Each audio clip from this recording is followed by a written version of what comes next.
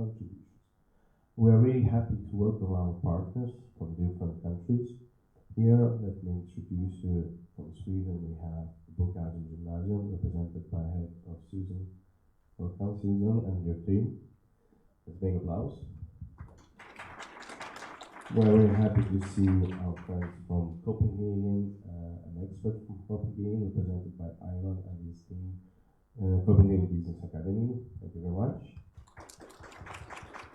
We're happy to see our partners from Estonia, represented by PSHAL Estonia, SCCW, and many other schools represented. The many of young people here. Welcome, everyone. And of course, we're very happy that our host is Femina, represented by Maria and her lovely team of experts and young people. Thank you very much. So, a few welcoming words by head organizer, please, Maria. Thank you very much for you. Sorry that you're coming for our conference. Now we have a really difficult time. We have so many issues, but the question and this term of gender equality is part of our life, and I'm very happy that youngsters very active, and I hope so that today all our experts share for you their experience, and I want that we are make deal that they are sharing experience and you go back for them your enthusiastics. I hope this day be very interesting, very productive for all of us, for experts and for youngsters, because we are building new future. It's future what you build now. Please don't be afraid, ask. Don't be afraid, say your opinion about any questions. Feel free. Thank you. So, we are very welcome to attend our final big event of the Project Gender Journey and Young Women Empowerment Program, which was run in 2022, but due to health problems and so on, we had to postpone the conference from December. So this project was increasing young people's knowledge and awareness about gender equality, reinforcing young people's roles in creation of inclusive and equal school environment, by focusing on increasing young active participation in women empowerment by tackling gender-based discrimination. These questions are very important at the school, so and I'm really pleased to start our conference by giving the word to the keynote speeches. We will have 3 keynote speeches, and the first one will be, of course, presented by our host partner organization on the theme of gender equality situation, an example of Finland, by Merja Kähkönen, the National Council of Women of Finland, Democracy and International Affairs. Merja, the floor is yours. Thank you very much, and thank you for inviting me here. It's very interesting to be here in this conference with all of you. Finland has often been called model country for equality, and in many ways Finland is one of the most equal countries in the world. Still, gender equality is far from complete, and we see in our everyday lives how people of all genders are treated differently because of their gender. And progress is frustratingly slow in many issues, and sometimes we even take steps backwards. This is why these kind of events are important. We are here together to find solutions to gender equality issues touching us all. The National Council of Women of Finland, which I represent, is an umbrella organization and cooperation forum for Finnish women's organizations that promote gender equality. And since 1911, the Council has advanced and promoted women's rights, gender equality, and women's and girls' human rights. And currently we have 73 member organizations with around 400,000 members. And our goal is a society where everyone can use their potential without being limited by prejudice, gender norms, or structures. This is what we need education for. Education is a powerful tool for equal societies. Education can plant a seed for inclusion, set free from boundaries, and build communities of mutual support. Unfortunately, it doesn't always work like this. Education can also foster gendered structures, norms, and expectations. In Finland, the differentiation of educational fields according to gender, or in other words, segregation, is very sharp. This segregation starts already in basic education, where boys choose more mathematics and natural science studies, and girls choose languages. The same continues in secondary school. For example, in vocational education, the proportion of women in health and well-being students is 85%, while 87% of the students in data processing and telecommunications are men. And the figures are very similar in universities. In some fields, the division into women's and men's jobs is even increasing. Finland stands out in the Nordic comparison in this regard. According to statistics from the OECD's Education Advanced 2018 publication, the proportion of women in all first or second cycle university degrees in engineering, manufacturing, and construction was only 22% in Finland, while the corresponding figure was 36% in Iceland, 34% in Sweden, 30% in Norway, and 28% in Denmark. Segregation is also why Finland loses points in the European Gender Equality Index. The segregation of the Finnish society is a persisting problem. It influences our whole lives, as it is reflected in the labour market. Educational choices affect our working life professions, they affect our salaries as jobs dominated by women are lower paid, and finally they affect our pensions. We see the segregation reflected in teaching materials as well. Although schools are obliged to choose learning materials which support gender equality, 1/3 of students feel that there are gender stereotypes in the teaching materials. Men and masculine characters form the majority of people featured in the pictures and texts.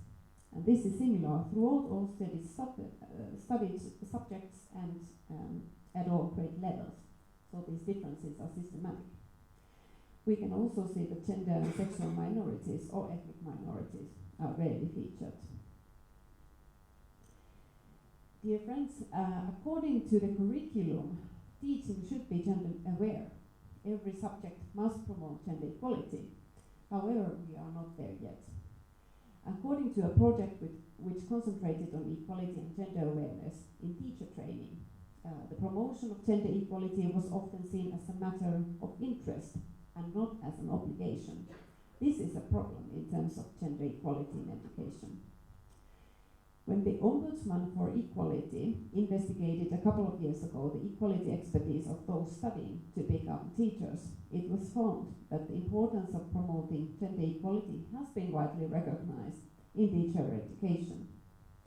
Many respondents still feel that gender equality issues were even better included in the curriculum of teacher education so that they, in turn, could take them better into consideration in their own teaching.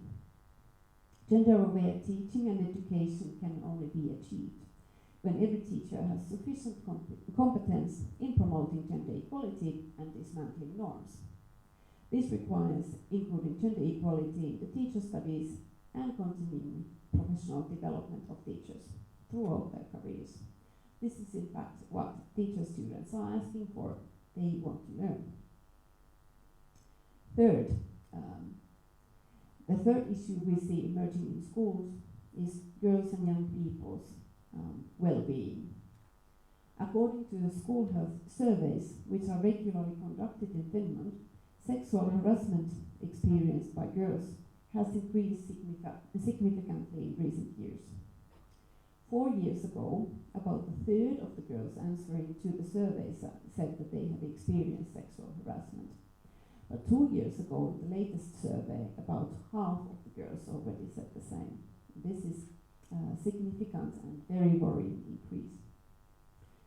We also know that children and young people with disabilities and those belonging to gender and sexual minorities experience harassment more often than others. Discrimination, gender-based harassment, and sexual harassment are prohibited in educational institutions, and the law also applies to schools to come up with equality plans to pay special attention to those plans to preventing and eliminating sexual harassment and gender-based harassment. According to the Ombudsman for Equality, however, these practices are still often unclear in the school world. This needs to change, as everybody's right to go to school without harassment or bullying is a prerequisite for equal and inclusive education. These are the issues we need to solve together. Our goal in the National Council of Women of Finland is that education is gender sensitive on all levels. We need to dismantle gender segregation and gender norms in education through gender sensitive education. We need this in early childhood education, in primary and secondary schools, and in higher education. This is what we are campaigning for on two levels. First, we influence political parties and decision makers to take these issues on board. In the next program of the new government, which will be formed in Finland after the parliamentary elections in April. Second, we work directly with young people and educational institutions to find good practices on gender equality and gender-sensitive education. This is what we call Equality Acts. Let me give a couple of practical examples of these Equality Acts. The Equal Career Paths for Women Now project supported women's career development in technology, business, and security and risk management. And this project by Tampere University of Applied Sciences found that already in the application phase, the advertisement practices of higher education institutions create images that might apply and appeal more to men than to women. The fields of technology may be presented in a stereotypical way, and this leads to students simply lacking information of what tech studies are or what they could be. We need to reimagine the fields of technology. Here, role models and images are important.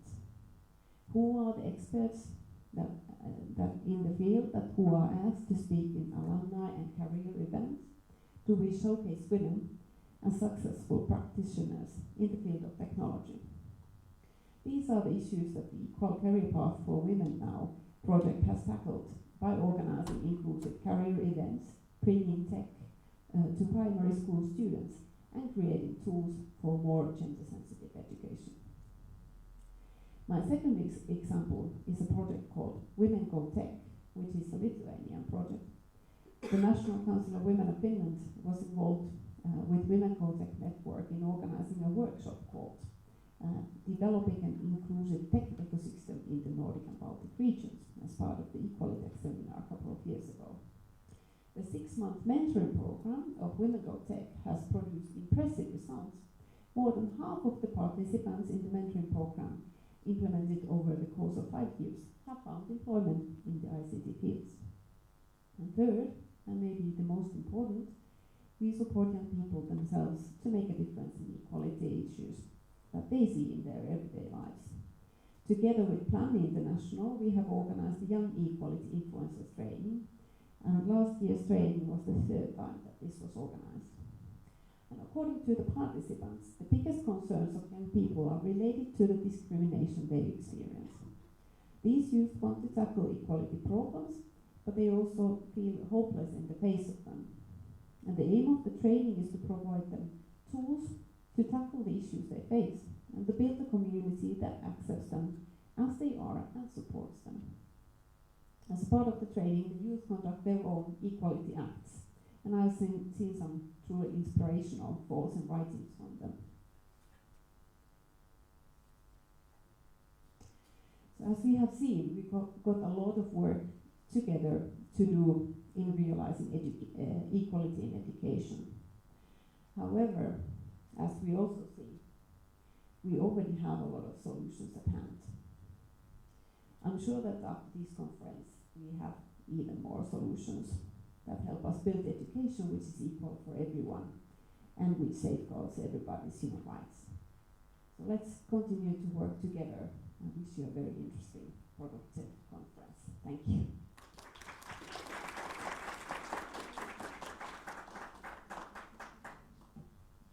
Thank you very much. Now we move to the second keynote speech by Jenny Kaupela, my great friend from UNA Finland, United Nations Association of Finland. Jenny, please, the floor is yours. Thank you. Can you see, or should we take some slides? That's fine. Good.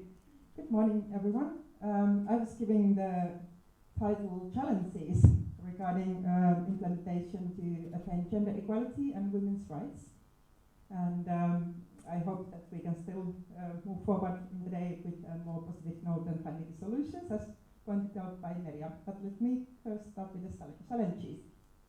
So in general, when we look at, you all know the SDGs, right?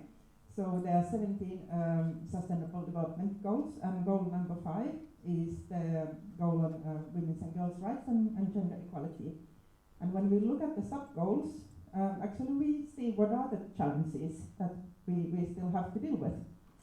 So if I just go through the bold parts, so discrimination against women and girls everywhere, violence against women and girls, eliminating harmful practices such as child early and forced marriage and female genital mutilation, recognizing the value of unpaid care and domestic work, ensuring effective participation and equal opportunities for leadership and at all levels of decision making, ensuring universal access to sexual and reproductive health and reproductive rights, undertaking reforms to give women equal rights to economic resources. For example, inheritance rights in many countries are a big problem.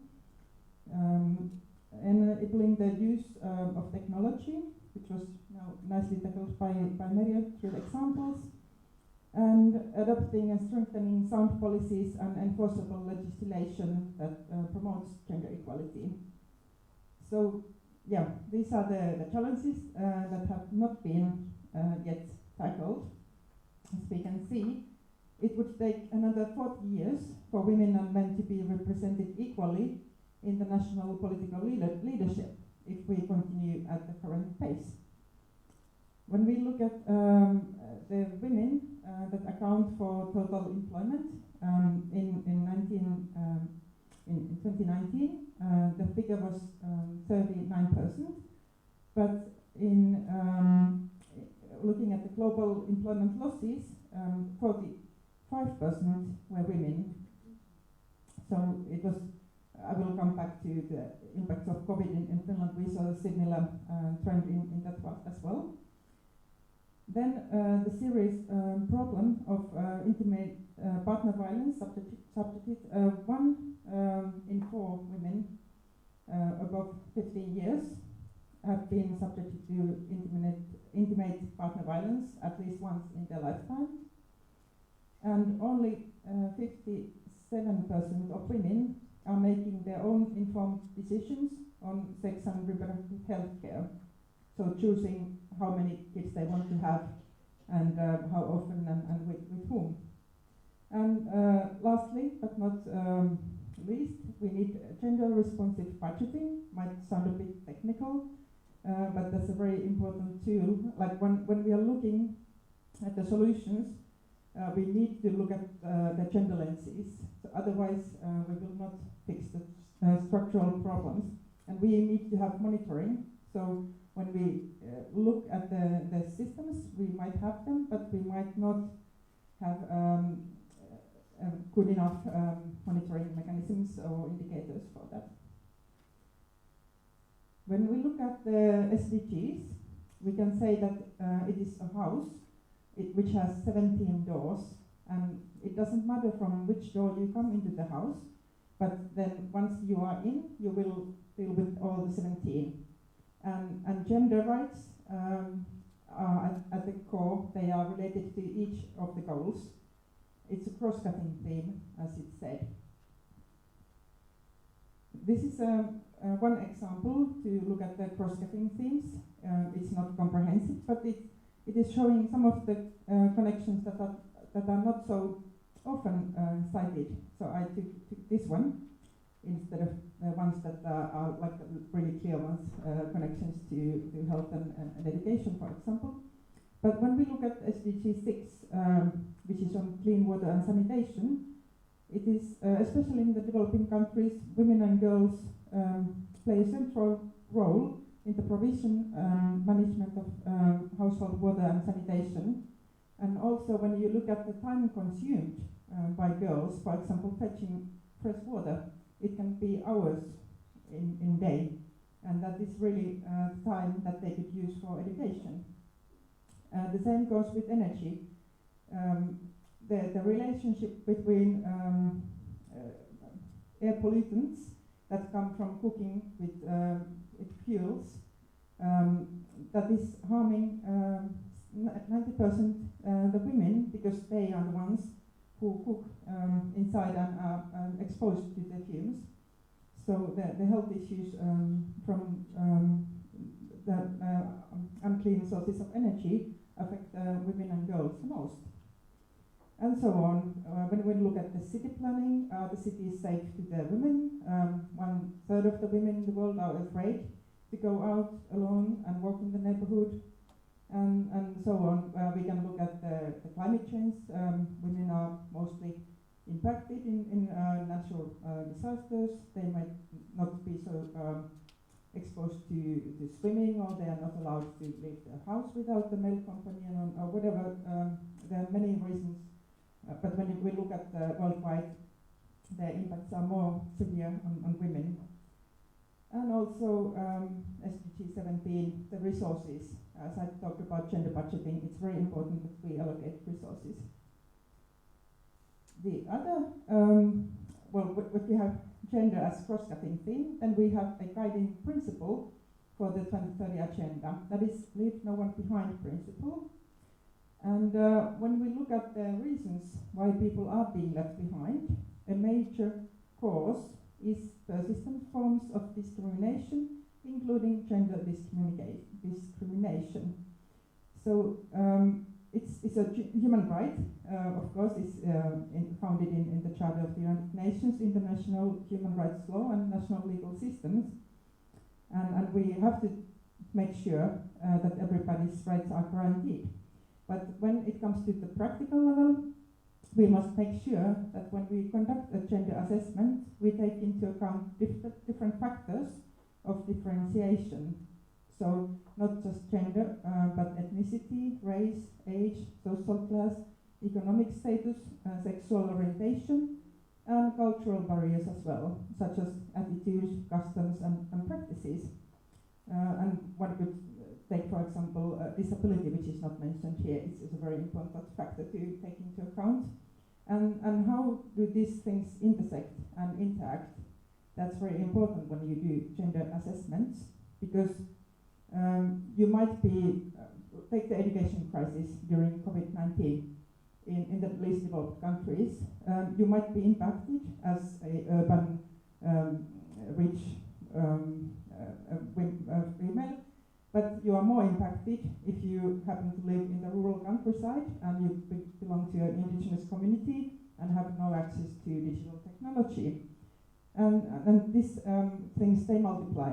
So this is why we need to look at the intersections. Well, coming to the challenges, COVID-19 has been the huge challenge.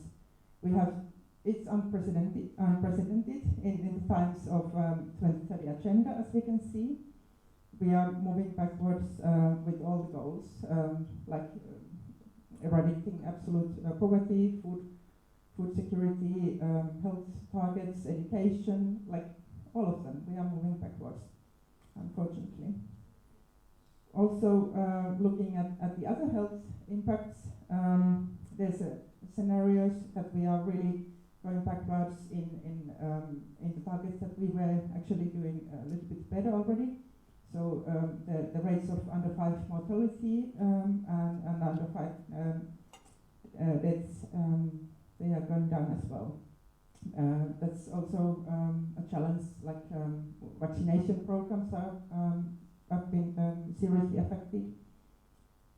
And when you look at the gender issue, violence against women and girls, it surged in the wake of COVID-19.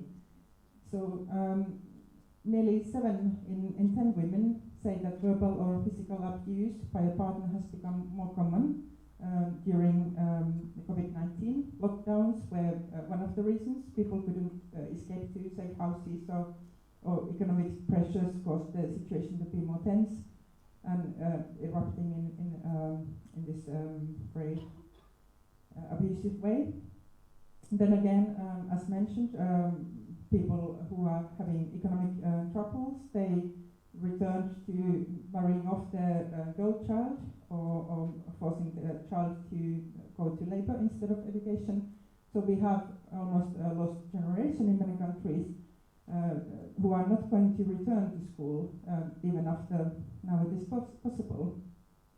And then the women who work in the front line, so the healthcare workers around the globe, of course they are also like more exposed to the diseases, but the stress and the workload have been increased, and as well elevated levels of depression, anxiety, stress.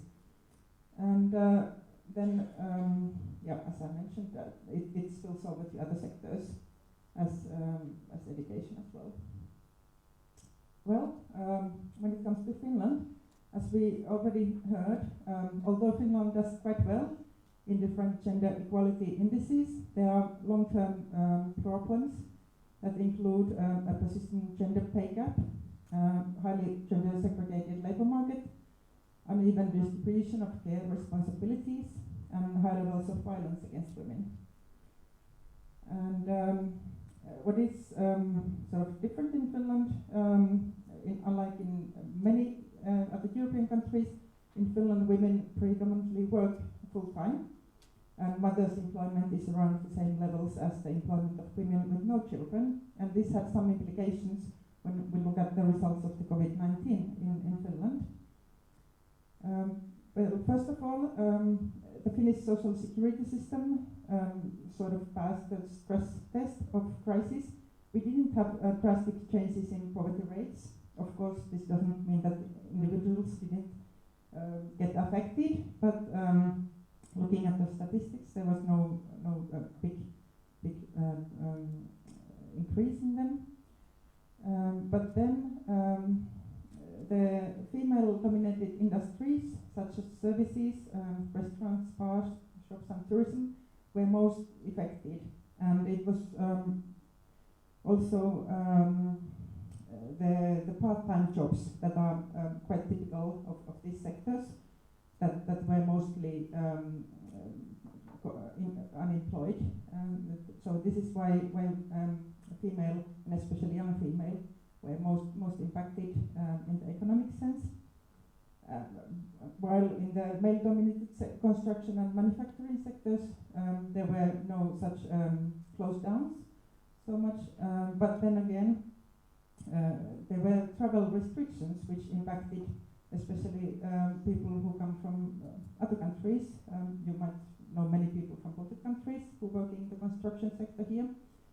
This is not in the publication that I cite the other parts, but I just highlighted here because when we look at the gender impacts in an intersectional way, this is one of the points that could be raised.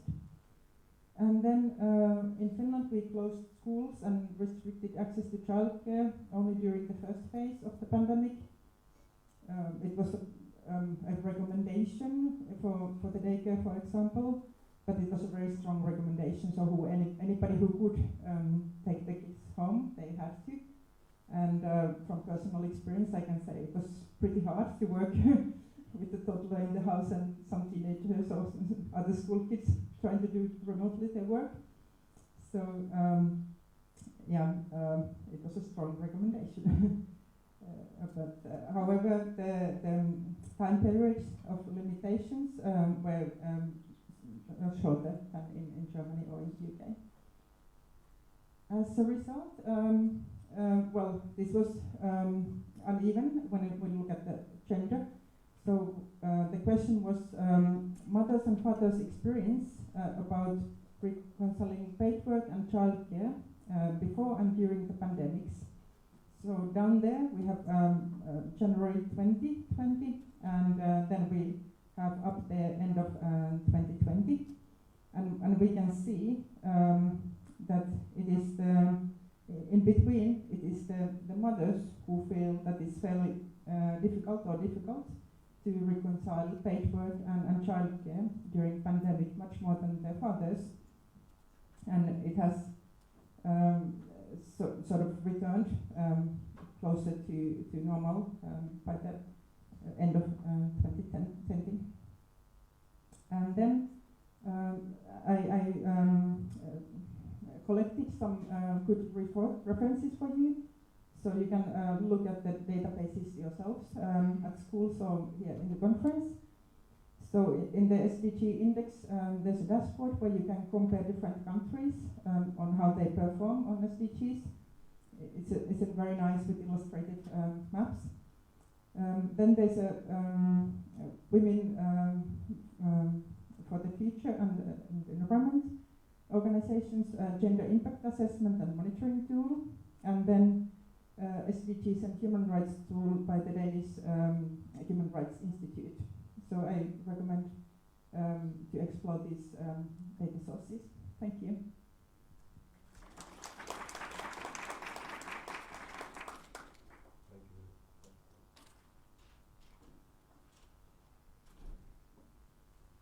Thank you very much, Amy, for this interesting introduction about SDGs and gender equality.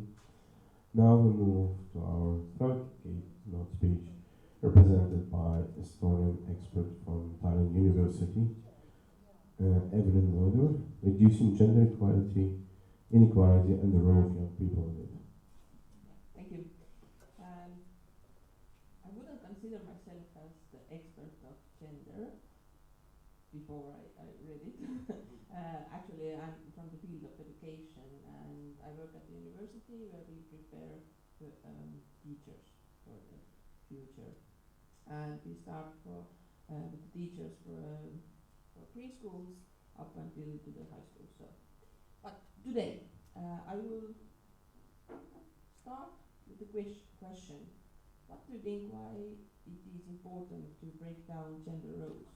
Why can't we go on as we used to live 100 years ago? Yes.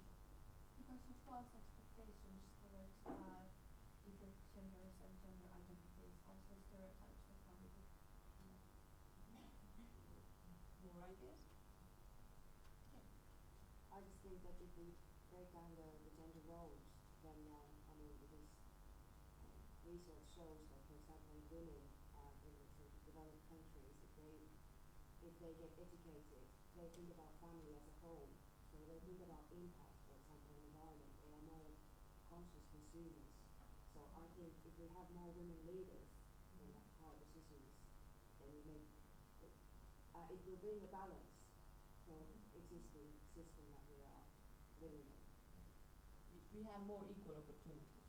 Yeah. It's the aim, what we are gaining for. Yes. Yes. Mm-hmm. Yes, by removing gender stereotypes from the children's learning and playing environment, then all the children are able to develop to their fullest potential. So this is the most important, that each child is important, and the gender doesn't say stuff you can't do it. So. And it promotes also equality and freedom of choices. So you as a boy, you can go and play with dolls, or you as a girl, you can go and play soccer, for example. So it's important to not have those barriers.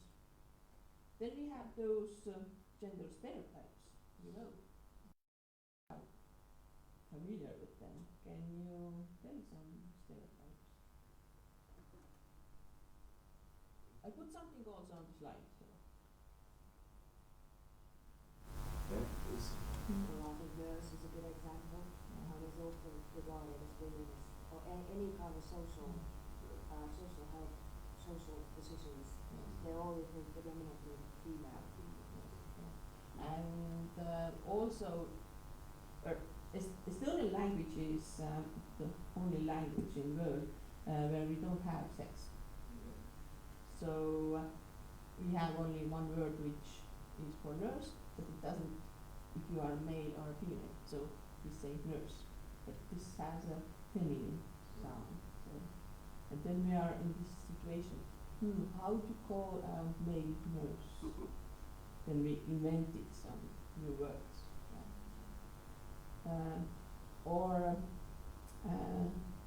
For example, boys should be directed to like blue or green, and girls red and pink. If you go to a shop to buy clothes for your children, then I have 2 daughters, and when they were younger, there were more opportunities from different colors. But now, when I go to a shop, there's only pink, and yeah, there's nothing to choose. And if actually the girls like more blue one, then okay, I understand. I'm the expert of gender and the gender stereotypes, and I know the color is not the thing on which we have to think more is, but actually is better for the children. So we have those feminine and masculine stereotypes in our society, and as you said, that women are caregivers and they like to work as a nurse, for example. It's perfect. Or they like to be a teacher. For example, in early childhood of education in Estonia, we are having over 6,000 teachers, and I think there are male teachers around 30 of them. So the percent is 0.0 something. But on the other hand, we want to have some male teachers. They're not coming. I teach in a field of early childhood education, and I have only one male student in my group. One male, and he's working in education. So we hope that he will stay there also, not going away. Then, yeah, the stereotypes can be positive or negative, and I have also one video for you, and let's look.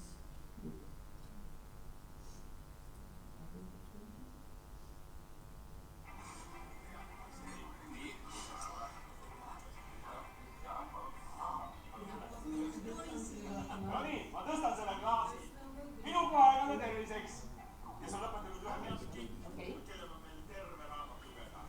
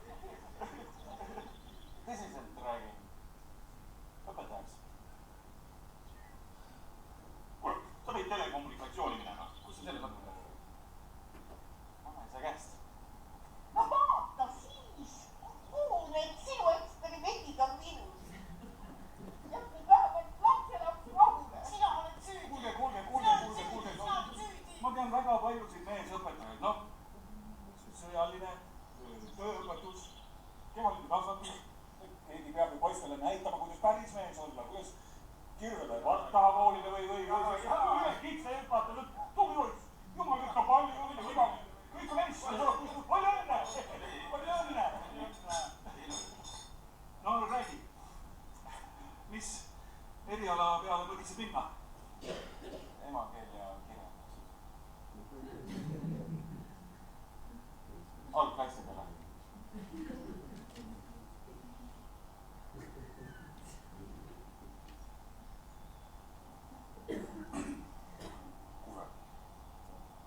Mitte mingit muud võimalust ei ole.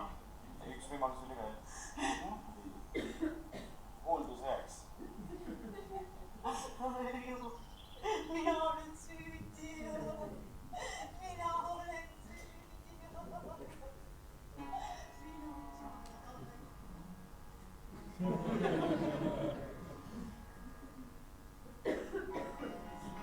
So, as you see, very supporting family, isn't it? Yeah. Probably you have had also this kind of situation in your life? Something similar? No? Lucky you. Yeah. But I have one more video. As I understood, I have to copy it from here. It's quicker.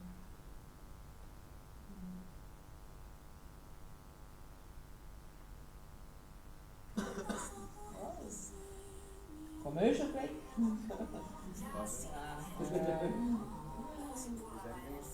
She finished, so it's from work life.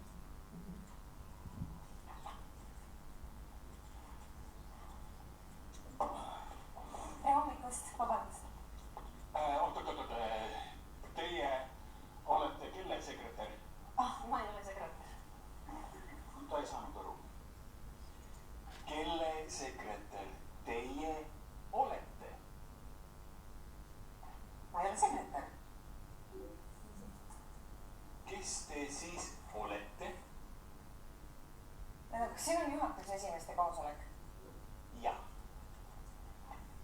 Aga teie ei ole juhatuse esimees. Te olete naine. Ma juhin turul kolmandat tegijat. Ei juhi. Siin on ehitusettevõtjad.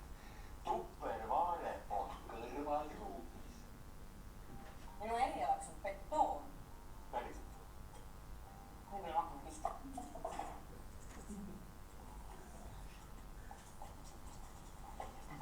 Mis see sul on? See tütar, ta Maiki. Tere kõigile. Miks ta siin on? Kaasvõtsi. Lapsel ema ei ole või? Kas täpselt või mitte?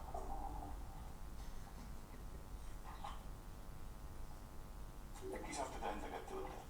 Teil on rohkem kogemusi. No ta karjuma hakkab, mis siis? Ta ei kahju, aga hakkab.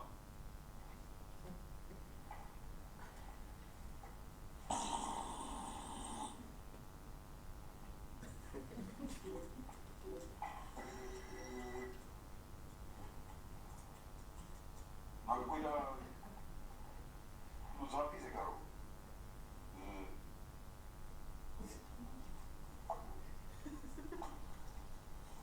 Hakkab pihta. Ma pean 2 tunni pärast. Teised 2 lasteaias teha. Äkki saate teie minna? Need ei ole minu lapsed. Lapsed ei tee vahet ju.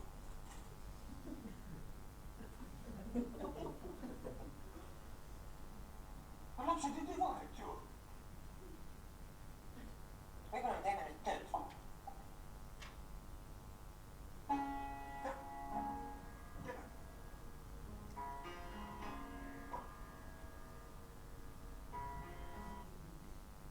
So the question is, should it be so? I think it's extreme there. So in real life, there might be some situations which are similar, but I really hope that a lot of people are more normal. Yeah. I would just say that it's not as visible as that it is there, and I think this is just taking a bit OTT, like over the top kind of version, but it's very much like that. Yes. Yeah. There are small things, and if you put, they have put all together in one video, and now it's concentrating. Yeah. Yes, but this is actually what we are dealing every day, right, in our life. So, my question is, what you can do to reduce this attitude? Can you actually do something or not? What do you think? Yeah. Hello. Yes. I'm Maria Tishik, I'm from Ukraine. What we did, we changed one stereotype to another stereotype. For example, because we have a lot of young people here, and it's important gender in education. So we organize such courses to teach girls that whom they can become in energy sector. Because a lot of stereotypes that the energy sector belongs to men sphere. And we have special courses. It was during COVID time, and it was really successful because a lot of girls wanted them to become students of the university in technician specialty especially. And now we have a lot of courses of IT specialty where we teach girls to do business, and actually the biggest amount of small enterprises belong to women in Ukraine. So, and much more, it's important, I think, to change stereotype one to another. So when you create this face of, successful girl with interesting work in interesting sphere, like both men's sphere, you can change the attitude, behavior, and the way of thinking. We can destroy the stereotypes, but we can change one to another stereotype. And now, for example, my organization, I'm a NGO, and we are looking for finance creation of rooms for children in Ministry of Energy Security. Because, due to Russian attacks, our children sometimes in Kiev, they are not working in schools. They are at homes or go to work with parents, and mostly they're sitting with parents in their working places, and they don't have their space where to study. So, and so we have such demand in case of, donors. I just mentioned this also. So to change stereotypes. Yes, if you don't like one stereotype, then make another which is better. I just thought that there would be some sort of training for parents, kind of in terms of changing the positions of how it is, some kind of way of going to the other roles, or when these kind of instances happen, you can be supportive to that you're here. And another thing I thought that you were saying about this, that in the old days there were companies offered childcare, private childcare. So which in essence, I'll have an example in a way that, for example, women were able to go to work because they were able to, I know you have a public childcare. We have public system, and we have also private. Yes, private we do, system. but I'm just saying that as a company, that there used to be a time when actually companies had their own private childcare as part of their company the perks that they offer. There used to be, I used to know companies like that, but that was all abolished. I think we have to think of ways of, for example, in tech field as well, we have to think on how bring those perks forward so that the women can see the potential. But also we have to acknowledge the fact that not every woman is choosing to have children, and that should be accepted in society as a fact that they have a right to pursue their career as well. So we have to find both ways. I think it's actually saying that also that every parent don't know how to raise up the child. Yes. So they need help, they need some courses, and also in this gender topic they need some courses. And I think it's okay if I speak that. Just one example that came to my mind is our Minister of Defense took a two-month paternity leave right in the middle of make application, and this was somehow criticized by one of the other party leaders, and the criticism faced a huge storm of counter-criticism, saying that, and well, maybe to be fair, he was not even criticizing him taking the paternity leave, but taking it from another angle that maybe he will not have a full-time substitute. But still, the fact was that the whole society seemed to be in favor of him having the right to take the paternity leave, which I think shows quite a big change in attitudes. And I think during this government, quite many ministers have been on parental leave, and it has really shown that even at high-level positions, you can still combine work and childcare, which is a good example. Yeah. We have also in Estonia the law that either the mother or the father can stay at home with child until the child is 1 year and 6 months old. So the father can stay also with the child. But in reality, from my experience, I have 2 children. With the first child, I thought, yeah, you can stay at home, but actually I stayed because I like it more. And with the second child, then I gave 1 month to my husband. Okay, you can stay with her at home. Yeah, it's not so easy as a mother to just to leave also the children father. I still have one thing to add to that. The legitimate debate that you were discussing, I paid attention to that as well, and I think it's a very good point. Another good point that I just think that when you think about political debates, when women make a mistake, whatever it is in political decision making, they are oppressed to leave their position. Most of the time, and there's been several mistakes that also male political leaders have made, they said, well, yes, I made a mistake, but that's a human thing and I'm not going to resign. But when it's a woman making the same mistake, it's like almost like really a pressure, that it's like it's almost a hunt to get her to resign because she made this terrible mistake. And I think this is something that you see in the media a lot. And I'm actually happy, I'm not going to name any women, political leaders now here, who actually decide, and I'm not leaving anywhere. And I'm really happy about this change, because they are also allowed to make mistakes, along with making good decisions on the side. Yes, of course. And now, I had a student doing the research about men, those few men that we had at this time in early childhood education, and she interviewed them, and she asked what's the best in Europe, and what's negative. And the male teachers told the fixed salary is good. We will have every month. But negative is the size of salary, but it's getting higher. For all teachers, it doesn't matter if you're male or female. And also, they told that the society's negative preconception about male teachers. What's wrong with you? Why are you working in a preschool? So typical stereotype in our society. And from the parents' view, the parents told that it's very good to have male teachers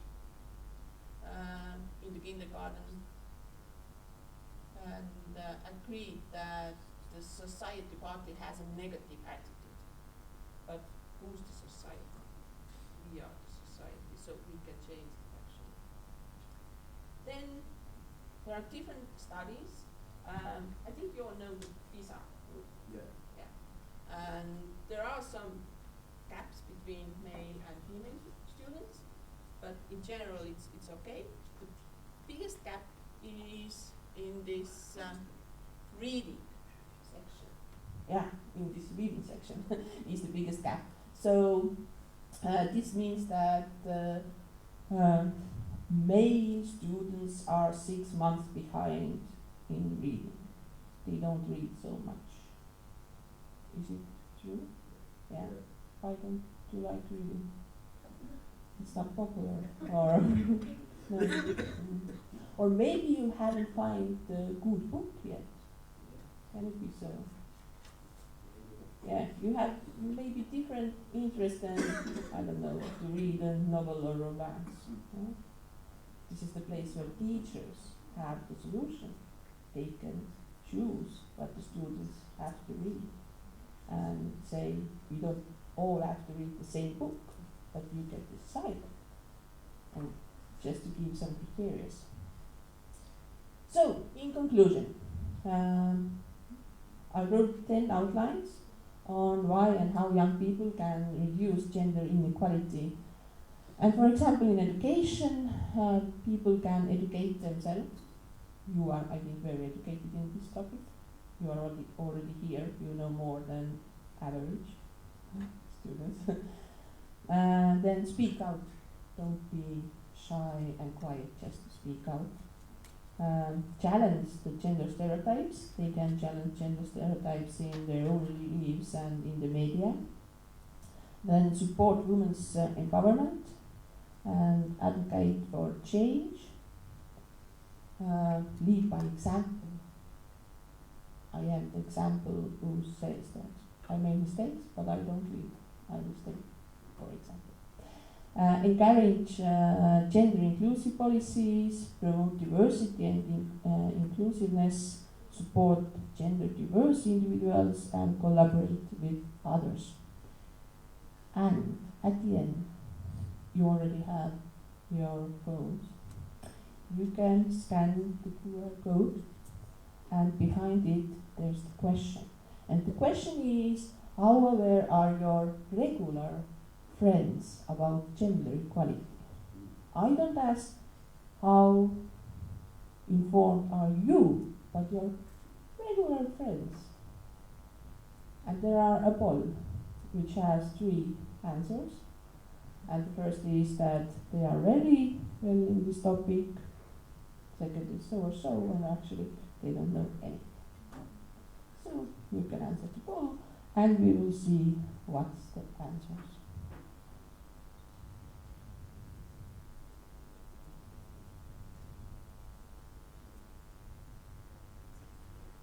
So are we going to take more slides? Yes, okay. Mm-hmm.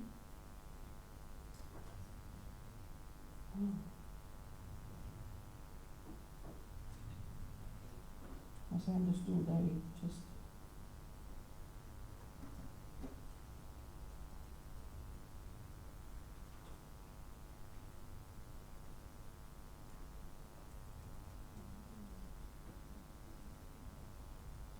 it's actually, I don't know what's going on. It's coming back.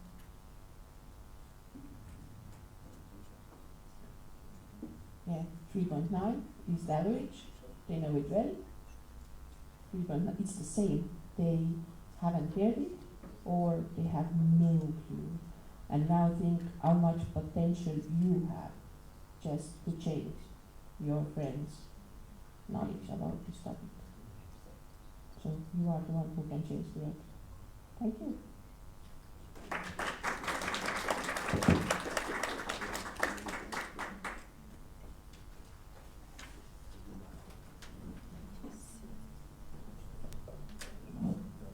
Thank you very much. Thank you, Evelyn. That was quite interesting. I do hope also you participated in the questionnaire, so we'll see the results later on. Now we move to the most important, the opinions and the voices of young people.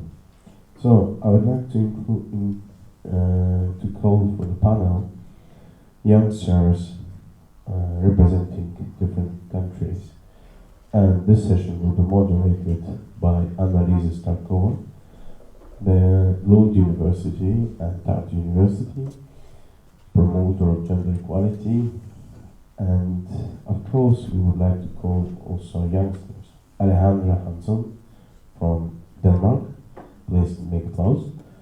Ion Vasilevsky from Denmark, German Morris from Estonia, Valeria Popova from Estonia, Samar Raavkainen from Finland, and Tarkan S from Sweden.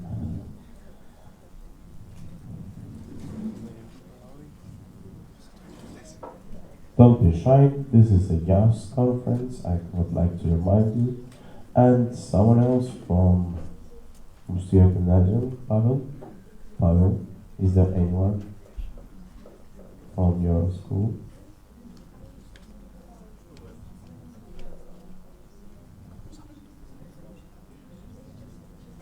No? Yes?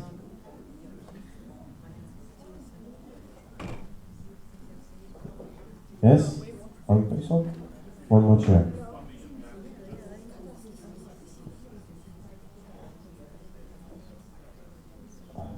Are we ready?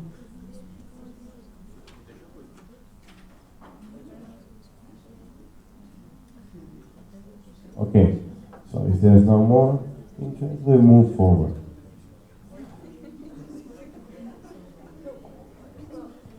So, how we do this? We do this way. So, first introduce yourself, where you come from, what's your a little background, and you could answer on the question, what is gender equality for you? That's the first question.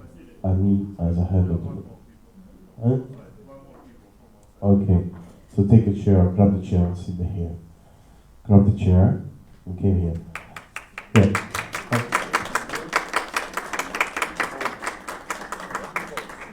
Anastasia from Mulster, from Estonia. Right. Okay, so the question is, what is gender equality for you? So before that, you say your name, your field, your background, and later on we will start this interaction.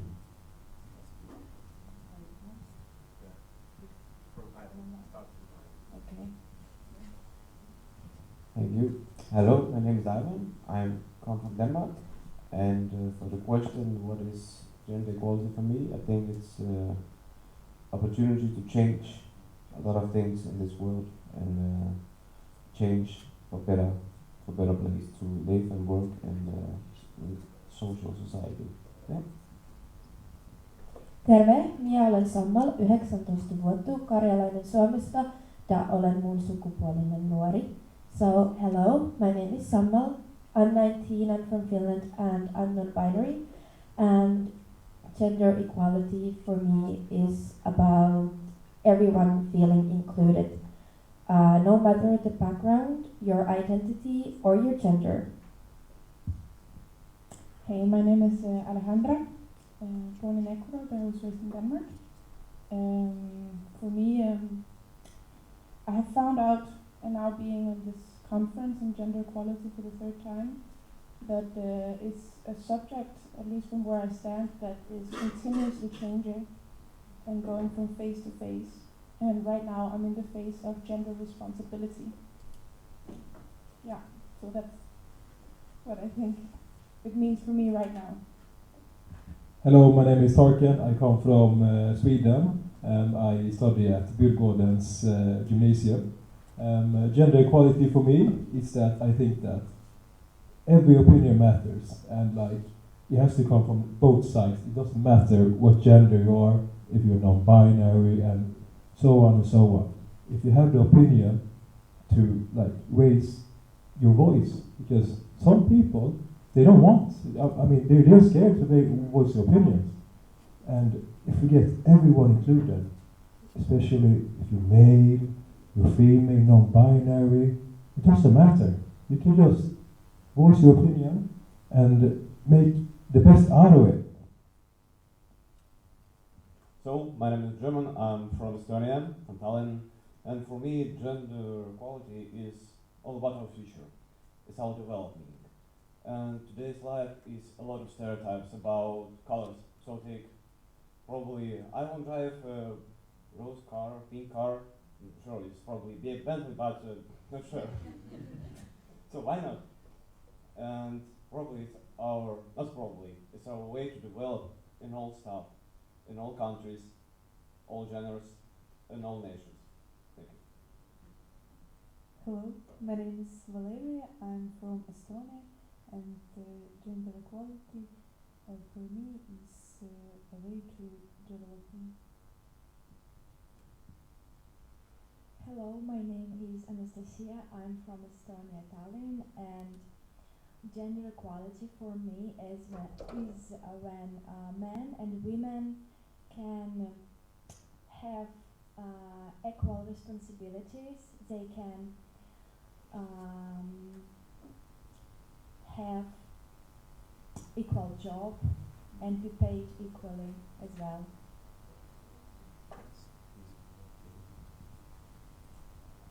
So, yes, thank you very much. I think we can continue. Can I present maybe a couple of slides? Where?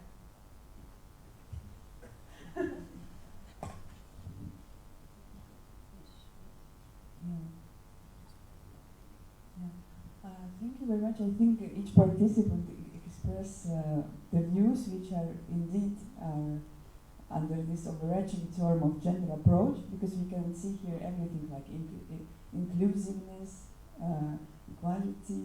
Somebody said opinion doesn't matter which gender you are, male or woman or transgender, and all of this indeed is included in gender approach. And it is not necessary to be called like all the gender equality, because we can say that this term gender equality can already include in itself like elimination of stereotypes, recognition of other, and yes, and also I would mention that we should not exaggerate these terms like sexism, racism, and all of other stuff. We shouldn't prejudge also another man, because I think this is also should be raised, like when we have some already pre-stereotypes to men, and I think this is also not addressed sometimes, and we should keep it in mind because it should be also there. So just to highlight, to continue discussion, I would like to remind you that what is gender stereotypes? It is thinking beyond hierarchies, beyond dichotomies, when you should not look at everything like black and white and do strict judgments. Also, there was inside of the theory in academic field, people say mostly about standpoint theory, ethics of care, intersectional approach, and norm criticism. In one of our meetings, we discussed norm criticism, and we find some exercises that we can do. And I will tell briefly about each of these things. So norm criticism, last time we discussed, I remember Susan and Annika was there, and they were presenting very interesting exercises, how to eliminate norm criticism, which is, norm criticism normally is judgments on, relying on very stable norms. For example, a one-sex marriage is bad, and nothing, it's cannot be considered otherwise, and it's related to institutions. So we have an institute of normal marriage, so this is a norm which should be somehow reconsidered.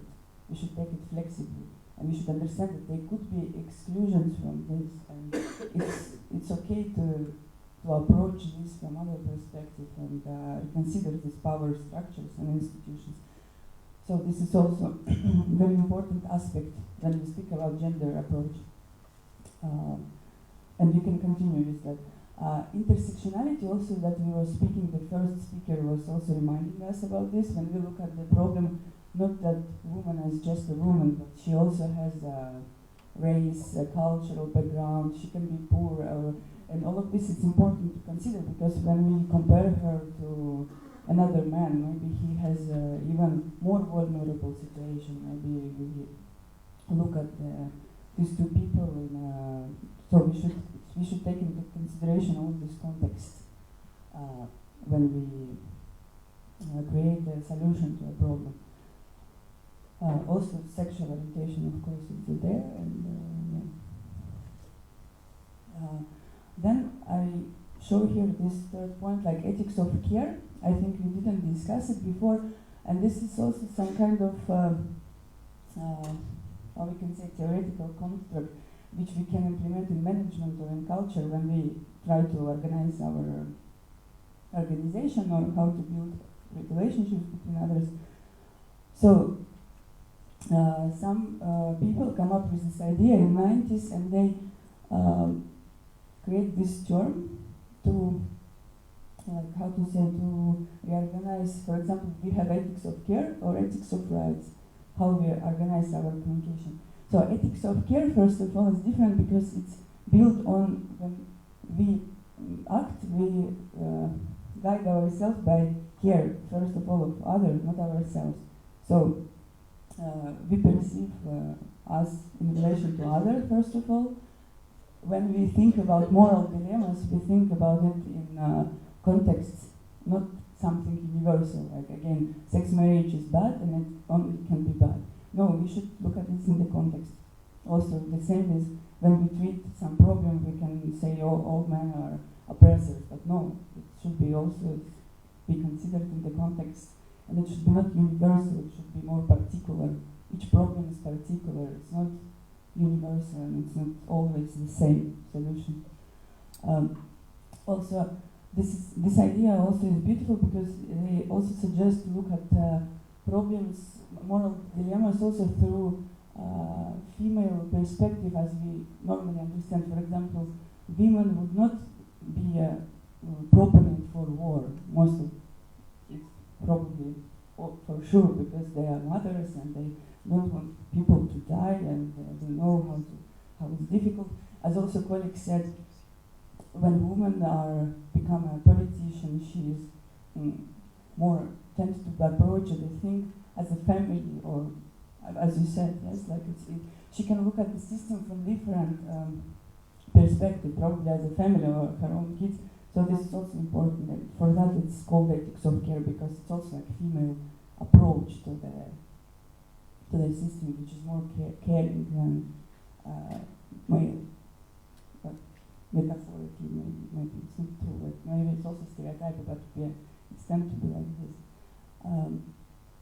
So yeah, and last point, yeah, the ethics of care implies that we tend to that we can self-sacrifice, we can be selfless, and consider relationships as something primary, not ourselves, but relationships and caring about others, and yeah, and not strict rules, but more relations itself that are flexible and that can be changed. So it's not stable also. Yeah, and the last point why I said about this, because yes, it's generally developed in us this attentiveness, responsiveness, competence, and responsibility, which is very important when we try to deal with gender problems and make new solutions. So yeah, and I think this is all what I wanted to say. And I want to give a floor to our presenters. And first, I think it will be, yeah, you can start because I think you have a presentation, right? Simon, sorry. Yes, yes, and I think I think I will give you first floor. Is it okay? Because you are here in the end, but I think maybe you have something to say after me. Exactly, it will be good. Yeah. Okay. Yeah.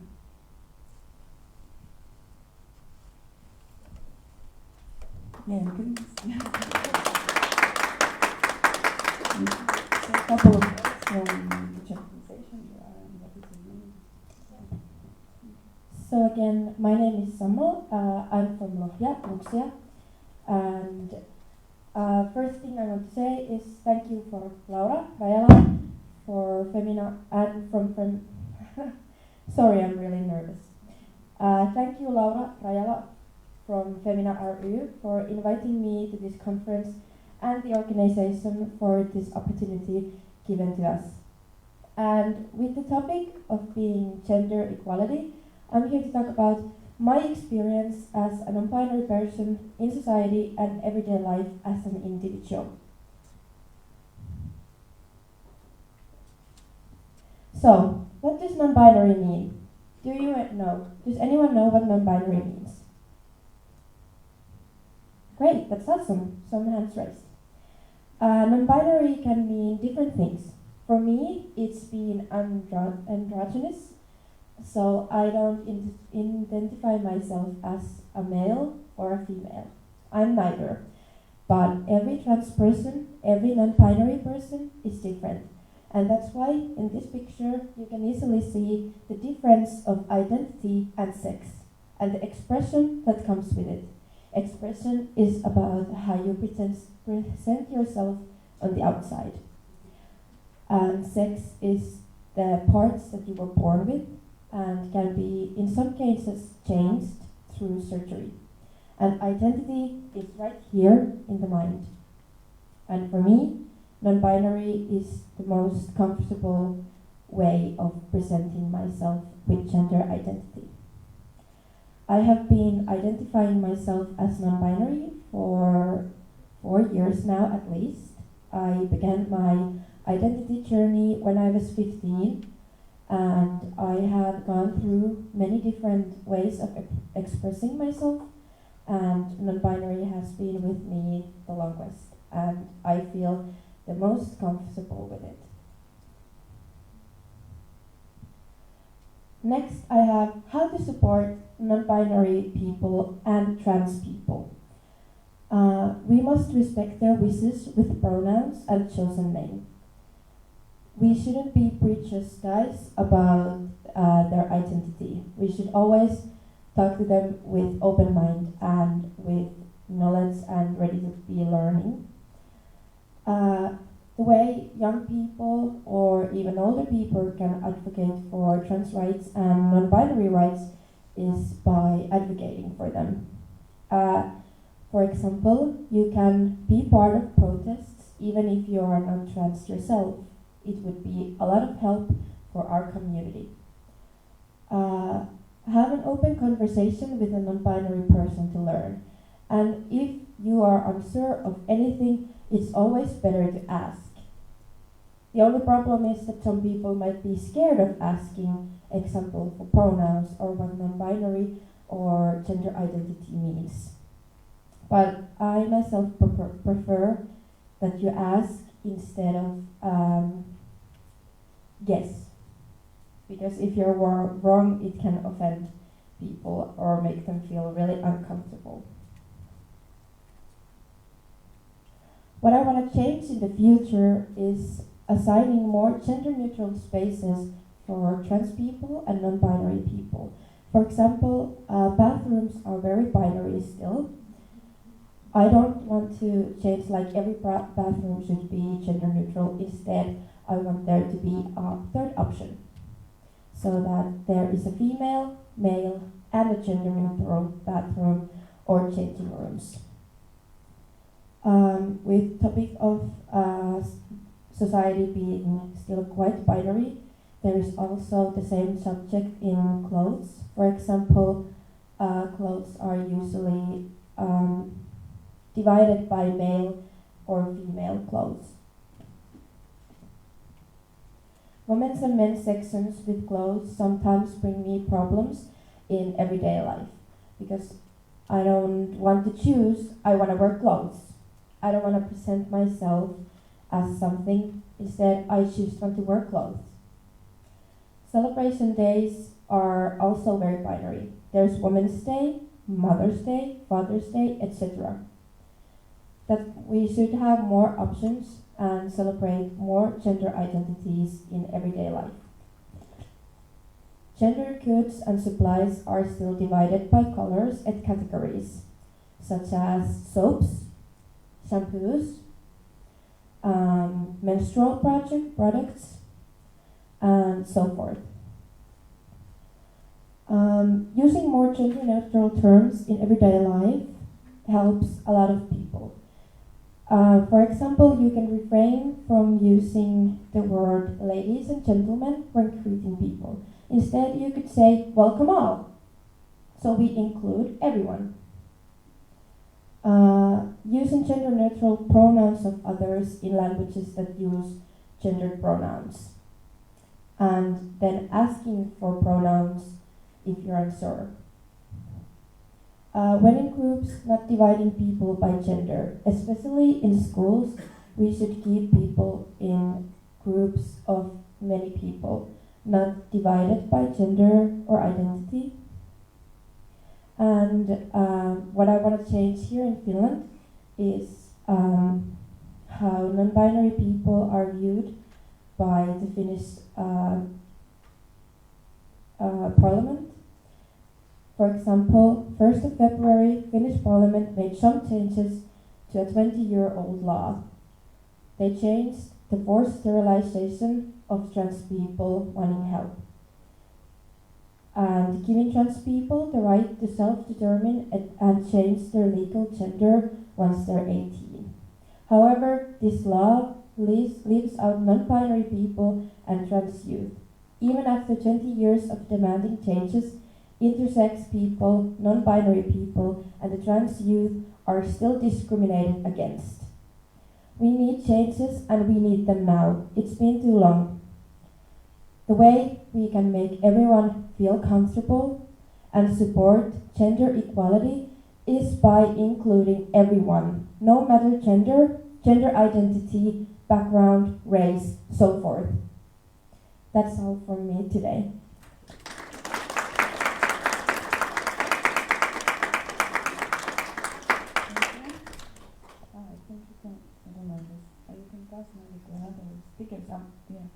Or maybe we can address some questions, ask some questions from the I can take questions. It was wonderful presentation. Since I don't know much about the situation in Finland, is it difficult to change the gender in the population register, and do you think it should be made easier? Well, now with some changes, Finnish Parliament gave 18-year-old people the right to change their gender, like in passport, in a legal matter. But that leaves out younger people. It's easier now, but for example, getting into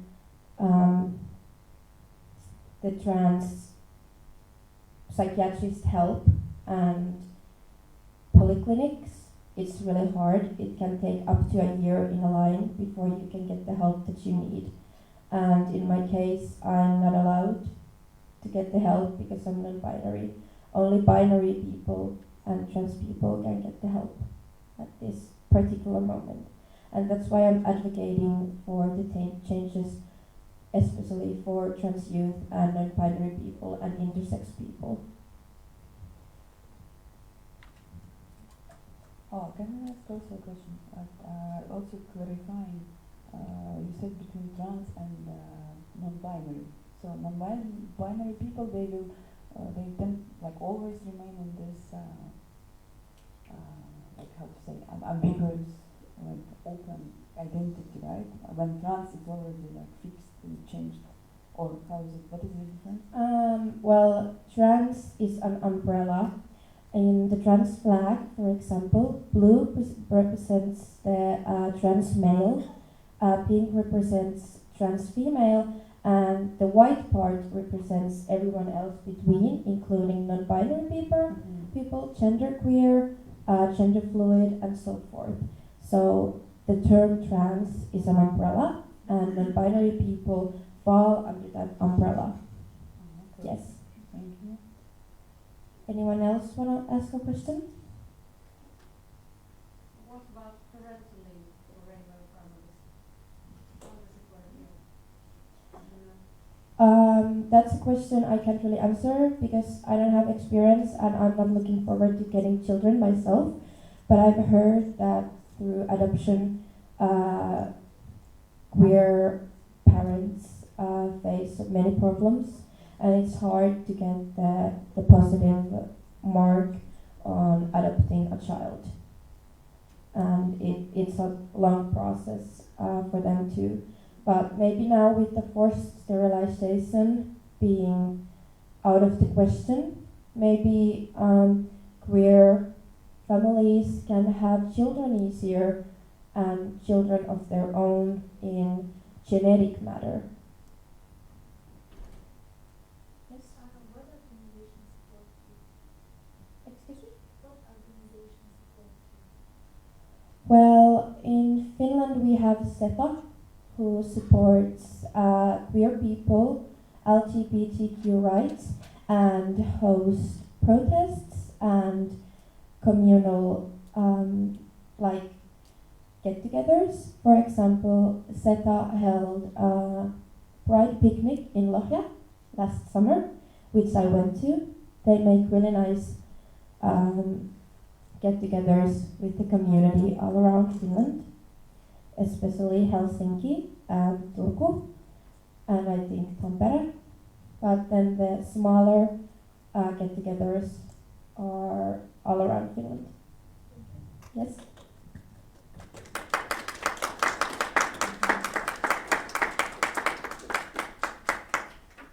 But maybe I have also one more last question, and then, okay, maybe yours. I was wondering, is there like an age limit here in Finland that says how old you have to be, you know, to transfer gender? Well, transitioning as a whole is a long, long process. It takes a lot of time with like finding yourself, but in medical terms, usually you have to be 18 to get the help, but it will take long even when you're 18.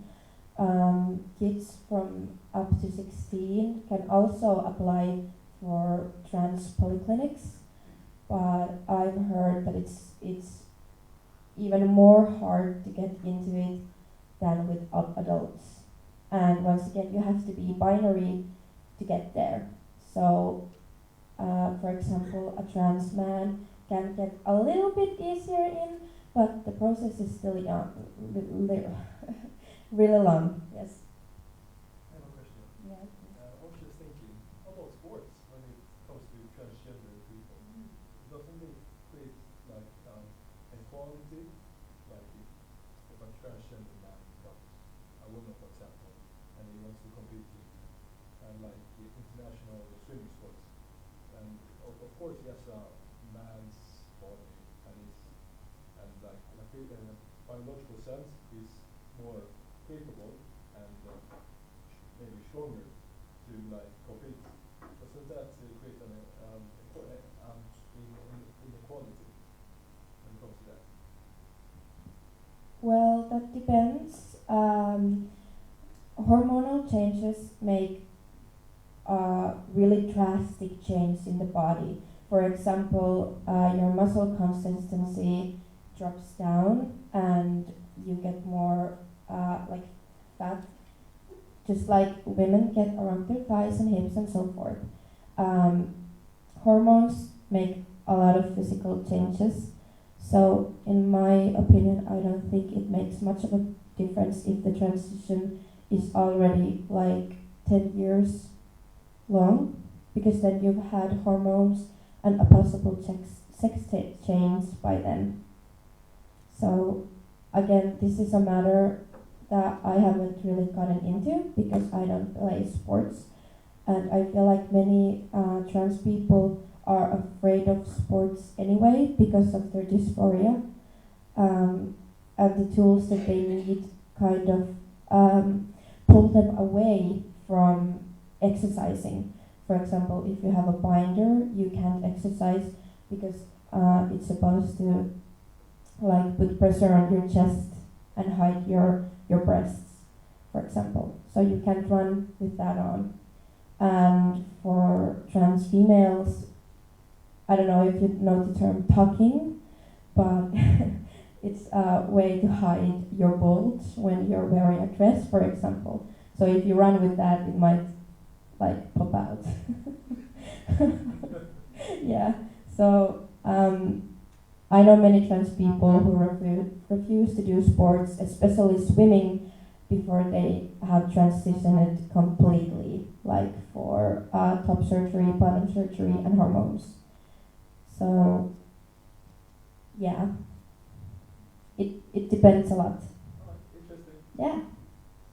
Yeah, and thank you very much. Last question. I think we also can refer to psychological health or mental health. For example, maybe sometimes people are not prepared. They think, oh, I will change my gender, but indeed he was just lost or something with his identity. Maybe how is it now, like with this psychological supervision, or like Is somebody working with people who want to change their identity, or how is it going to make sure that he's ready? That is a really, really good question. Trans people have to go through a psychiatrist evaluation before getting the help. That means one of the criteria also is that you have to be at least 3 months at a good mental state before you can get to trans polyclinics, before the psychiatrist evaluation, to tell if you are truly committed into transitioning and what comes with it. So you just don't go head on, and like I said, the line for trans polyclinics can take up to a year. So in that year you have a lot of time to reflect also if you are ready or not. And for me, since I've been trans for years now, I'm pretty sure, almost 100% sure, that once, someday, maybe some year, I'll get to trans polyclinics, that I won't regret it. So there is always a psychiatric evaluation, but I'm hoping there wouldn't have to be like 3 doctors' notes before you can do that. It's a little excessive still. Okay. Yeah. So it still can be some more efficient or something. Yes. The process. Yes. Yeah. Okay. Thank you very much. I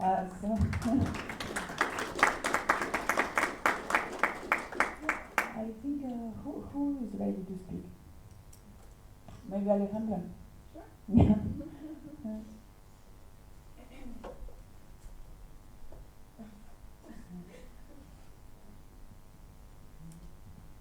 Well, I don't have a presentation per se, and most of the things that are very important have been said. So I will just shortly add something that in my view is really important. And it's something that, especially in talking about gender equality and gender identity, I see is very crucial, but it's very rarely talked about. It's a bit of a forbidden word almost, and it's pornography. Why don't we speak about that? Because most young people watch that. Violent video games, why don't we speak about those either? We were sitting at a security conference 2 days ago and talking about how this violent aggression against Ukraine was hurting people so much, and right next to me was a little kid playing a game on the phone where he was running around with a machine gun, shooting people. I think this is a thing that is very out there and very available for many, and gives it the view on one's gender, on sexuality, a twist, and for some, a twist that they never really get out from. It never becomes, and that comes back to a natural state. And I would like to have more, attention on this. And in here comes this parental view again, that the parents should have more education in how to relay this information to the children, how to open it up in a way that we don't condemn them, because it seems like we promote all these things. We promote this sexual behavior, we promote violent video games, movies, and then afterwards we condemn it. It's an evil circle. I think we have a responsibility in the way that we portray the future as well. We are constantly writing movies and books on post-apocalyptic futures. That's what we're giving our children. I think we should adapt the way that we present ourselves and the world that we want to be in. And I'm also very nervous. I'm forgetting everything that I wanted to say. Yes, so as I said before when I presented myself, I would like to focus more on responsibility, which means action. Action doesn't mean that you just go out and you take something. It can also mean that you build. You start building the future that you want to see. And That's it for me.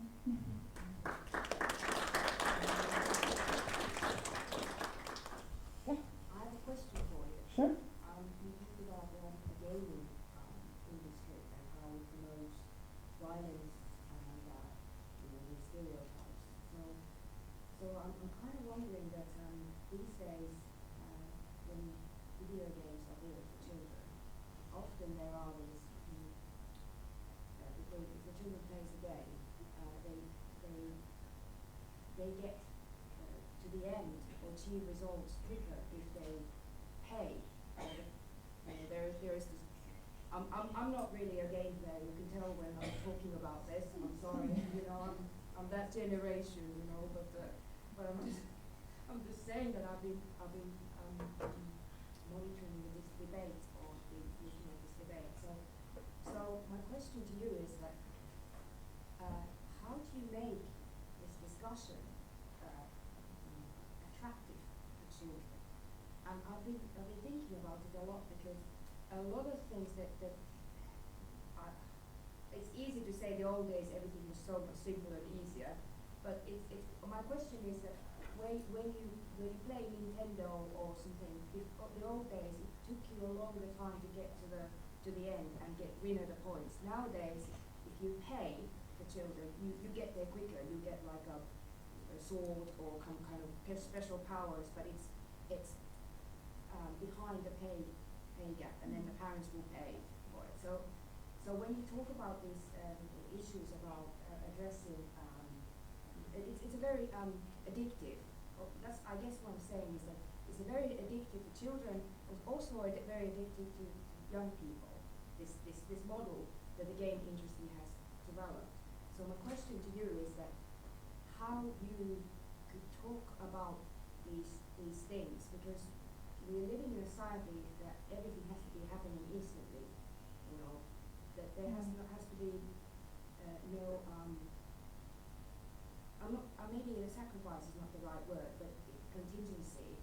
That you have to kind of wait for the good things to happen. They have to happen immediately. So I'm just saying to you, I'm asking you in a way that if you want to talk about these topics with children, make them more aware what's happening in the game or these things. How would you approach that?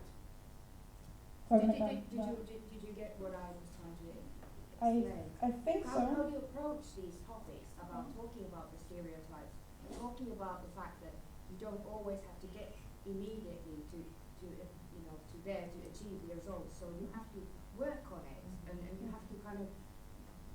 It doesn't come immediately. Yeah. I think the answer for the question is almost in the question itself. It is children don't do anything that they're not taught somehow, that they don't take from somewhere.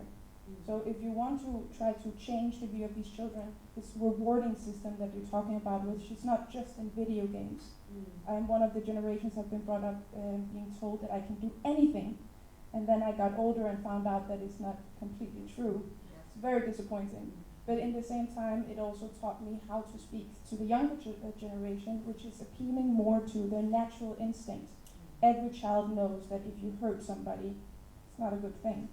But then we're being taught through these video games that no, it's okay, it's fine, because as soon as it is done, and you are not in the target, it doesn't affect you as much. I think with children, we should understand that they know way more than what we think. If we explain to them that this is how the rewarding system in the end will hurt you, or will make you misunderstand how the world is really in reality, I do believe that they will take it with them. They will understand it more. And also there is this there's also this view for me that what about removing some of this, simply removing it, because I don't believe we can spend years talking about things without taking action. We are already so many years of speaking and speaking and speaking. And meanwhile, the next generation is contaminated with the same violent games and with the same, websites where you can go and see horrible things, and they grow up with this in their mentality. Addressing it and removing it, that's my solution. Thank you. Thank you. Yes. Thank you. Just as actually what you were asking, I was thinking, and this is also a question, do you think that parents should maybe, talk to their kids about, playing these games? Just like, parents are, raising the kids not to, eat too much junk food, not to smoke. And actually, in the middle schools, shows people how lungs look if you smoke for a couple of years, and what your body will look like, on the inside, if you eat too much junk food. Should the parents, as well, before the kids plays all those violent video games, maybe show them videos of what a real war looks like? I know it's a bit extreme, but just to get the point, It's an interesting question that I've thought a lot about, because I was raised on World War II documentaries since I was very small. And I think that's why I have such a strong stand against all of these video games and movies as well. I'm not completely sure if it's the right way to go, but it's definitely a way to go. It's the opposite almost.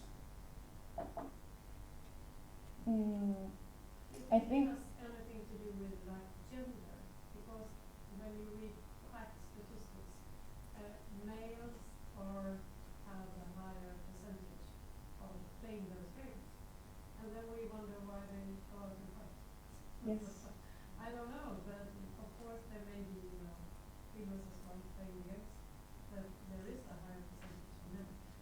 that is very true, and also it is targeted primarily for boys and for men, and you can see it also in Legos, for example. It's more fighting airplanes and pirate ships and so on, whereas the girls, it's a fantasy jungle and so on.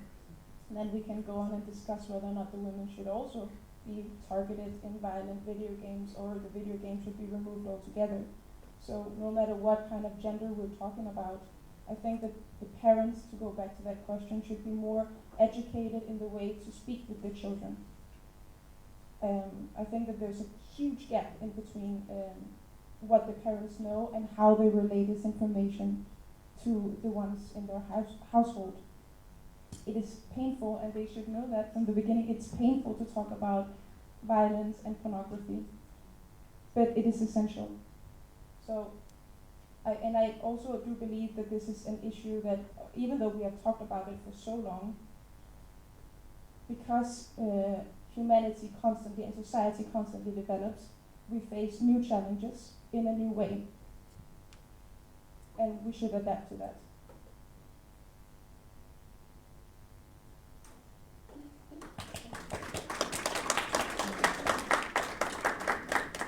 I think I will give a floor to Tarkan. Thanks.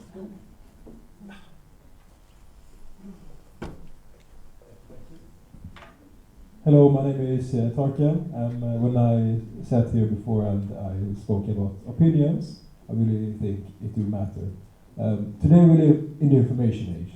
It's 2023, and social media, I have my phone, not in my hand. It's supposed to be in my hand, but no matter. Well, today we live in the information age. We use social media, Twitter, Reddit, YouTube, TikTok, and everything. And I use these sites very often, but there's one site, social media, that I use. It's called 9gag. It's a very strange, and in my opinion, it's a very bad social media site, because there they will post like strange stuff, like about politics, World War II, how much they like, how much they don't like Putin, like propaganda. And I was looking through them. I saw one comment and it said like, no, Putin is very bad and Putin is very good, but well, it's not a matter. But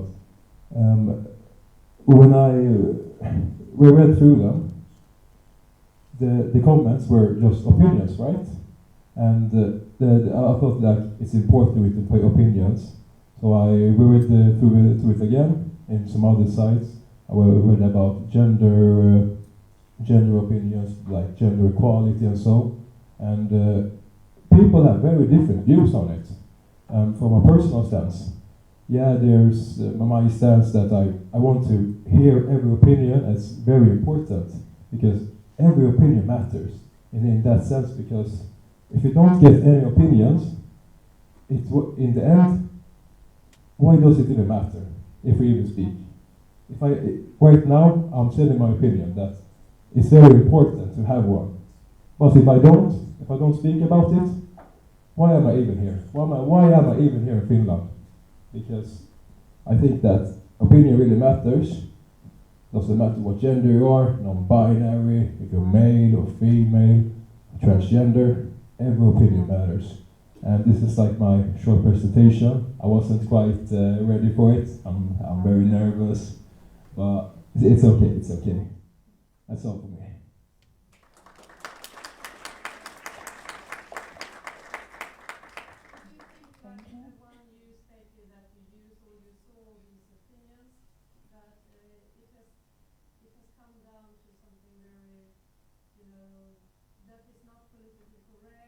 I really think that. I really think that the people that use the social media sites, they are young people as well, and often they go from personal experiences, rumors, or some random facts on WikiLeaks, you know. But I really think that. What was the question again? I'm sorry.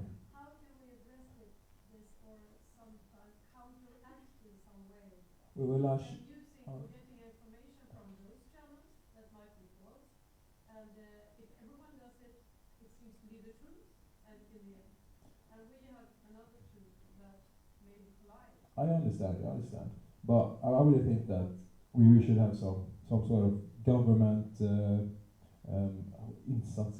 What's that in English? Like enforcements.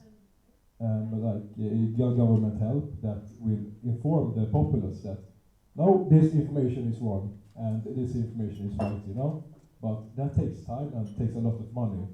And I know it's going to be a difficult process, but if the government starts to help, we will start to influence other minds, start influencing the right people, our youths, and everyone. And after that, it will probably influence like different countries too.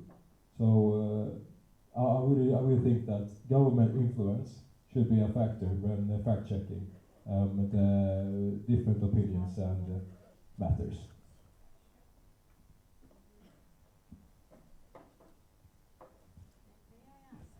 Yeah, let's go. Thank you. I was a little bit wondering about the same thing. I'm thinking about hate speech. Discussion in the internet can very quickly go into realms which are not very polite to other people, and it can become. Listen. Thank you. Yes, hate speech discussion in the internet can become very disrespectful, and especially when you are talking about things that are very personal for people. For example, when the Parliament of Finland was renewing the trans law, I know that the discussion was very ugly, actually, and especially ugly because it directly relates to people who feel it. The people in the Parliament are talking about the real bodies of other people without really respecting those people. And when it comes to gender equality, I also immediately feel that you are talking about my body, you are talking about my human rights, and you have absolutely no say about it. So it becomes very emotional immediately. So how can we create the kind of a sphere in the internet that really respects other people, their human rights, their bodies, their rights to decide about their own person, and still can have a dialogue as you wish. Thank you. And I think also another our youngsters can answer for this. It's a very good question, and it's a really it's a brain teaser. That I think that the right information has to come through. That every people, every individual, every person, no matter what the gender is, and so on, they have to be informed that everyone is different. Everyone is unique. I'm unique in a way that it's like I got. Oh my God, that's a good question. I'm like, how am I gonna answer this? All right. Well, I think that we have to just try to inform the populace that everyone is unique and so on, because to show them that no, everyone is not the same. If I'm talking about my own body, if I'm called it, and for example, Emilia says that I'm fat. I'm not fat, and I'm thinking like, now I'm really hurt. I'm really hurt, and later I'm gonna have a discussion with her. If we discuss about the issue and get the right opinion and the facts about it, I think we can like stop the hate speech with that you said. But well, the different people, they may have different political views, different views about cultural exchanges and so on. I can't really answer this question because I'm not specialized in this, but that's a good one. Yes, someone? I was wondering if I can also answer to her question.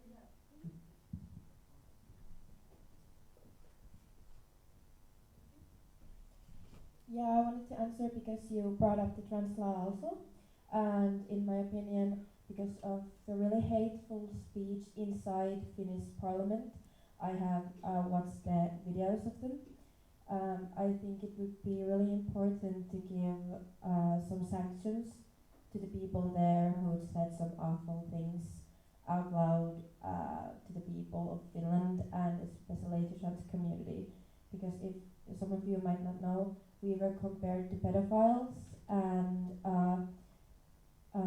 a serial killer, for example, and called war helicopters even. So it was a really hateful speech towards trans people in some political parties in parliament. So I think it would be really important that those people would be held accountable for about what they said. Because after all, they're supposed to take care of us here in Finland, like take forward our needs and respect all of us citizens here.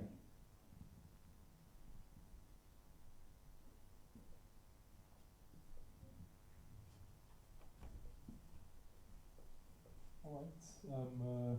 I think I'm right about done. Any more questions? Or we can go on to the next presentation. Oh, Alejandra, let's go. I think it's more of like not a question directly, but I think it's for everybody. I'm thinking of living in a democracy. It's people rule the people, right? So we need to figure out where our boundaries lay. So my question to everyone here is, where does the line go? Because it's great that the government says that from 18 you can drink. That's good. That's also ruling over people's bodies. You can't put this into yourself, or like you can't buy it at least. That's one way of going into. The other thing is, for example, is when we're talking about sexuality, gender change, abortions, all of this. Don't you think that we face the me generation? Sorry, what? Don't you think we face the me generation now, where they interpret democracy as putting your individual needs first and others? That is their idea of democracy. So that's why we have this hate speech, because you think you are entitled to state your opinion, no matter who you put first. I'm not really sure I understand the question. Could the Let's say No, it was more a statement okay. than a question. Perfect. As Yeah. an answer to. But I agree. I think Definitely think we should So I think we have another idea of democracy nowadays in the younger generation. That it's about my individual needs, no one else's. And they are more important. I'm entitled to write what I want on social media. And look at all the female politicians that have refrained from the political area with reference to that they are attacked so much. And we have this famous male radio reporter that after 50 years leaves the show because after every show he is attacked personally. They say things about his family, his children, and he decided just to leave the job. He says, I can't take anymore. Because even if you feel those people are stupid, that comment, they still get you somehow.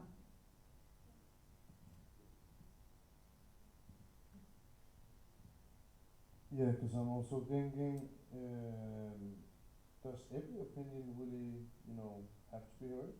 Because sometimes, people are misinformed, people base their opinions on stereotypes, base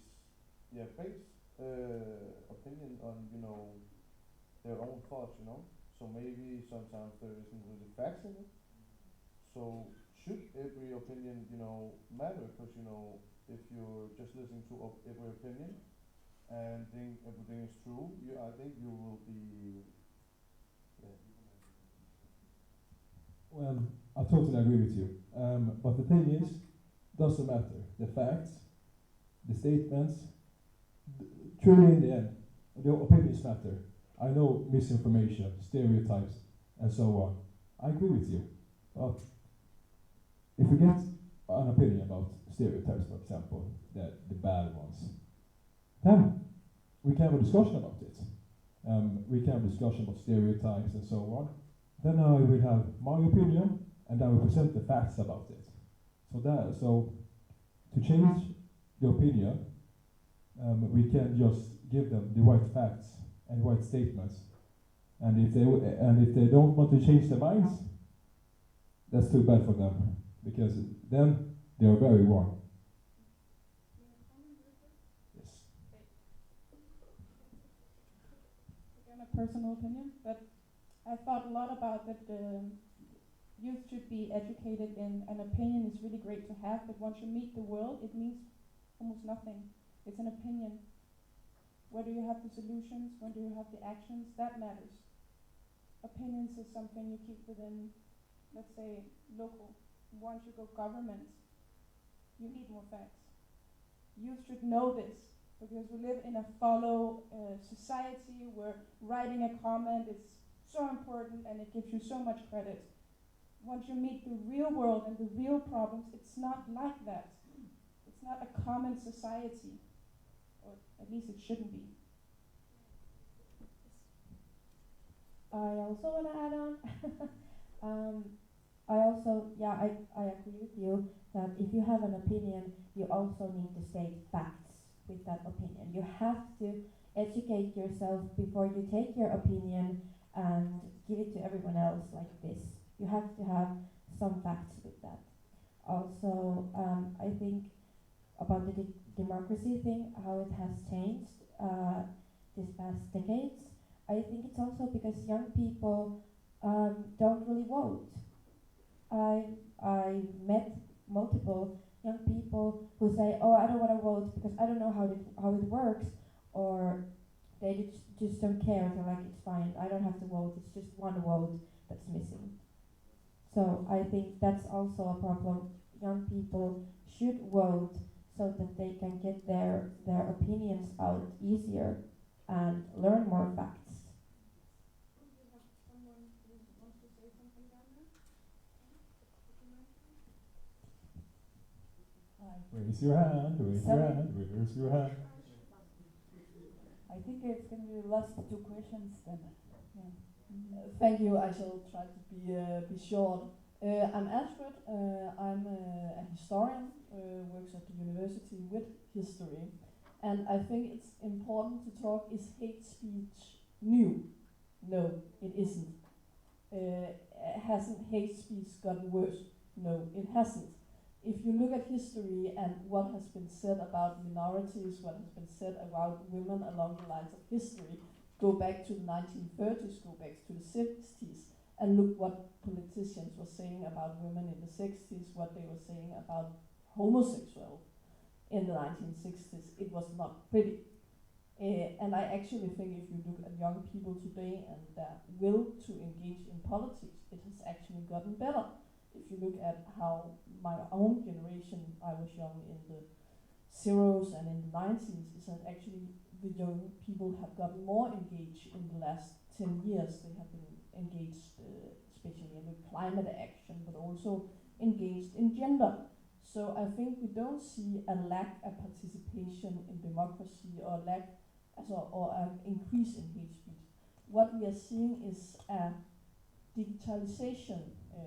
So we are suddenly seeing a lot of dialogue floating around on the internet, and a lot of different people from different parts of society engaging unmoderated. And you can talk about, is the unmoderation a big democratic problem? Maybe it is, because when you don't moderate at the bed, there is no moderation, then suddenly a lot of hate goes on unmoderated. But I think you have to separate those issues for each other, because I think else you will end up saying, oh, young people are bad, young people are hateful. I don't think they are. I think it's an old problem getting a new face. Yeah, I just think you have to think about that.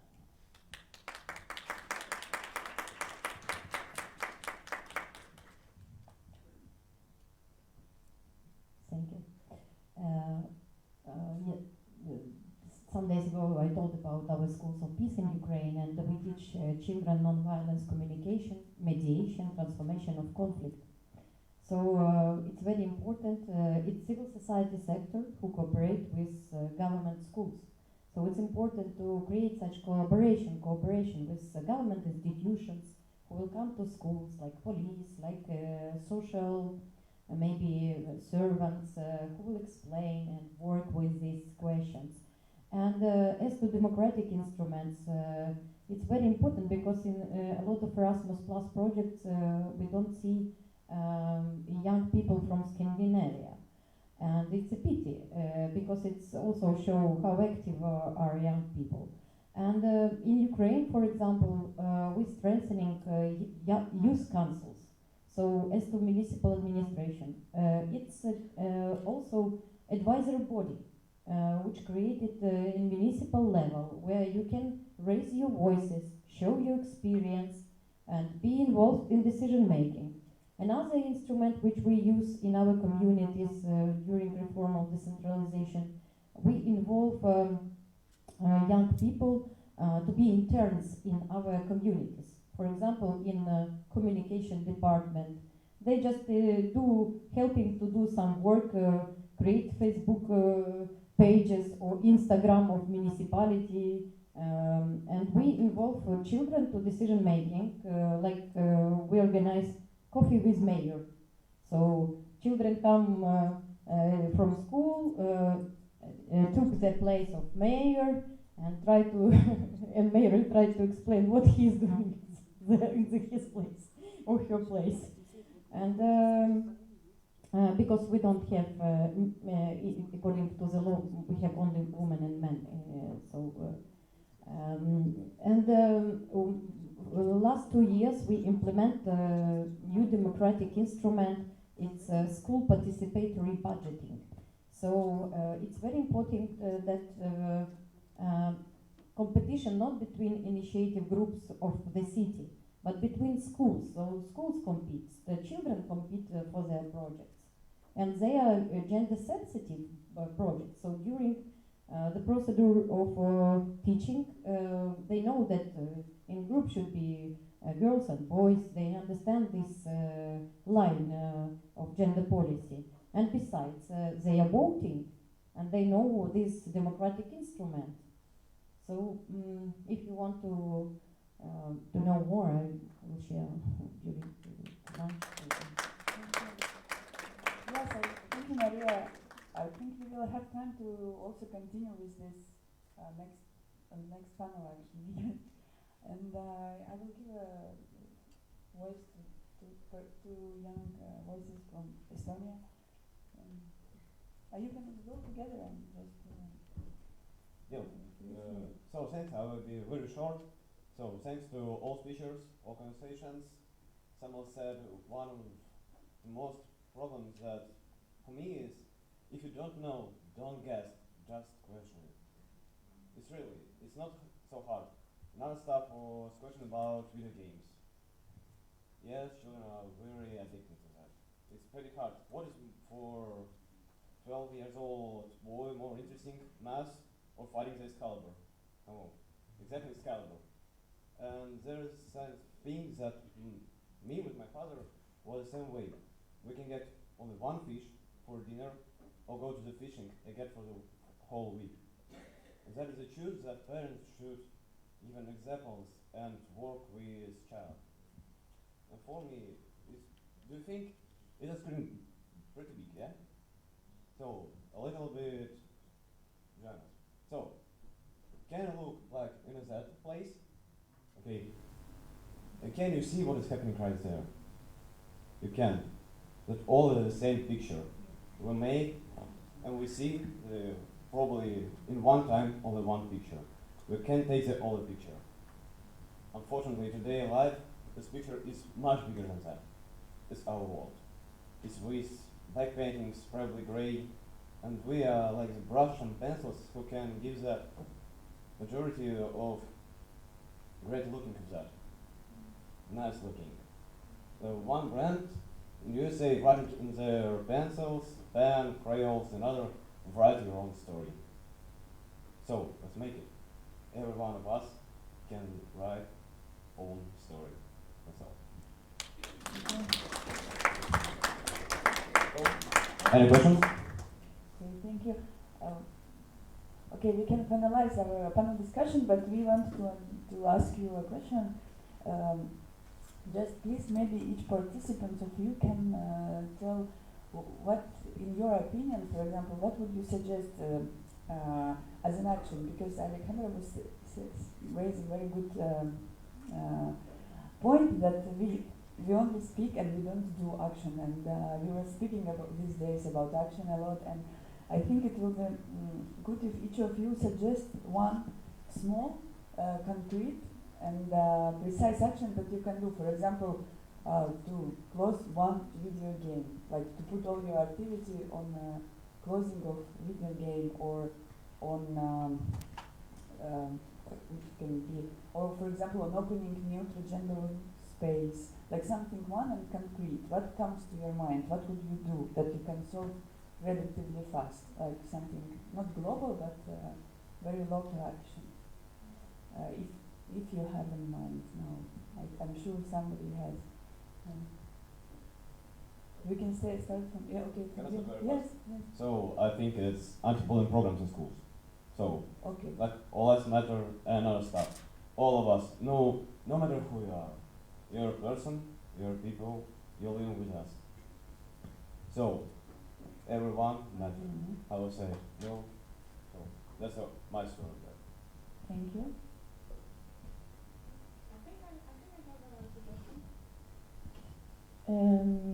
So in Denmark, we're not.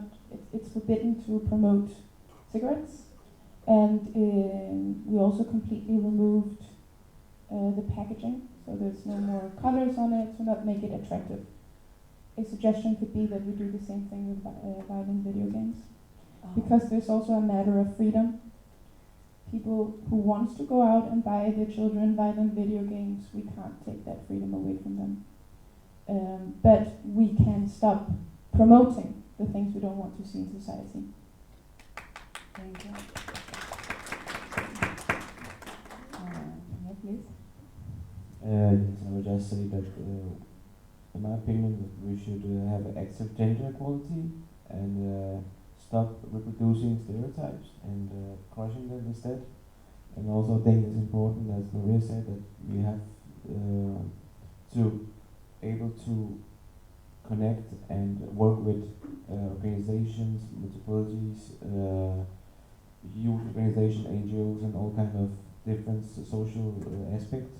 So like that's the way that you can spread it to the whole country or to the whole world. It's the channel that you have to go through to speak out. Yeah. Yeah.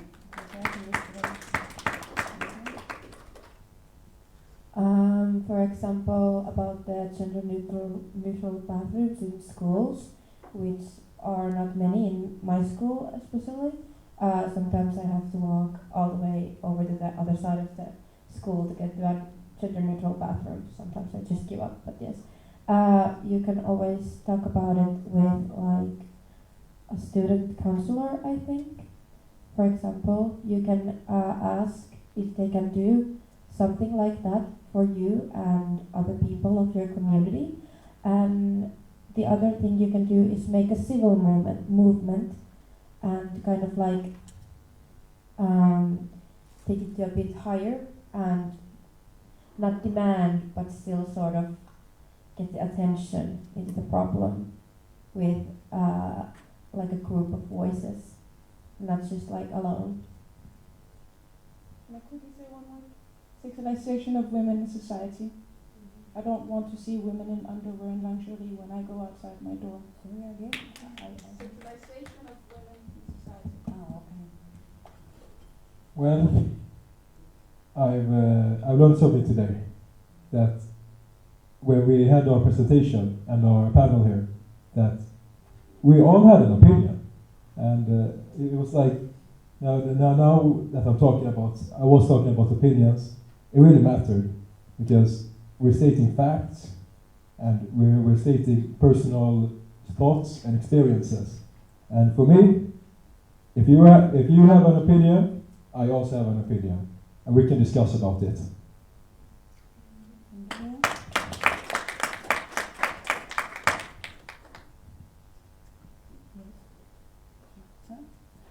Please, maybe Maria also want to suggest.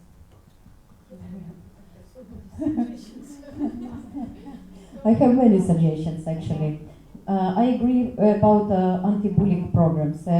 For example, our schools of peace, they include anti-bullying, but this program include also anti-mobbing programs, because teachers also can face with hate speech. You know what is my idea, and we implement it in our schools of peace. It's peer-to-peer, so you can give knowledge. For example, you are young people, you can give knowledge to the same age students. Or, for example, we teach, our auditorium is 14, 16 years old. So these children go to the another classes and teach their peer-to-peer. And it's also very important. Then you can organize, for example, competition of social video. All of us doing videos, so children love this, and young people can do videos. Social video competition about bullying, about mobbing, to, you know, not to popularize, but to share how you can, you know, live with such problem, and how, you know, we can solve this problem. Then another thing what we did in our schools, we provide services. This is services of understanding. So we have methodology. This is mediation, and children are mediators. So they are solving problems by themselves. They mediate the conflict between students. Also, in our schools, it was initiative of our students, a peer theater, so school theater, mediation theater, where they show the problem, show how to do it, how to work with such problem. For example, in our schools, even schools of peace, we have bullying. 10% of children once a year at least were with this problem of bullying. Different points of view, culture, religion, stereotypes, and so on. So, but of course, it's very important, you talk about toilets. Now we have children in bomb shelters who are sitting, can sit there for 4 hours. And it's a big problem to organize even bio-toilets in such bomb shelters. And you know, when you talk about you know, women, men, and other toilets, for us, we just need, you know, to create at least toilets, bio-toilets, to provide it in bomb shelters, because our children affected now of war, you know, and we are under attack each day. And as to the gender-based violence, it's a huge problem everywhere. And especially in war, we face with the problem, and we have 155 cases of raping. And it's only what we know officially. And, and this is instrument for Russia to fight with such way.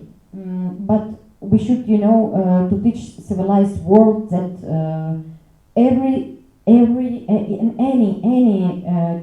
gender-based violence is forbidden everywhere. Doesn't matter where you are. Thank you. Thank you. Thank you. So yeah, I think we are completing our panel discussion, but maybe somebody has also final word question. No. Yeah, I think then we can call. Yeah, please.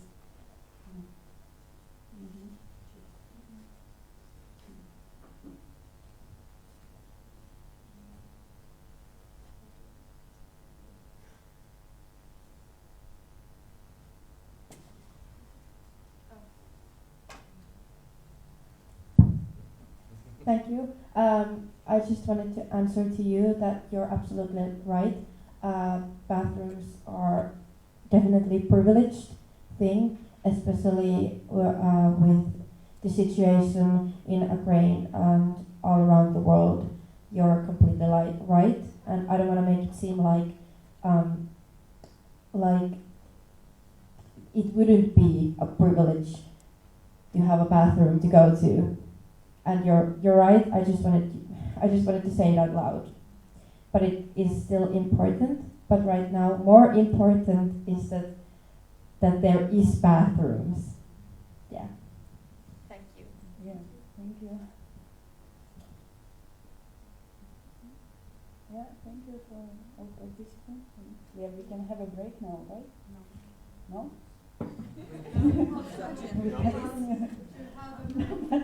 No, but we finish 5 minutes earlier. Yes, thank you very much. I think we have a very nice discussion. Thank you for your opinion, for all your questions and comments. And I want that we apply for our youngsters, because some of them know very, very difficult to talk, but they don't afraid. Thank you. And now we want to ask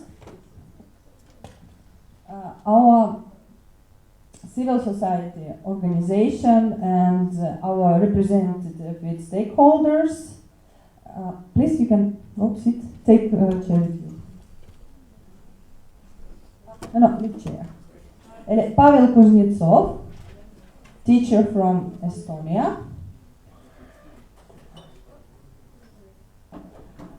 Annika Pearson Eklund, teacher from Sweden. Evelyn Neodorf, Tallinn University, please.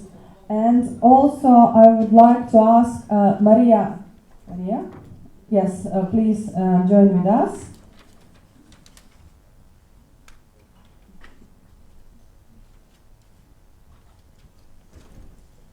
And we are talking about education into their own rights and political goals. And I would like to ask you share to us your opinion and how your institute represents these questions, how it's important for you, or maybe you can tell us, maybe you have some issues for this question. Please, who will be first? Maybe I will be first. Okay, thank you.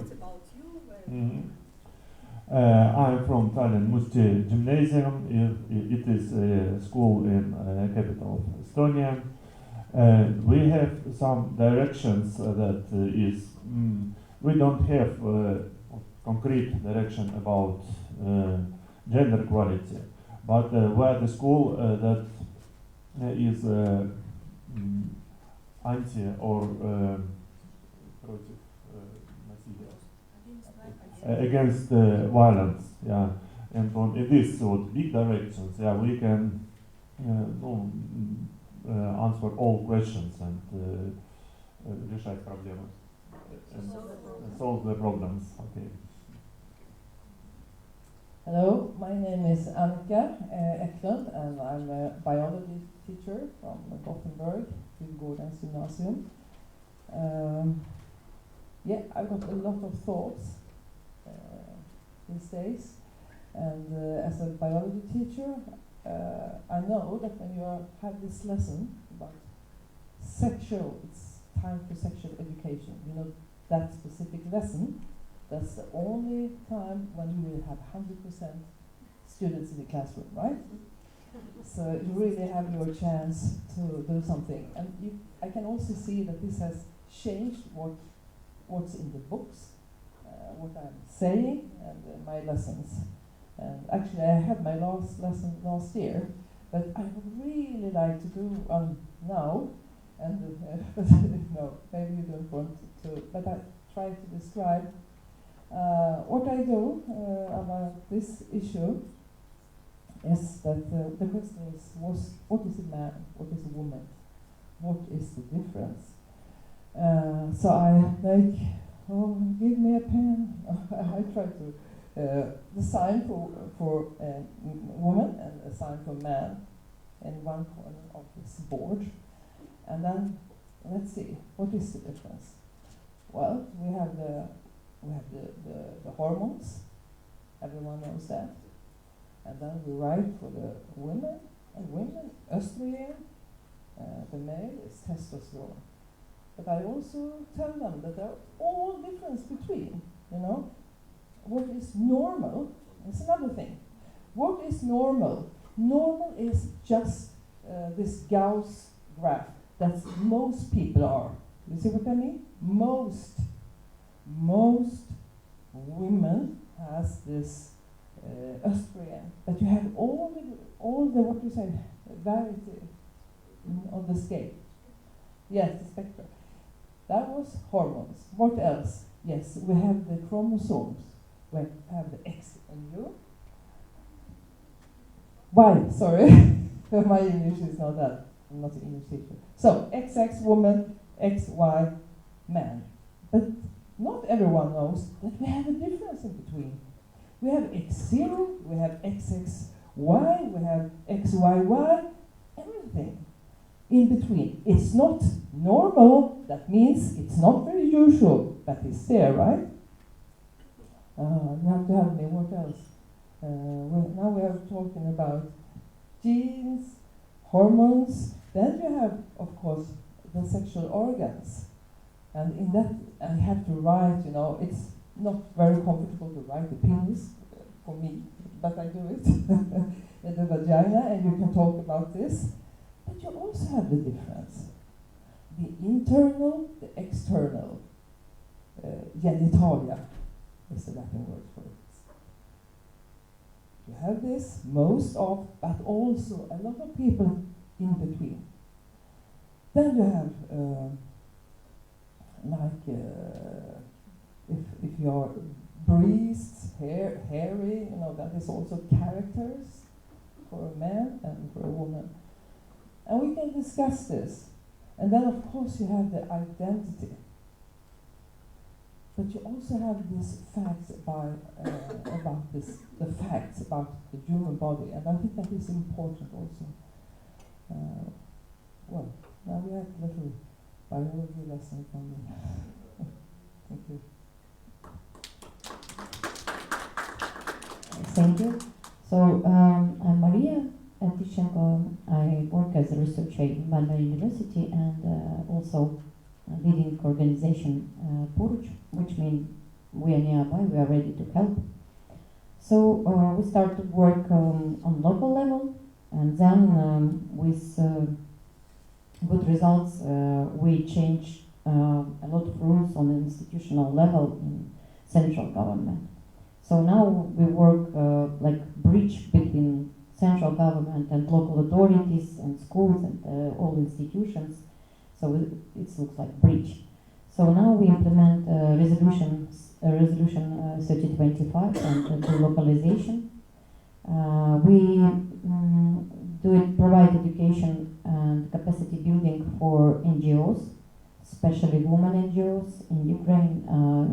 We were attacked 1 year ago by Russian Federation, and due to gender policy, we have almost 60,000 women in army. And first time during our independence, we have even women uniform for women, and even underwear. This year, from this year. As to the policy, so we implement gender policy in all levels. We succeed with Istanbul Convention. We succeed with implementation of gender policy in almost all institutions, central government institutions. As to the level of schools, sometimes it's very difficult, but through different methods like forum theater, where children play their roles, and where you can stop this performance and take place of actor and show another way of solving problem. So we use different methods, how to work with young people, how to work with community in gender policy. And we continue even right now during the war implementation of gender policy in Ukraine. Okay, thank you, I'm Evelyn, and I'm from I'm from Tallinn University, and I was thinking that well, I think we are in the beginning of this gender equality topic in our university, and this means that we are now, at the moment, just last year we looked through all our course programs and looked where we have at all this kind of topic, this gender equality. And now we are just waiting for the new direction, what to do forwards. At the moment we have some ideas what we are dealing inside of our courses at the university, but now we should think what to add more, just to have more this topic in our courses. And we also do some in-service trainings for teachers. It's mostly done through different non-profit organizations. So, but through this kind of activity we can teach teachers this topic, and so they can bring some action into school life every day. And we also are included in this national curriculum decision-making process on this university level and through different non-profit organizations, where we can just read the text and suggest that there should be, for example, not only the girls and boys, but just children written.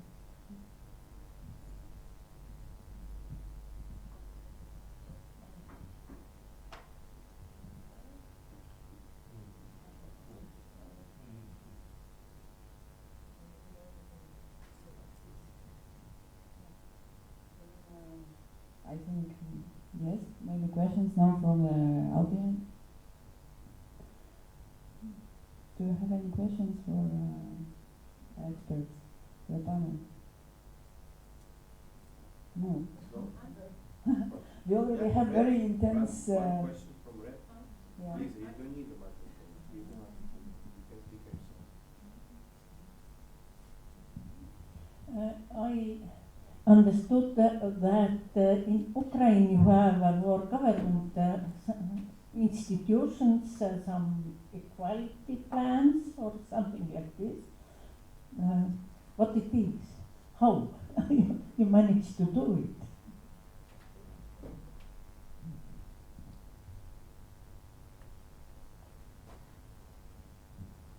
Thank you for the question. We have representative of central government who are responsible for gender policy and non-discrimination policy. We have law since 2014 about equal rights and opportunities for women and men. So institutionally, it's work. But of course, in society, we have a lot of stereotypes.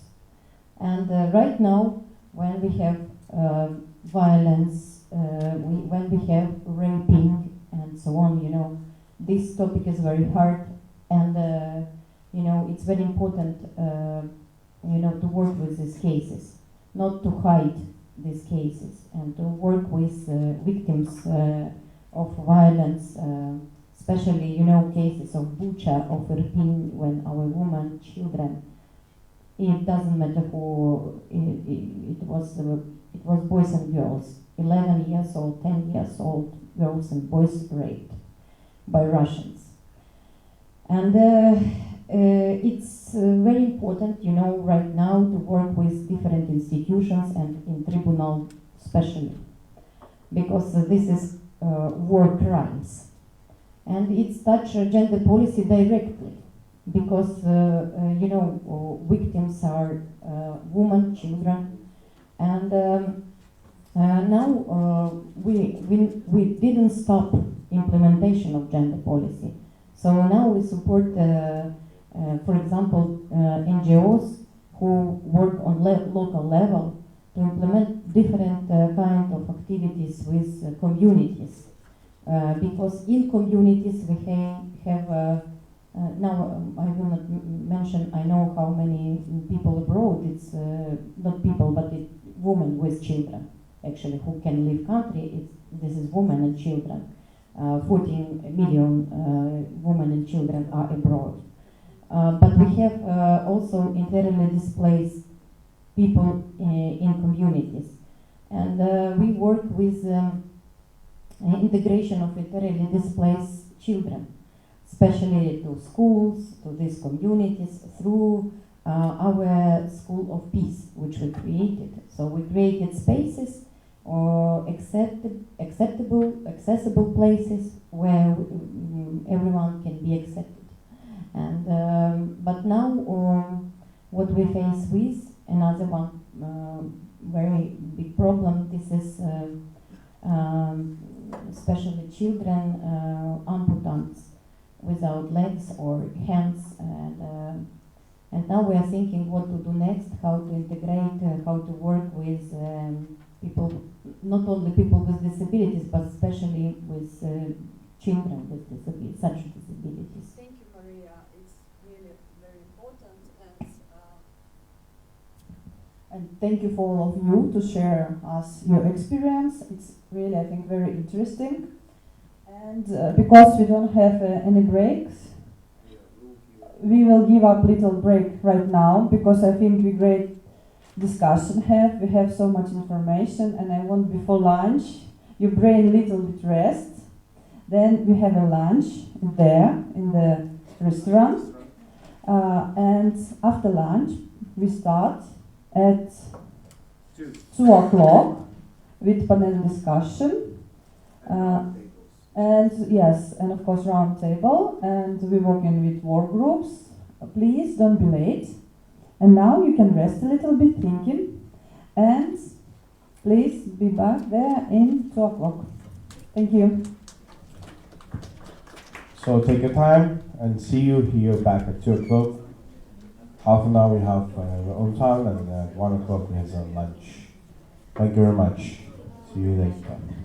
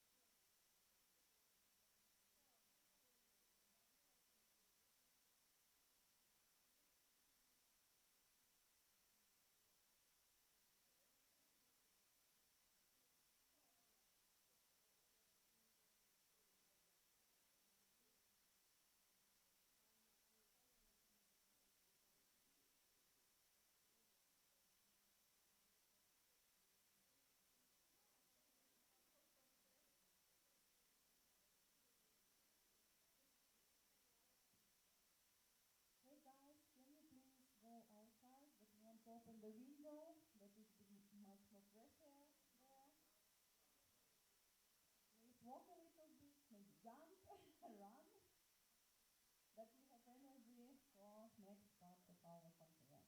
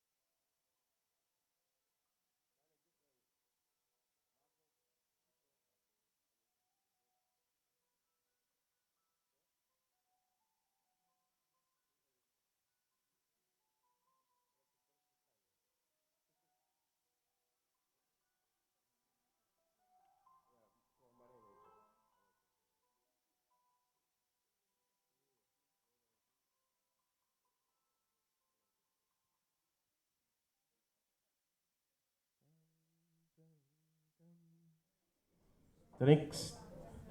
We are back live in the world. So, we are now continuing our second part of the conference. Welcome back and take your seats. And now we will have a panel discussion and basically three key speakers could share the ideas and so on. So I would like to invite Retlaya, Susan Kalwara, and Shamsul Alan and Maria at the panel discussion table. And the first speaker will be Retlaya from Estonian Women's Studies and Research Center, our long-term partner, and she will present you a gender in equal family. Thank you.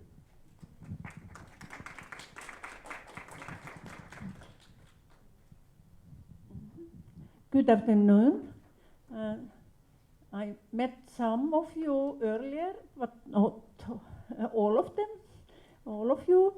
And today's topic, what is done to me, is gender in an equal family. It's a new topic, I think so, in this project, but we can say some thoughts about the equal family. As Vasily said, I am from Women's Studies and Resource Center, and some words about the Resource Center now.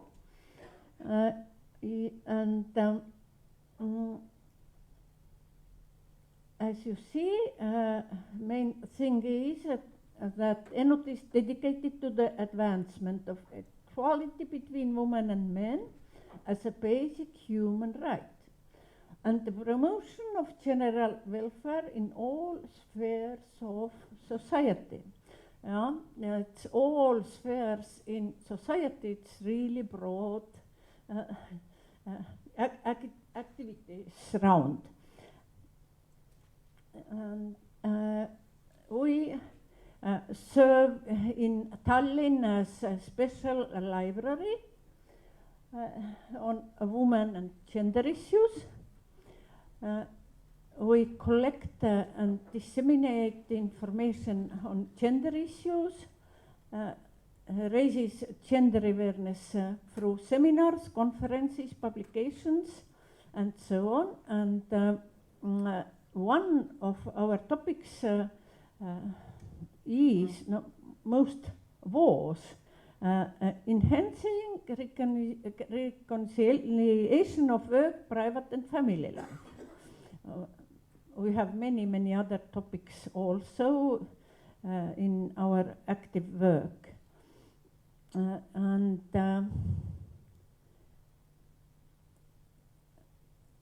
now I really want to ask from you, what is for you the equality in families?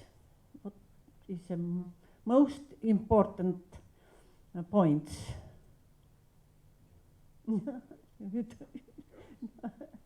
No? If you don't have own families, but older generation, you have anyway. Yeah. I think equality inside a family is about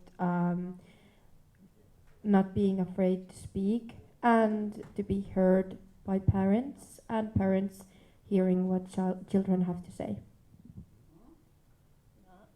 It's really important if the parents can do it, if they see their children as they are. What else? Yeah. Any other hands?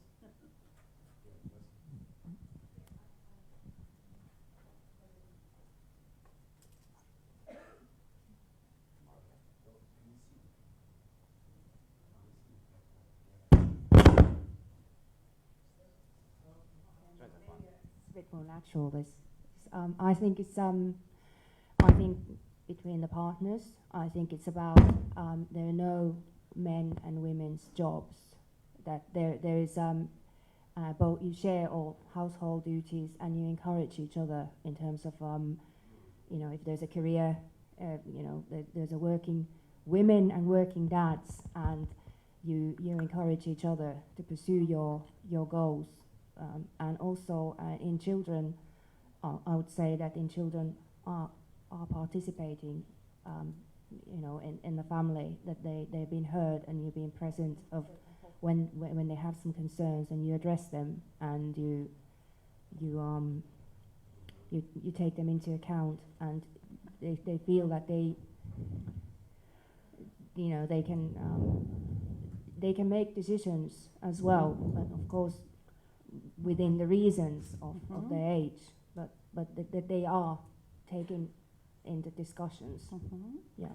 So we have very different families, but anyway, it's needed the partnership. What else? No? Yeah. I think I have one, but it's not particularly for gender issue per se. When I was younger, my friend said something that changed my view on my parents forever. She told me that parents have just as many emotions as the children do. They just have other responsibilities. So I believe that transparency in the role as parent would also be a vital importance, to be more open about how it is to be a parent, what it means, this responsibility, so that the children can understand what the position is all about. Okay. What do you mean your parents have such kind of education? They got somewhere this kind of education. Do you know?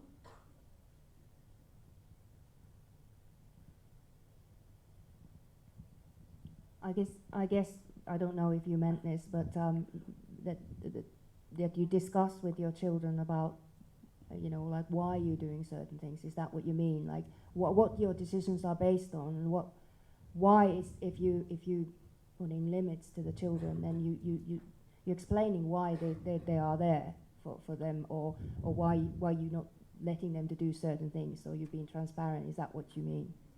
Or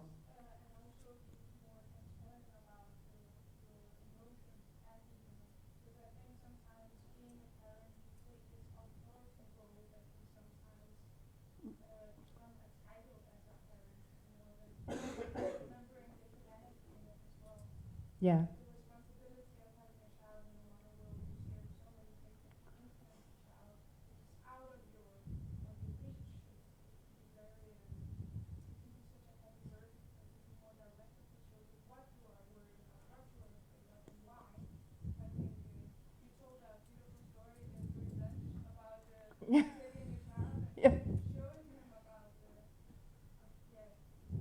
Yeah.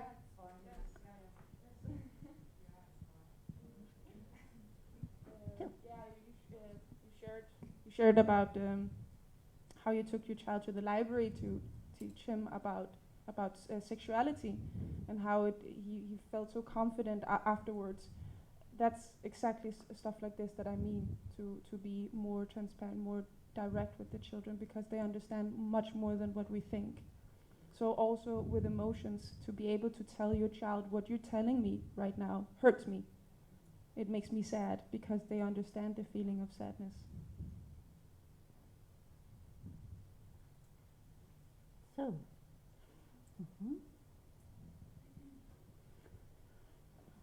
our dream is the 50-15 family.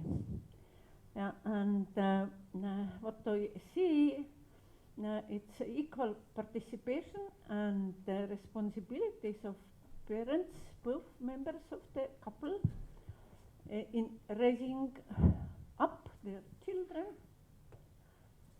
giving care to the elderly and disabled members of the family. It's a very important part also, not only children. And attending equally to the household, earning income in the family. Is it possible to have 50-50 earning? What you mean?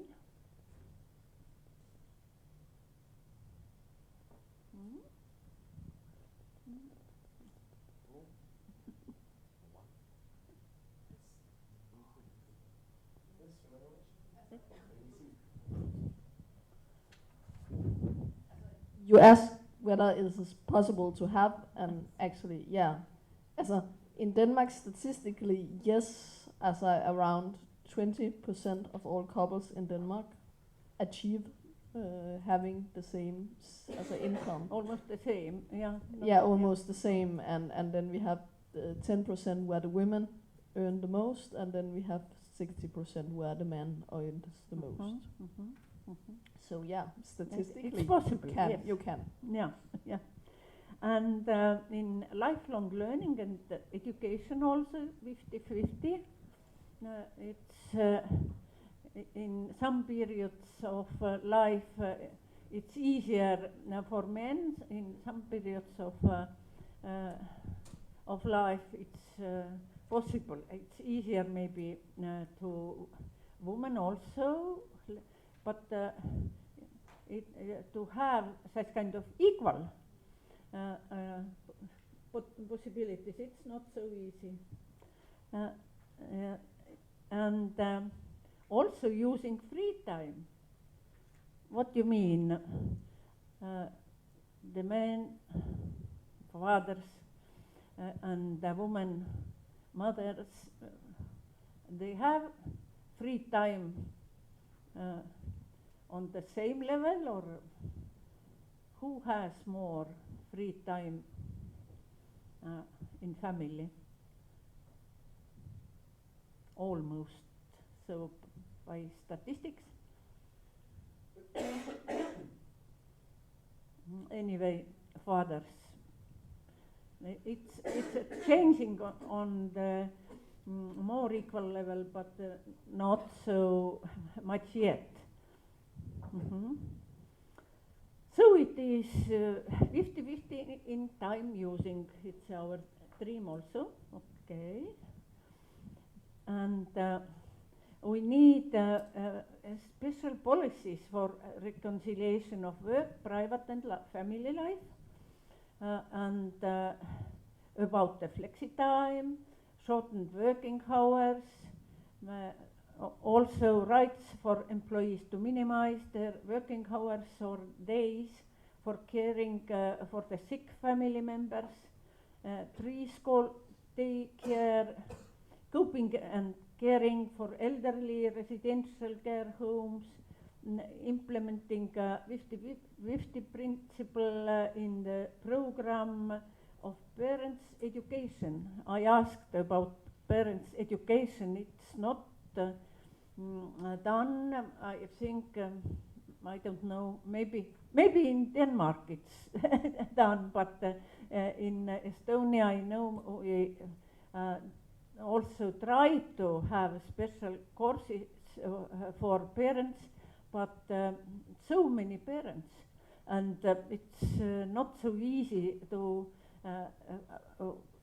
propose such education for all of them. And the legislation must support that kind of integrated lifestyle. If it's so, who wins? If we have 50-50 possibilities and in the family, first of all, children care and attention, it's from both sides. Parents, they have stronger relationship between them, more time for themselves and for the family, employers, also society, active and more satisfied citizens.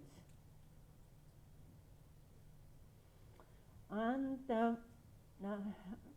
many politicians now today that equality starts at home, and we need more laws, acts to give the possibility to be on equal level at the family. But the gender care gap is still high across the world, across the Europe, and in almost all, I think, in all countries also. As you see, in the EU,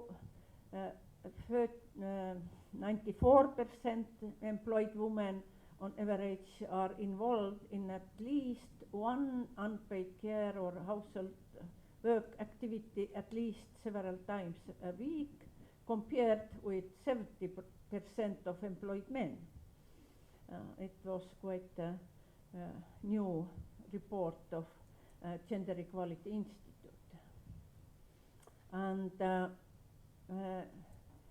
if we have such kind of a disproportional share of care responsibilities, in this case, millions of women cannot entering the labor market and choosing the career and working time and earning an income and pension through work. And especially it was seen the COVID-19 pandemic, and we spoke those times about the chic session, and it was really hard for women, the pandemic period, and especially we have had one study about women and men in education field on pandemic time, and especially hard was this period for women teachers who have or had those times family, children, and work at school. No, it might be distance work, but anyway, your own children and children what you teach, and it was really, really hard.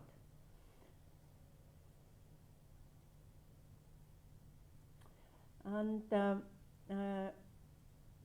we want to close the gender care gap through legislation.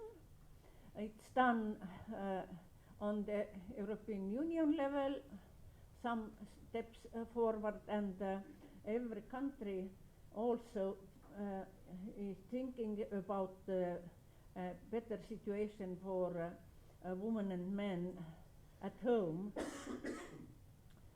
And what do you mean? Is father's place at home? Then it's possible to be at home. It's almost all Nordic countries, I think all of them, have the possibilities for fathers after the birth of child. What do you mean?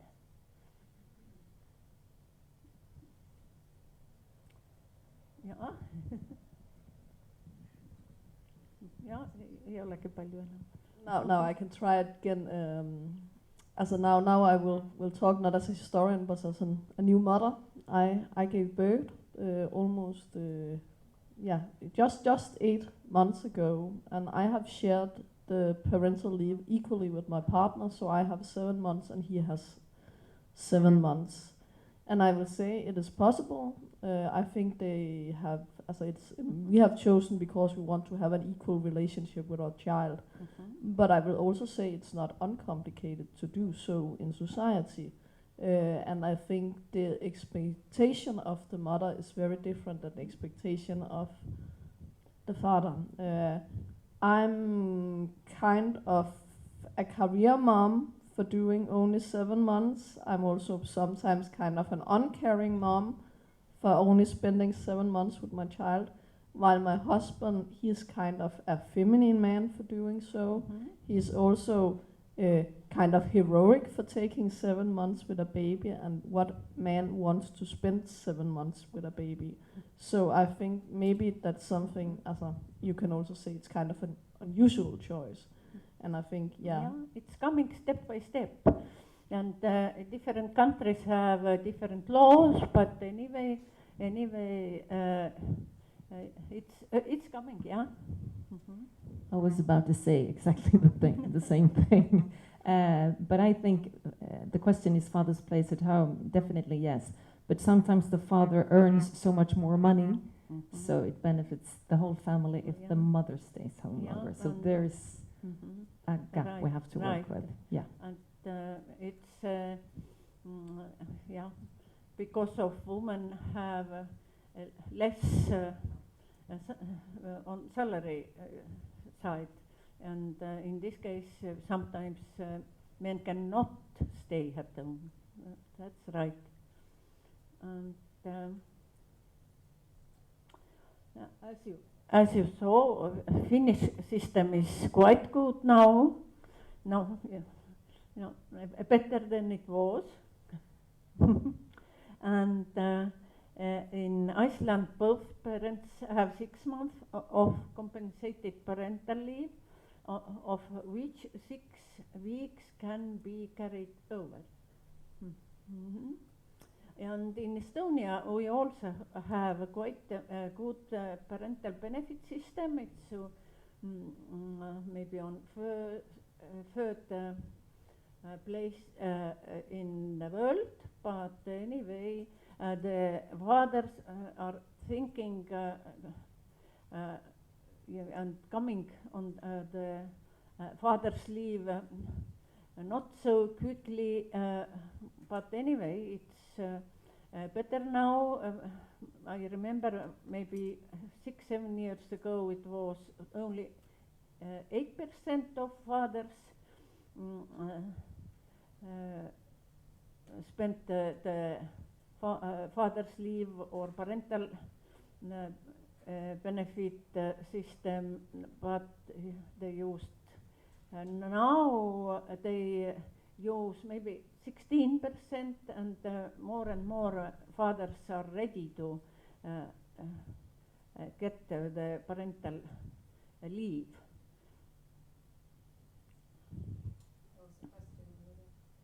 Yeah.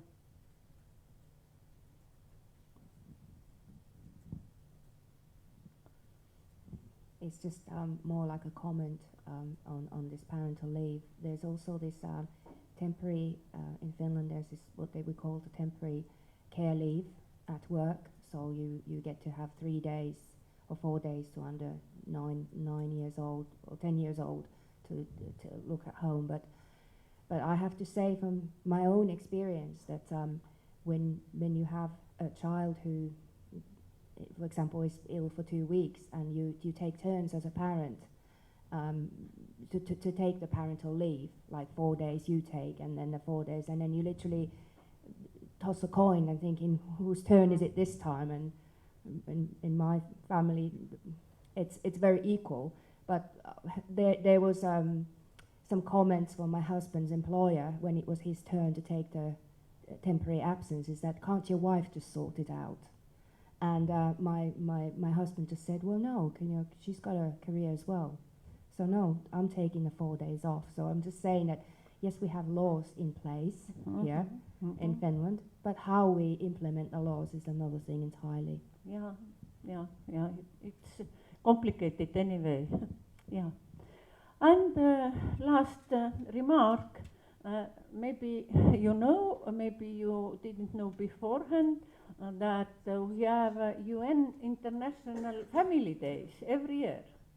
And it's 30 years, almost 30 years ago, UN established such kind of day, and we all can celebrate it, and the next year is 30 years of UN International Family Day, and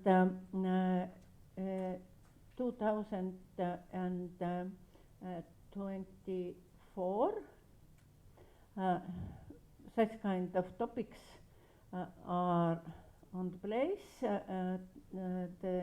The focus on selected megatrends, including technological change, migration, urbanization, and demographic and climate change. That's all what I wanted to say to us.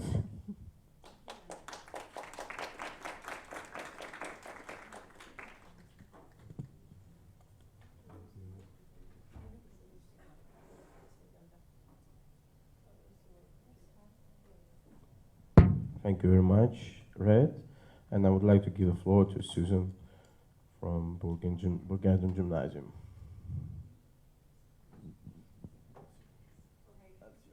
I think I will use the microphone. I will start on the same note that you finished here before us. And now it's up and about. Stand up. We're doing walk and talk. Exactly. Up, up, up. So now you cannot sit still and zoom out on your phones. We're standing up. So I want us to start on that note with maternity leave, paternity leave, who takes care of the children. So you just go to this side if it was your mother that took care of you the first year, and to that side if it was the father in your family who took care of you. If it was both, I guess you have to make a small line in the middle, if both. So, or grandparents, I don't know where we put them. Maybe in the middle. So let's see. So here we have the mother side. The mother took care about you. Yes. And fathers. So we have like, do we have any middle line where both? Okay, so we have here both. And grandparents, so like 3 or 4 fathers, yes. And then for how many years, can you tell me, how many years did the woman stay home? Or the mother? 7? 6 months. 6 months. 1.5 years. Okay, so 3 altogether. I have no idea. My mom was a single mom. Okay, so she sort of did it herself. Yeah. 1 year. Yes, so she took care of it herself, all of it. 2 years. 2 years. 3. Was there? It's interesting. 2. 10 years. You had no month to. So how many years did she take care of you? The whole life, yeah. Okay. 6 years. Whole life. 8. Whole life. Single mom, whole life. Yeah. 5 years. So let's see. Let's compare with the fathers. How long did your father stay home? Are you in the father group? Yeah.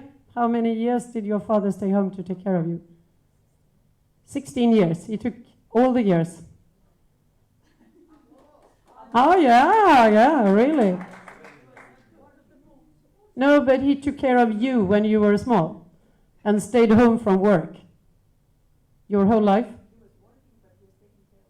At the same time, but how? He left you alone or worked? Or he worked from home? Still, but you were left alone. No? Well, I can't figure it out, but you had your whole life. Yeah, but did they work? I guess we have mothers who have stayed home between like 6 months and the top was whole life. And fathers, how long did they stay home?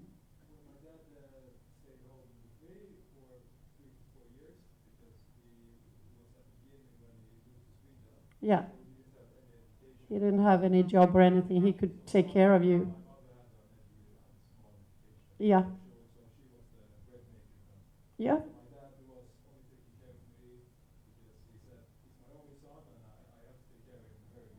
Yeah, okay. And your mother worked, or? Okay, yeah. So, and you're to the father side or both? They shared? Did they share exactly equal? No? So, Daniel, who stayed home most? Yeah? When you were small, it was the mother? Both and the same time? Okay, you don't remember? And Lucas? 1 year, your mother, 1 year father, or? Yeah, so, and Alejandra?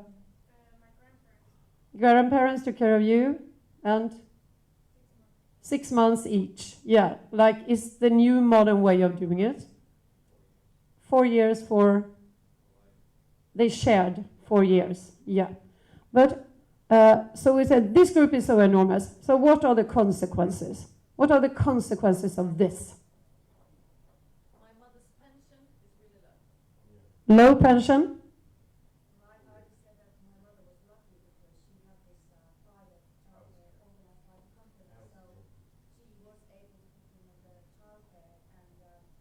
She could work, yeah.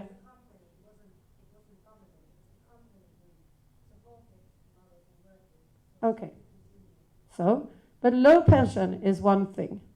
So, and usually, how many of your mothers worked part-time? Did they work full-time, like 40 hours, or did they work part-time? Let's see the part-time again. Yeah, so it was usually when the mother is home, she starts working part-time.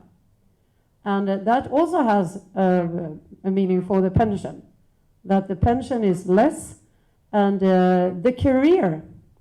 So let's see, how many of these mothers are now executives for a company? One. 1 out of 25. That is also something that happens when you don't share equally and you work part-time, because when we look at Swedish gender equality, this is what we find, that they have been working part-time, no pension, and today you don't stay together for your whole lives. Most of parents divorce or separate, and the woman is left with low pension, low income, low savings, and that's why. Okay. Yeah, she might be most loved and have the best contact with her children, but is it worth the price? Yeah. But you have a point. If you look at divorce patterns across the North, women fare a lot better than men after divorce. As you see men's both psychic and physical health after a divorce go boom, yeah, statistically. So there is a masculinity prize for the current. Yes, you should, as a woman, you should divorce as soon as possible.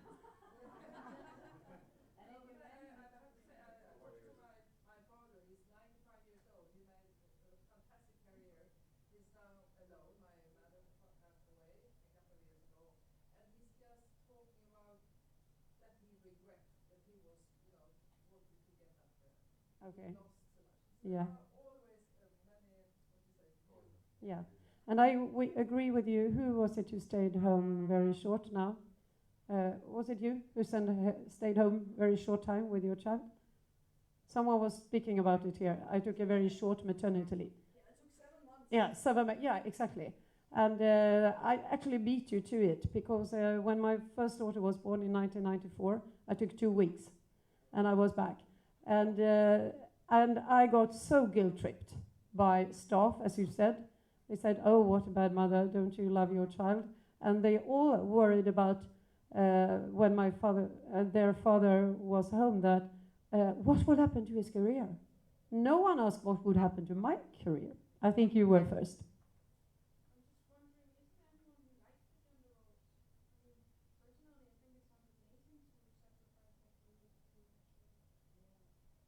Yeah, but look at this group. They do it. Now I think it was you.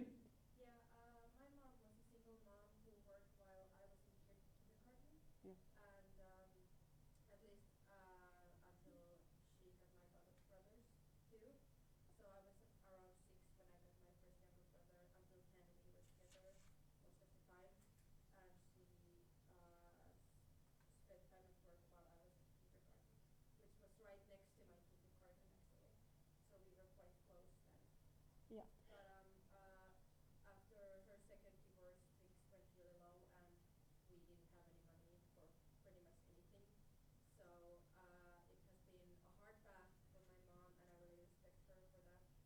That she still managed to raise us and give us everything, despite what my brother's father did to us back the day. Yeah, exactly. So let's hear. There was one more comment.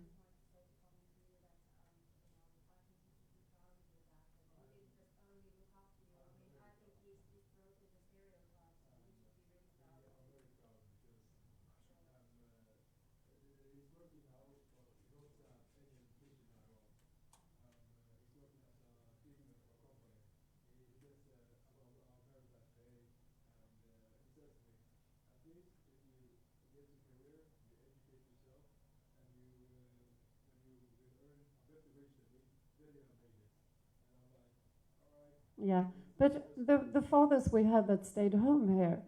So your father is not an executive then, but is your father an executive today, like of a big company? So he is.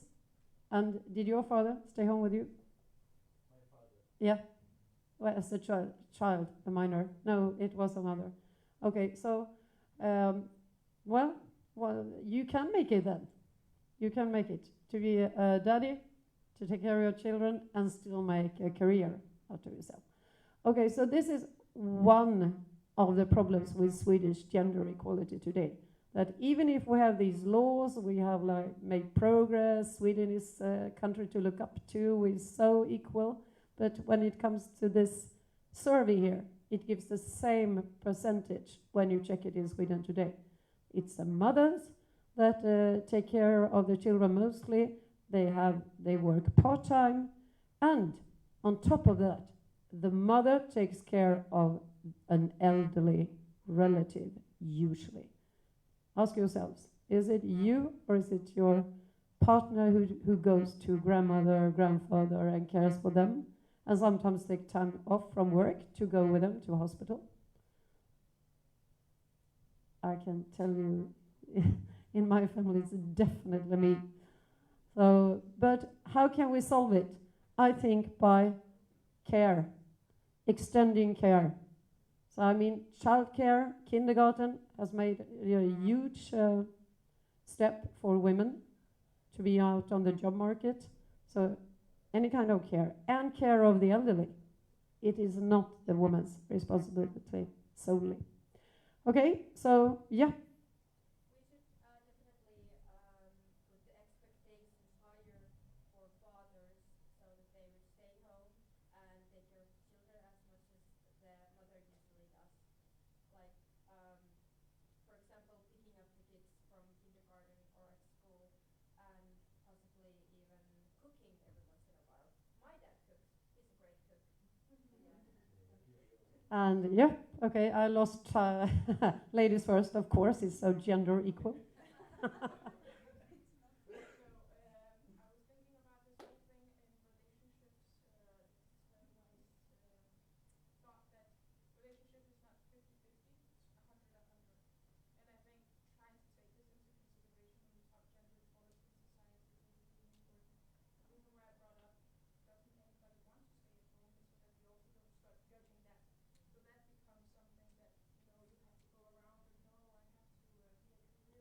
Yeah, because maybe the tables are turned today compared from the 1990s then now it's really strange if the father doesn't stay home. You think, what kind of man is he? He's not staying home. Yeah, the same with her. She might be judged. Okay. And you wanted to add something. Regarding to you, I am a single father of 4 and my youngest one is 2 years old. So I give Fantastic. I give privacy, I give some privacy, I give food, morning schedule starts morning from 7 o'clock, 8 o'clock, I give the privacy, and the kindergarten, private kindergarten, and then I go to work, 4 o'clock I come back, I go to home, I'm shopping, I'm cooking food for them. Then your expectations are good. We don't have to raise them for you. And I think, as someone said, Tina, you said that usually in Sweden you take the one with the lowest pay, which is almost always the woman, and she stays home because if the father stays home, they will lose. But they should be put together somehow, and you should get the same percentage out of, if you could add up the incomes instead. So it doesn't matter who stays home, because today it does, and that's why you refrain from it, I guess. Okay, let's move around and find a person whose mother works in a male-dominated field. Okay, find a person quickly. They may disappear. A person whose mother works in a male-dominated field, like a male, traditionally a male job. Try to find someone. Move around. When you found something, just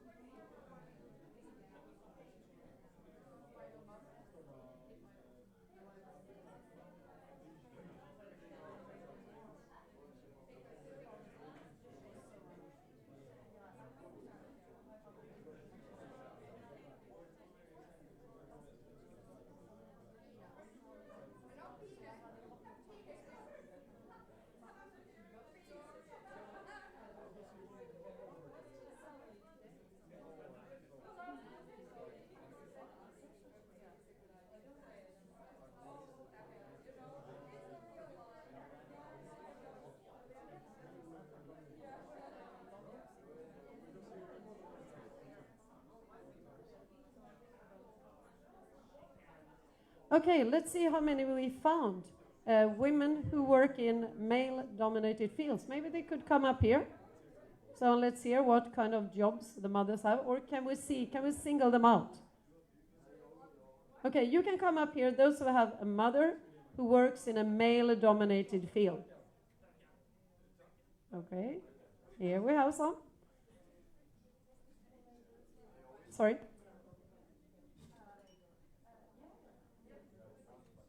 So are these all the mothers that are working like a male-dominated field? It seems very few, doesn't it? Okay, but let's hear what the jobs are. My mom works as a chef. As a chef? Yeah, I think especially good chefs, they are usually male, aren't they? But at home, they are female, aren't they? The best chefs are female at home, but in restaurants, they are male. Very strange. So, good one. Education. Yes, like education minister. Yeah, usually men. I think in Sweden it has been men recently. So, and? My mom worked she was a warehouse worker, so in logistics. So I don't know if anybody's ever lifted a big sort of boxes of 30. Okay, so heavy manual labor that she does. So, but not that many.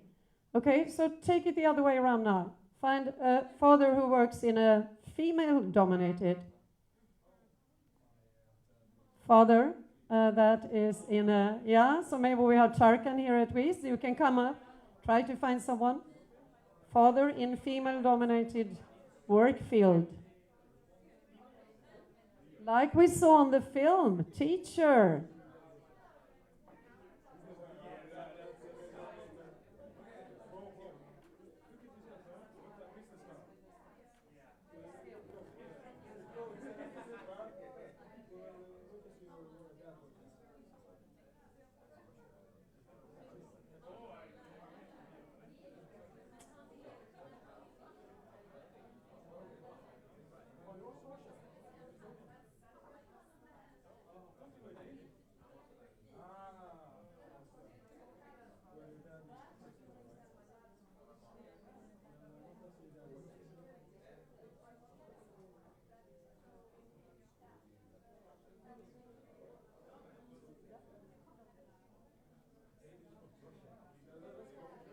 Okay, let's have some fathers who work with female-dominated fields of work. So, okay, we have one. Anyone else? Do we think that, like, Tarkan's father cleaner is female-dominated? Okay, so you will be here, Tarkan, as well. Okay. Do you have one? Healthcare, yeah. Hospital, yeah. So, and no other mothers or fathers, I mean, that do something that is connected with women mostly. Well, at least they're even numbers, 3 and 3. 3 and 3, exactly. But what about the rest? What are they doing? Okay, let's hear. Social worker. Social worker, yeah. Well, my dad works as a cleaner. Yeah, and mostly. But you see a lot of cleaners that are men nowadays, don't we? It's very hard to labor. It's Hercules task. Yeah. It's very straining. Yeah. So, well, I'm glad, as I said, that my statistics prove correct because it fits with you. But is it in 10 years that this might have changed? I hope not. Because when we talk about gender equality, it starts today. Okay, thank you. Now I allow you to sit down. Thank you very much, Susan. That was a really fantastic. So we could have such an interesting, interactive part to have. And last not least, I would like to give the floor for Samul Alam. Samsul Alam.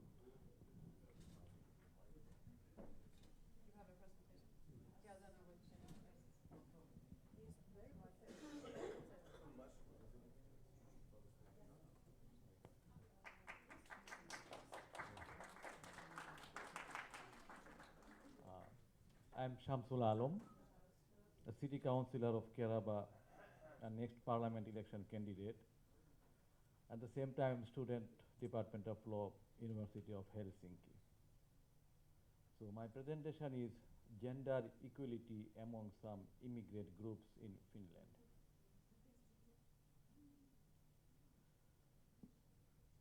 Due to different religious, nationality, gender, and social background, every immigrant has different story. Same plan for every immigrant does not work. Therefore, they need different integration plan. Based on my observations, especially in Muslim families living in Finland, women's equality is a long way off. Women often have to stay at home to take care of the children and cannot go to work. This is unfair in terms of women's independence and livelihood. But it is also sad for the children because they are not taken to kindergarten, where they learn Finnish for school, for example, and also learn to understand the culture of their new home country as early as possible.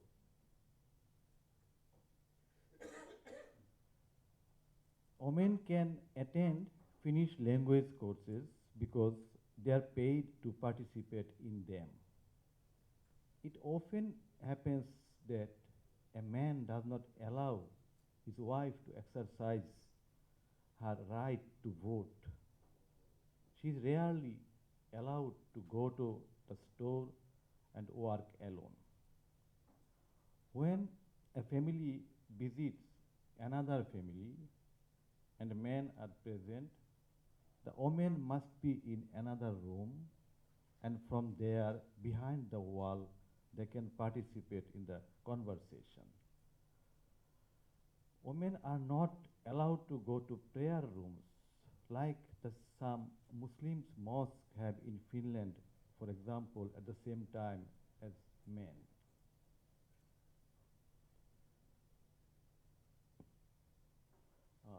Kerala, I am from Kerala city, that's why there is some reference from Kerala.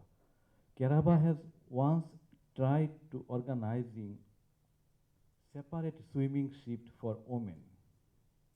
The wish to organize a separate shift had come from immigrant women. A total of 135 women participated in this shift. The exact number of how many of women were immigrants is not known. According to the estimate, maybe about 1/3 of the participants. The issue has sparked a lively debate for and against. It has been argued, for example, that is violates equality. The women's swimming session was attended by a large number of native Finnish women who do not want men to see imperfections in their bodies. For the same reason, men have also started demanding separate swimming shifts for themselves. It is difficult to organize separate swimming shifts due to the lack of staff.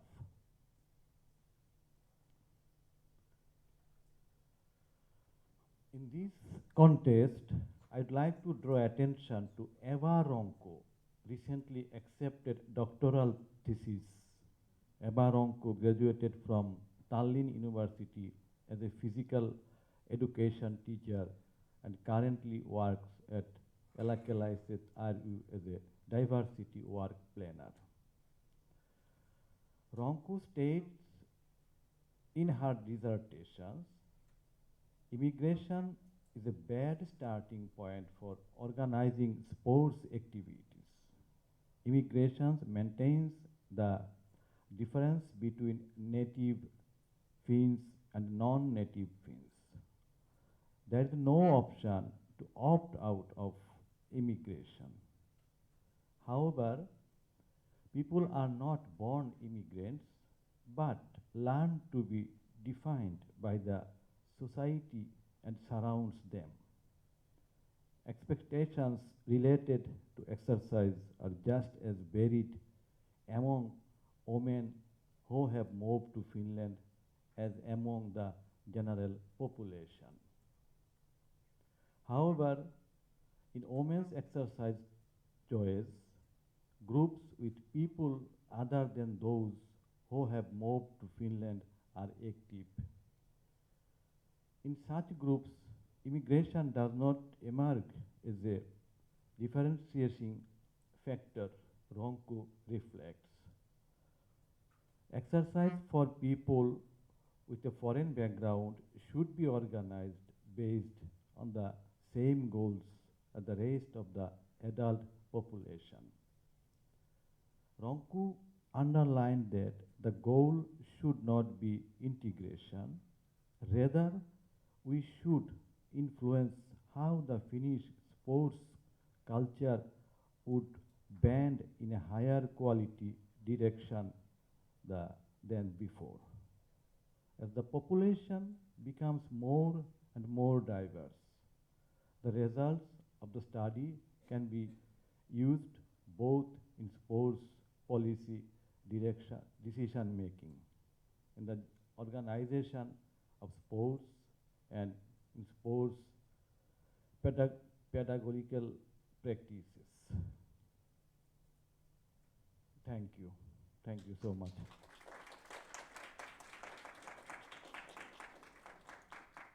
Any questions from my presentation? Yes.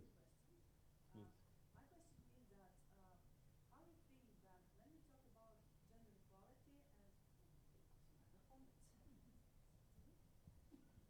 and Thank you. And my question is, what do you think when we talk about gender equality? We talk about women, men, non-binary, but what do you think? Do we need to have something different programs to educate our refugees and our migrants? Yes, definitely. We need something, but integration, we need to focus on the integration, but how they integrate in the society. Even they have the barrier. Especially I explain about the Muslim background families. They are still, even they are in Finland, they have this type of barrier they are facing in their family. So integration need to be more developed and strong.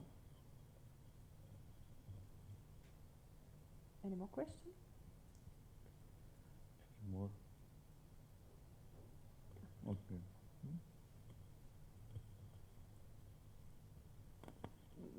Maybe more of a comment, but we have had the exactly same debate in Denmark about women only swimming that you have, exactly the same. So it is not an usual issue, and in some point, as I also think, we need as the majority as a population need to be educated. I have been in a maternity group with Muslim women, and I have learned so much from her, and also a Muslim woman is not just the Muslim women, they have a lot of different cultures and backgrounds and so on. So sometimes I also think there was one that said every opinion matter, and maybe every conversation matters. Sometimes I would wish. Sometimes, in the Nordic countries, we are a little bit closed off and a little bit as a tendency to isolation. Somehow, I wish we sometimes would have more room for conversation. Yeah. Yes, in this case also, we need to work more and more for the family rights, because they are still, even they go to the immigrant background women, they have not enough information also yet what is their rights. So that's why they need to go to school, they need schooling and discuss, and there must be also empowerment also to open their voice. Then we can go forward. And I have one maybe a little provocative question for you. Yes, please. You're like a father. Yes. And you have a daughter. Yes. Yes, and do you, or maybe she wants to ask you about gender equality, or maybe you somehow say to her that she have a same right. Same, exactly, definitely. Can you, a little tell to us? Yes. I have my own experience, because I have two kids, 2 daughters, 2 sons. So when I go to the shopping to buy clothes for them, or I pay some toys for them, or I pay to them some money sometimes, all are same, equal.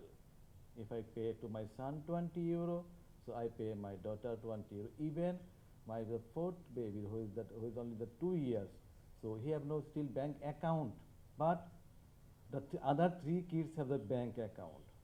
So my third child, she is 5.5 years old. So she cannot use the bank account yet, but I saved her money in there. And the fourth one, he have no account, bank account, so he have a one envelope also. That if I save money for him also, he have the same rights also. Even he cannot use the money. So I am used to in here, but in my background, I am from immigrant background. I was not used to like that, and I learned it from Finland. And I moved here, I integrate in here, so I learned from here. I didn't get this type of service in my family also. Like my mother, she was a slave in our family. She was a housewife, she was a slave. My father was a dictator because he earned money. He was a ready-made father. He go to work, yes, definitely he earned money. He go to work, he come back. After he come back, then he just want to hear from me how we come to him. Hey, hi, come, hey, blah, blah, blah, blah. That's a ready-made father. But my mother sacrificed her life. But in here, in my experience, that I am father and I am mother of the kids. And all are equal to me. I learn it and I do it. Thank you. Any questions, comments? Thanks. Thank you very much. We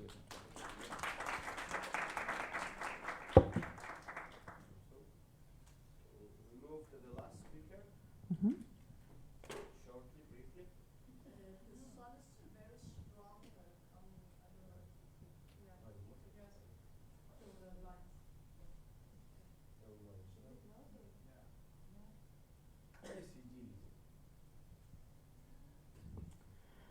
Yes, I talk really briefly because we already many times I tell you about Femina, about what we are doing, how we educate women and people, and I'm so happy that we are together can make this job.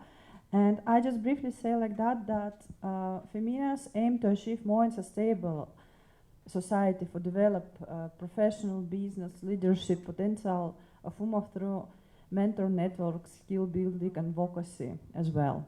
But also Femina now make a focus for youngsters because for my opinion education is key for all doors in our life. And one of the interesting projects what we run, it's this, what we now have, but locally we run a project about youngsters who live in rural area. We help to them find a job or start their own business. Because in city, I think that a little bit more help women and youngsters can help, but in rural area much less, unfortunately, place they can have a job. And also, for example, many schools, ammattikoulu schools who study for some like professional, they use their studies for work free. And many students want to also have some salaries. And one way what we find that really to help for these people start running their own business, because now we have many things from internet that they can work at home and run their own skills. That is one part of our work what we are doing right now. And of course, education, we try to run a workshop and trainings like twice a month, and they mostly free, that everybody can come and educate. And also, of course, individual consultation. Of course, you need to reserve time for that, but how I see sometimes it's very difficult to talk about your problem in public. And when we try to run seminars for women, it's not much people really coming. And I think why it's like that? Because so many people call and say, but why are they afraid to come? And then I understood that really how I can tell about my problems at home. I feel shame if I really have something. And then we are doing like that we are running workshop or seminar where we discuss some issue or like part of some questions, and then we say that if some of them you have a question, please contact us, and then we talk exactly for their problem. And gender equality is one of the top of our, of course, education, because how I say education is a key, and gender equality, I think it's very important in all part of our life, because how we talked earlier, that we not need only tell what we think, but we need to also learn to listen our friends, our family, and another people, and we try to do like that. Thank you.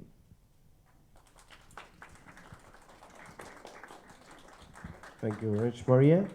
Okay, now it's time for working groups, so that everyone could put his mind and discuss the three key themes. The first one is gender equality and the family. It was briefly presented by Red.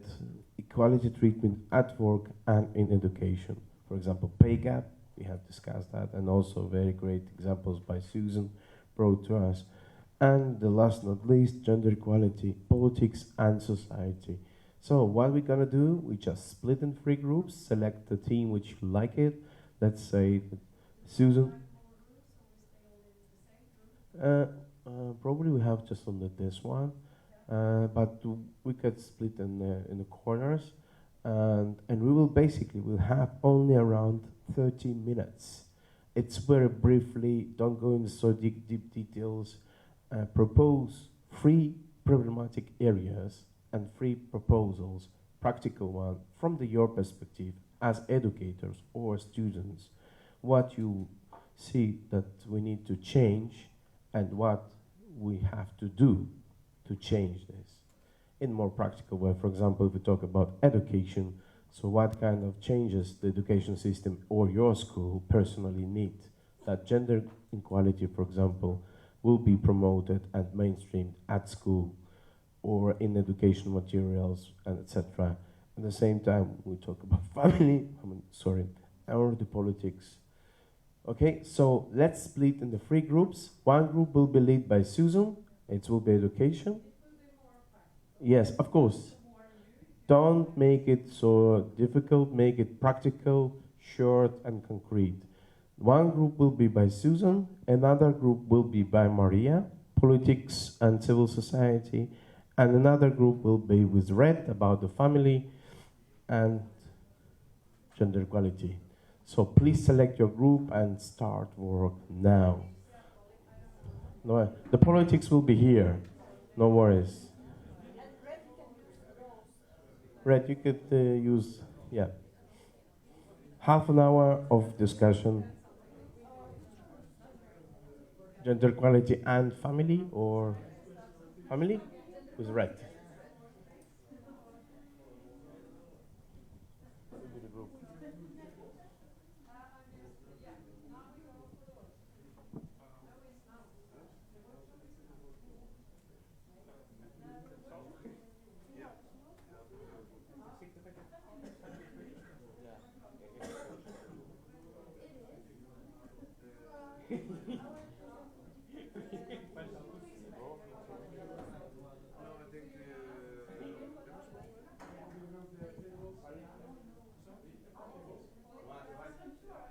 Once again, politics, education, and family. Politics, education, and family.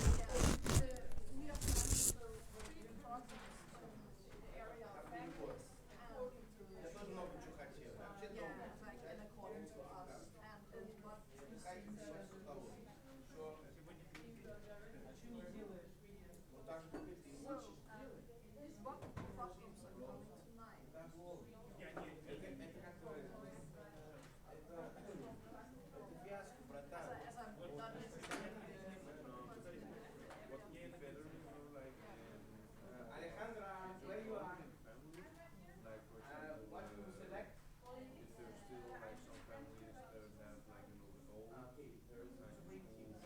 How many? Politics for education. Which you select? Huh?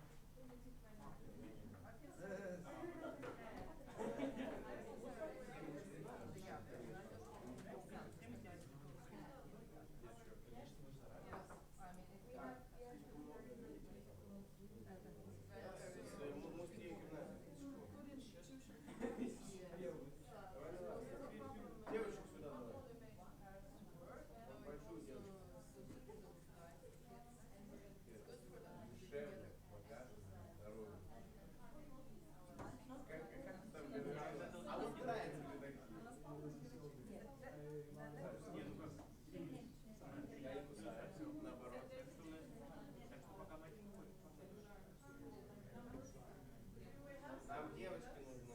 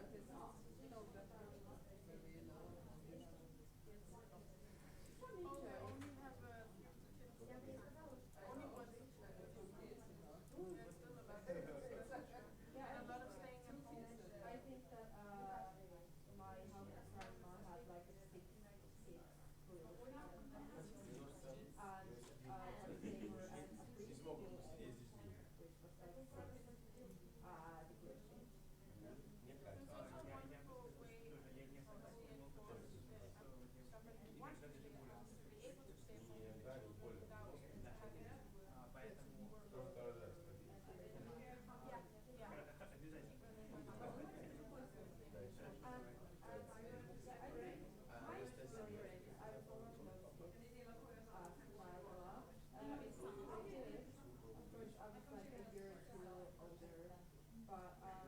We always had good food since it was made. And it was made by her. Made by her. And having 6 kids around. It was also simple food, but still it was great. We made the food, and every day we had a nap. Then we went out to the park, because it was the walks park. So there were not many children outdoor, because I don't know if it's outdoor. Yeah, usually yeah. like my sister also went to that, and she was very happy. Yes, Great, because she had a little social group that she could get intimate with as a child, you know, so getting to know them and inform them. Because they can in kindergarten, where there's a lot more children, and fewer adults to take care of them. Individual care, but I think it's different at work because if you, they're not educated kindergarten. For kindergarten teacher, you are educated in child welfare. So I think it's not as usually ideal for children. As some children it's very good for some children. I think, but yeah, some children. So it's also like you can. But I think it's the same.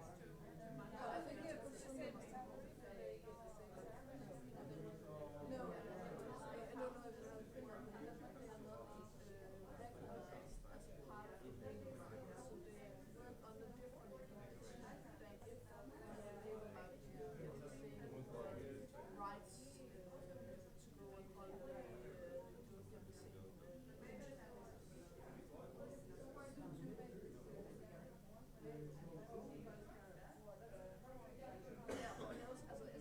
the union performed a long time ago to get recognized as it's generally a problem as getting work in private homes recognized at work.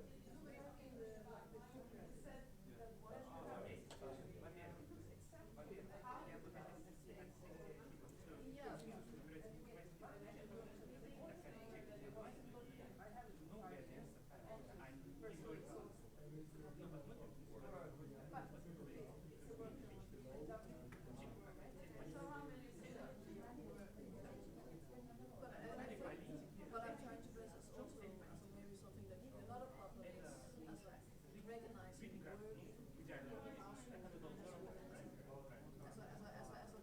respect for care. I would like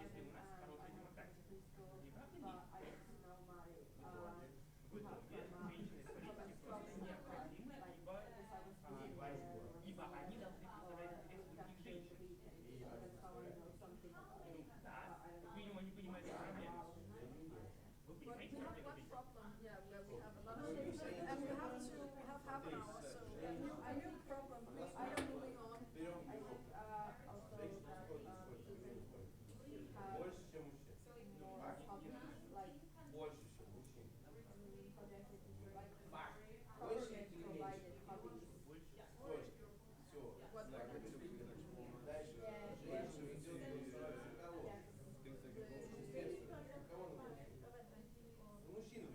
Well, at least like half. We do have some like that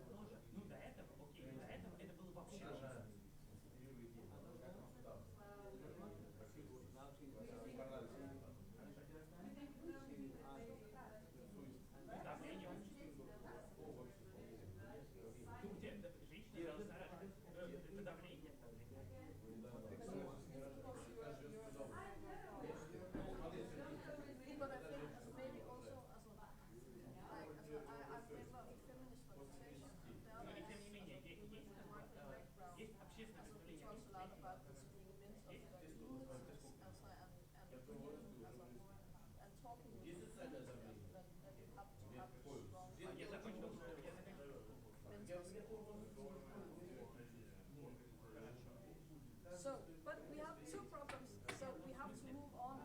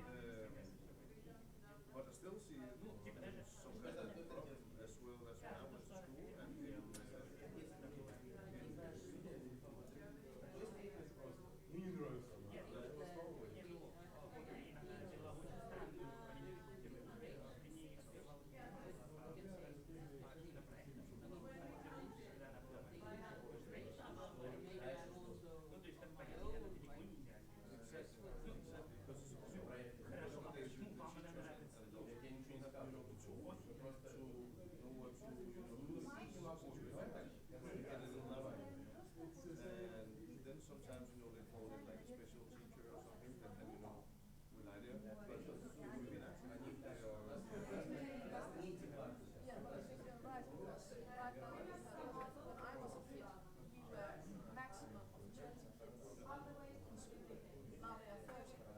And suddenly a lot of kids are being pointed out of being problematic. And I'm not sure they have been problematic when I was a child, because when you only have to manage 20 children, hey, then you can handle that he or she is a little bit well. Denmark, yeah, we have max, our classes have gotten a lot bigger, and then we have gotten, and it's really a very sympathetic politics on paper understands that if you're a child with special needs, you shall not go to a special school anymore. You have to be included in the mainstream, and it's very sympathetic, because it's a good thing on paper to move on, but if you don't give extra money to the inclusion of kids with autism, then you just end up having a kid that is not included, but just makes it as a classroom. I also have a suggestion for another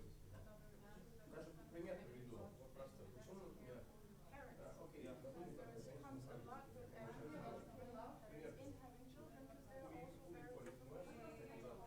But as a parent, they're tired and they learn so much and they see you from home. So if they can go play, they can be wild, they can be parents. They also will go to kindergarten. It's like the old saying, would you it's like we have the like a old saying in Denmark, would you do that at home? Would you do that at home? You know, when you go to school, would you sit up with your feet on the table? Would you do that at home? And but you cannot do that in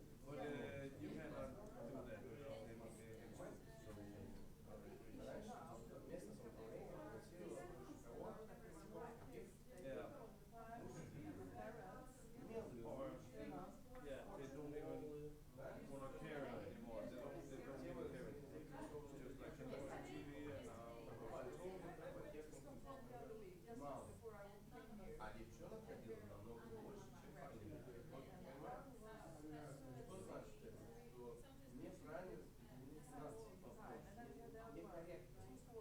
девчонок больше, а финансов приходит на мужиков больше. Чисто интересно. Поэтому сейчас метод называют gender-based division of the budget. На равной части. Чтобы девчонка могла, которая заниматься там, что ей интересно, наукой. Девушка наукой. Ну, на женщина наука. Если посмотрим на новых ребяток,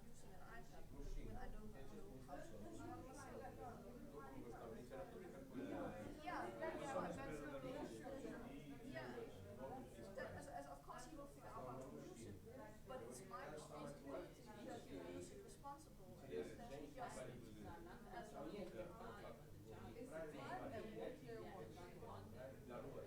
Проблема социальной ответственности женщин перед обществом. Она рожает, это уже минимум 3 года женщина современно осознала свою ответственность, хочет стать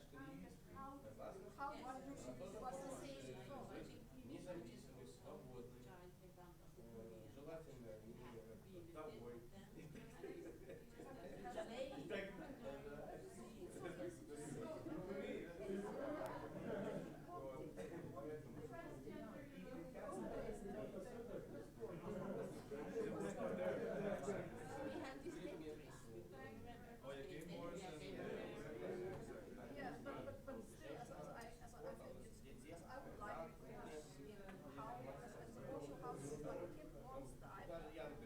what can I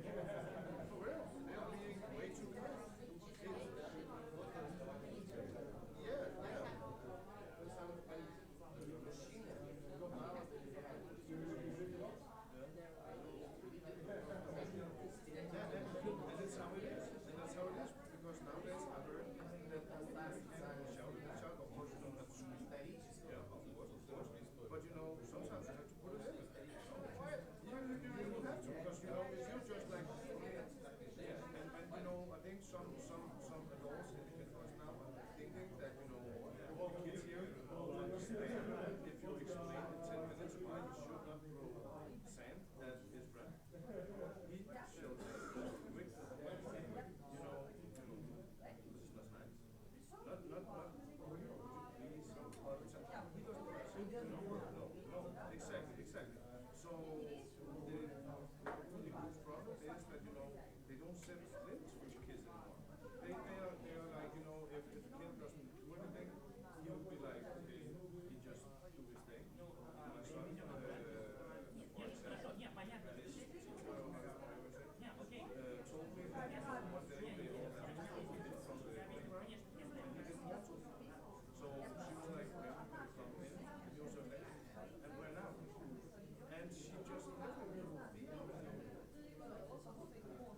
I think you have a point, but I also think I have to go back to something you said because I actually learned a lot from my non-binary students because I'm 35 and I think learning sometimes has to go with as a the awareness of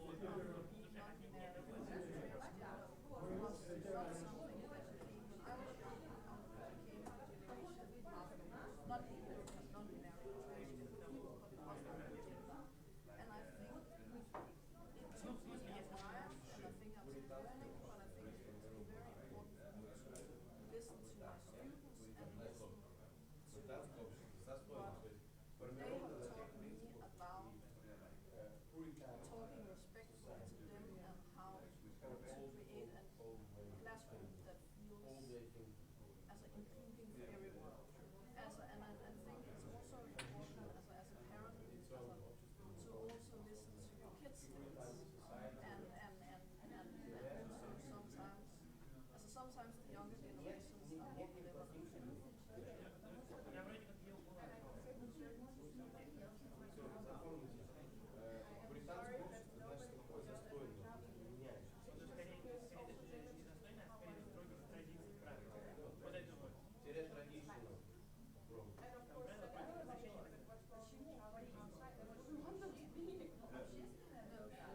No, actually, exactly. It's not good because then he will never learn that there is just a time where you have to go in. No matter how much you want to come out and play, you will have to come in. When you get older, you cannot just okay. I don't want to come back to school. So I'm staying here. You cannot. No, I didn't say that. I didn't say.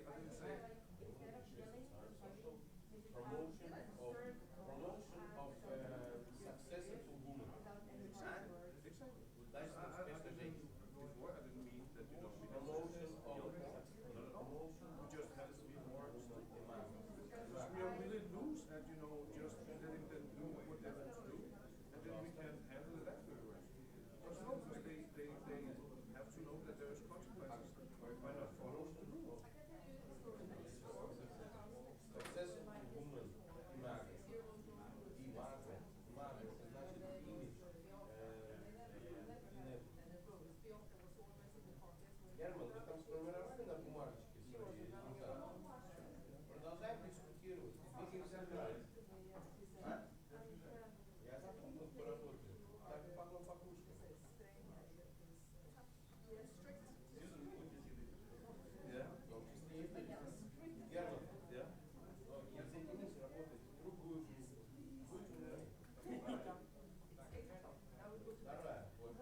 But I think there's a difference between being as a strict and setting clear boundaries and rules and yelling. And I remember I read this as an article where a psychologist had interviewed kids and one said yelling is like you hit with words.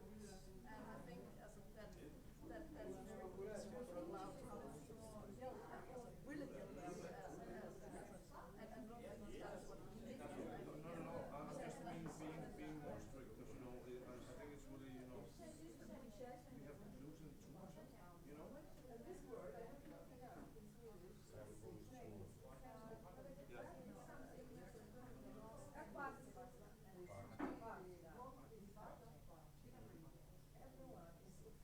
Active participation.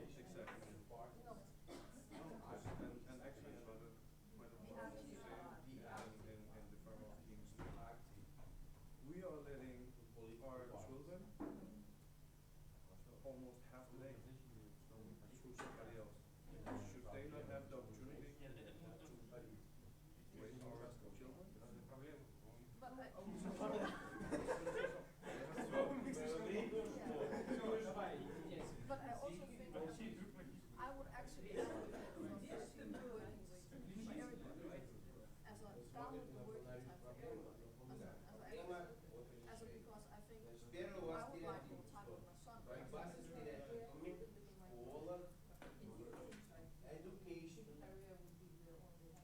improving, it's so improving,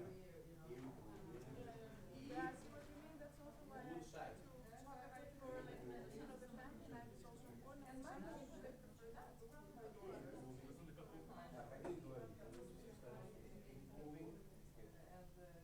education of young women and young men. Согласны? Согласны? Молодой женщине повышение образования. Improving educational level. And that's why we should have a 30 hours work week for everybody. Because if you can't do it, not in the current climate, but you should. In society, level in society, but you should Yes, see, that's the point. She wants to be with her kids, and she's a little bit frustrated by herself. She's surprised because she never that would happen to her. Because she had stereotypes job and she was able to yes, I want to do this. I want to do this farther. Provide you also should be able to choose as a environment. You don't always have a choice. And I think you also have to say a lot of women right now in Denmark are saying they are choosing as a woman by empowering. But that is not an option for every entrepreneurs. As the women in Denmark choose to stay more. This is deep. You should provide the necessary environment. If you're working as a kindergarten teacher or you're working as a cleaner, you work full time because that's the only way to make it. So saying women should have the choice, it's always linked to our class. In the best of worlds,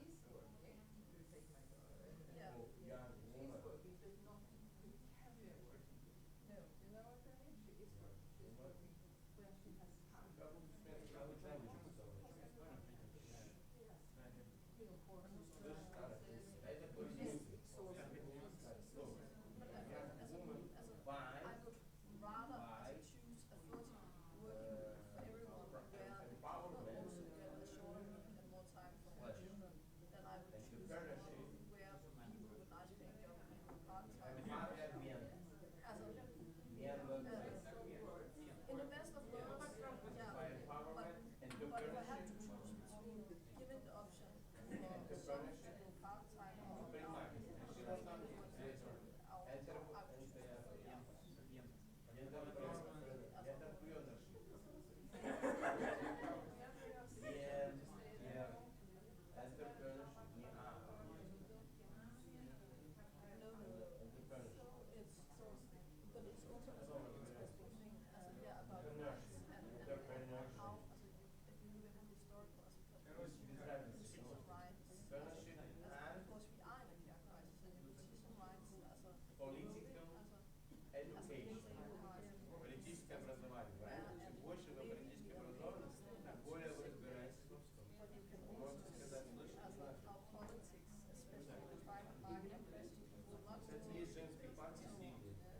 Какое самое сильное движение женское?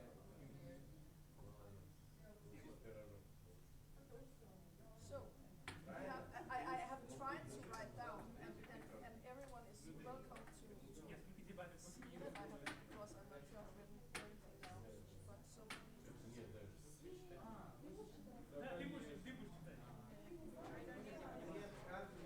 You can write the name, you can illustrate, you can make a flower, you can put extra thing. I have tried to write loyally down. Урок для учителя. Звонок для учителя. Вот это запомни, никогда не так, мы поговорим о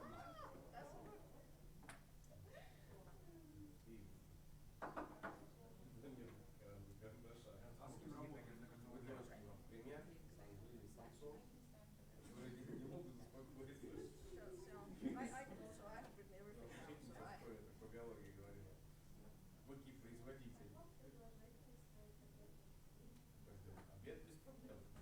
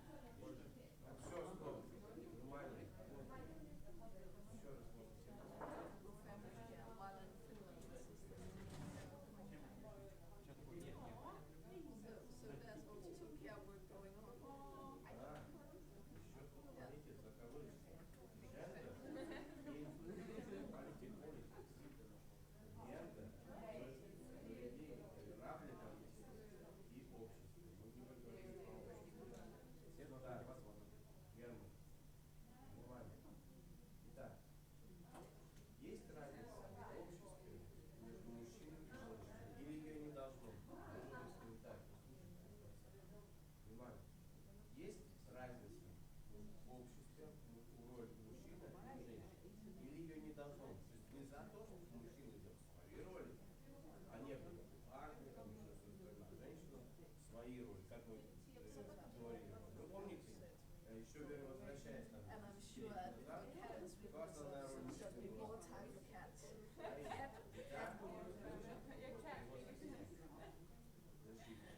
Женщины.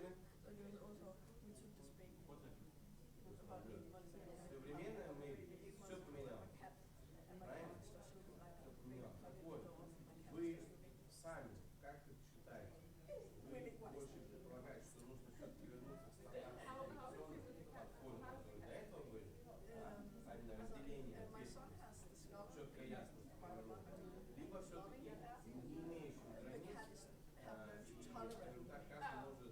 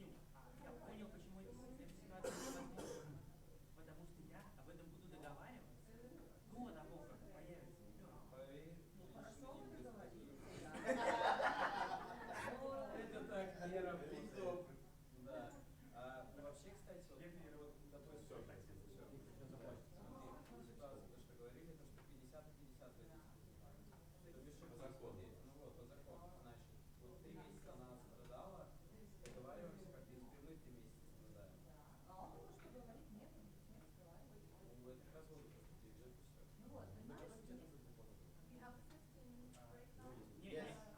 So not yet. Probably at 4 o'clock. Is it 4? Okay, almost 3 minutes. So the most important question, what you just saw is interaction between men and women and the power.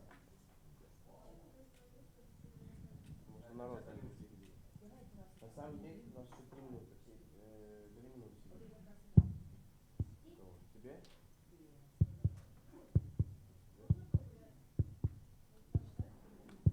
Итак, на самом деле очень важно запомнить, вы не были на тренинге, кто-то не был знаком. Но самое важное, кто-то ездил с нами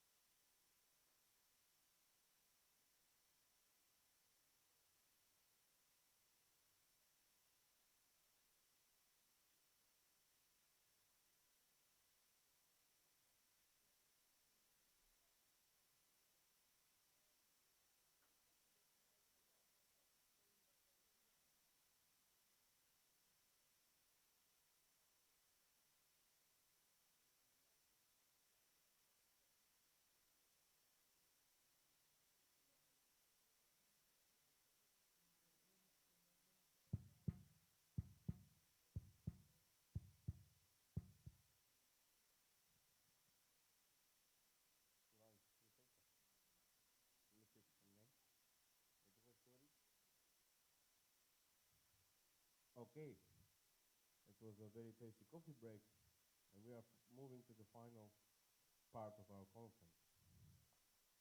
So, we would like to propose, should be very briefly 5 minutes to present the results, and then we move to the final keynote speaker.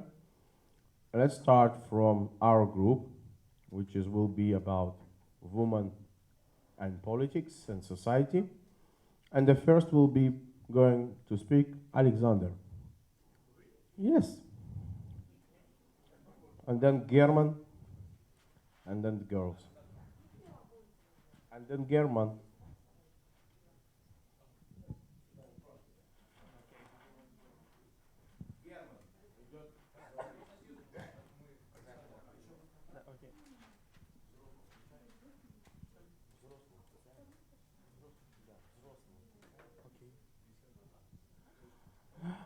Okay, our topic is women and politics, and the first problem we notice is the stereotypes who really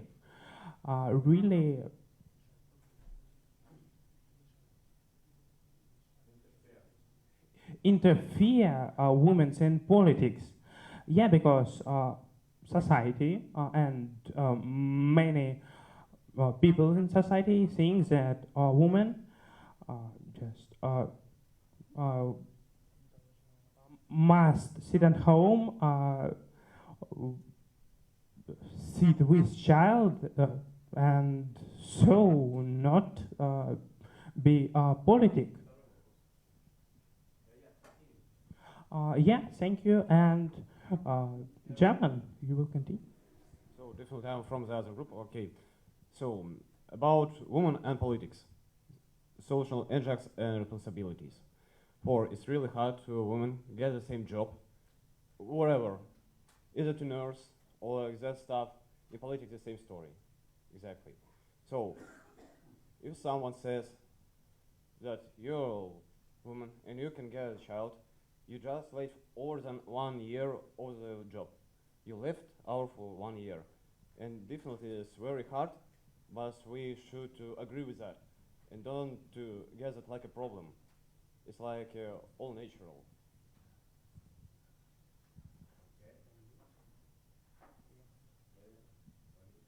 Hello.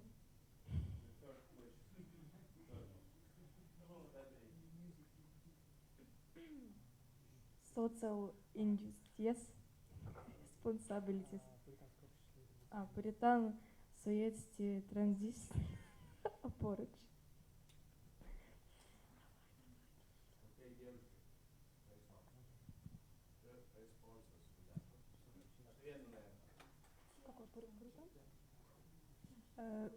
Puritan society, traditional approach.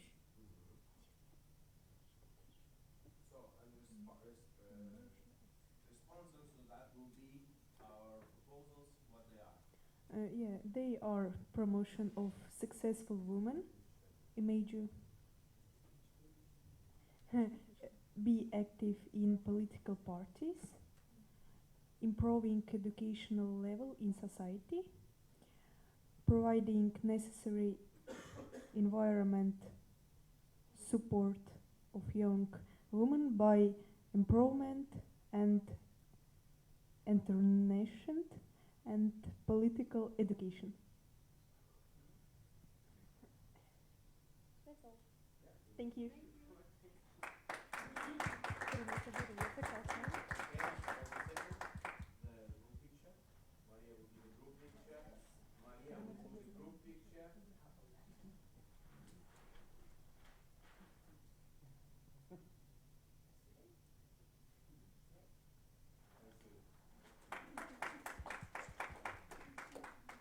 Okay, and move then on the second one.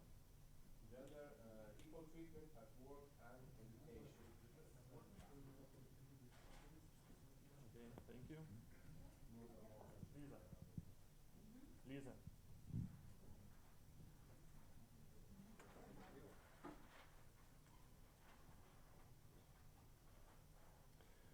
Okay, here's our topics. I think that there was how much? one, two, three, four, five questions. Yeah, that we decided for which answers we are finding. I think that one of us can tell one topic, yeah, and his attitude and what is the result of solution. Who begins? So first of all, we take other ways to communicate. Sign language. It's like informal language that use student education. Like was for me, it's like a different ways to show numbers by one hand, not by two hands, just to make 10. You just need to take, what time was? 10. 10, yeah, that. And 9 was like that. And for that, it's like there's another way to communicate with other people. Next will be length of education. We take 3 groups. It's like was answers, A, B, and C, and just numbers with that. It was to pretend what is the right of them. And the question was about length of education of people from other countries under 11 years, and how many educators are not involved in that. So like that. Thank you. Next. Yeah, regarding to marriage, it was surprising that actually in 50 countries around this, marriage is legal under 18. And we were discussing for whom it was surprising, for whom it's not. And we started to be aware of these problems. The same with signing the UN Convention against discrimination of women. Actually, surprisingly, almost every country signed this document, but of course nobody is, not so many people, not so many countries really following that document.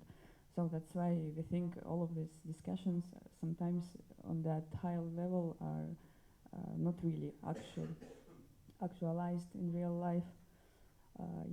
About presidents. Yeah. Signing the UN Convention. Yeah. So it's about the Convention of against discrimination, and how many countries voted for and against it. And I think most people were quite pessimistic, but it turned out that like 190 countries actually voted for this conclusion. But yeah.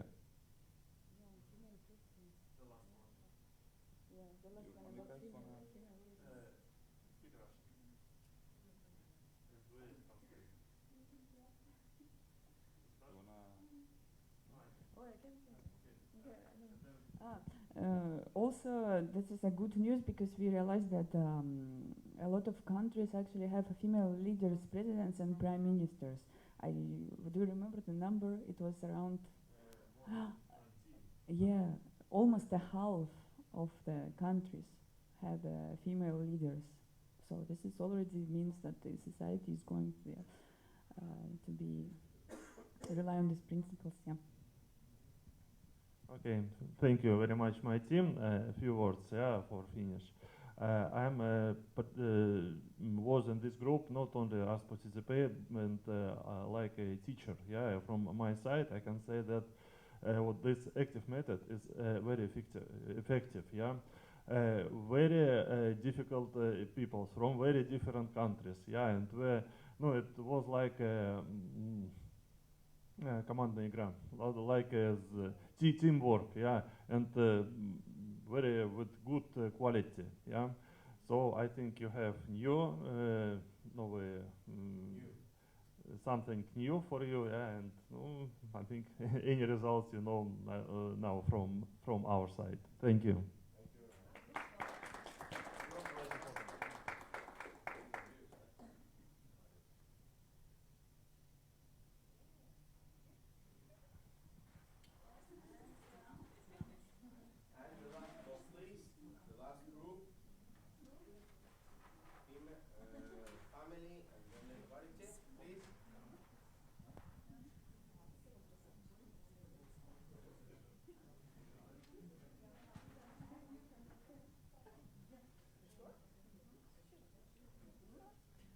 Sure.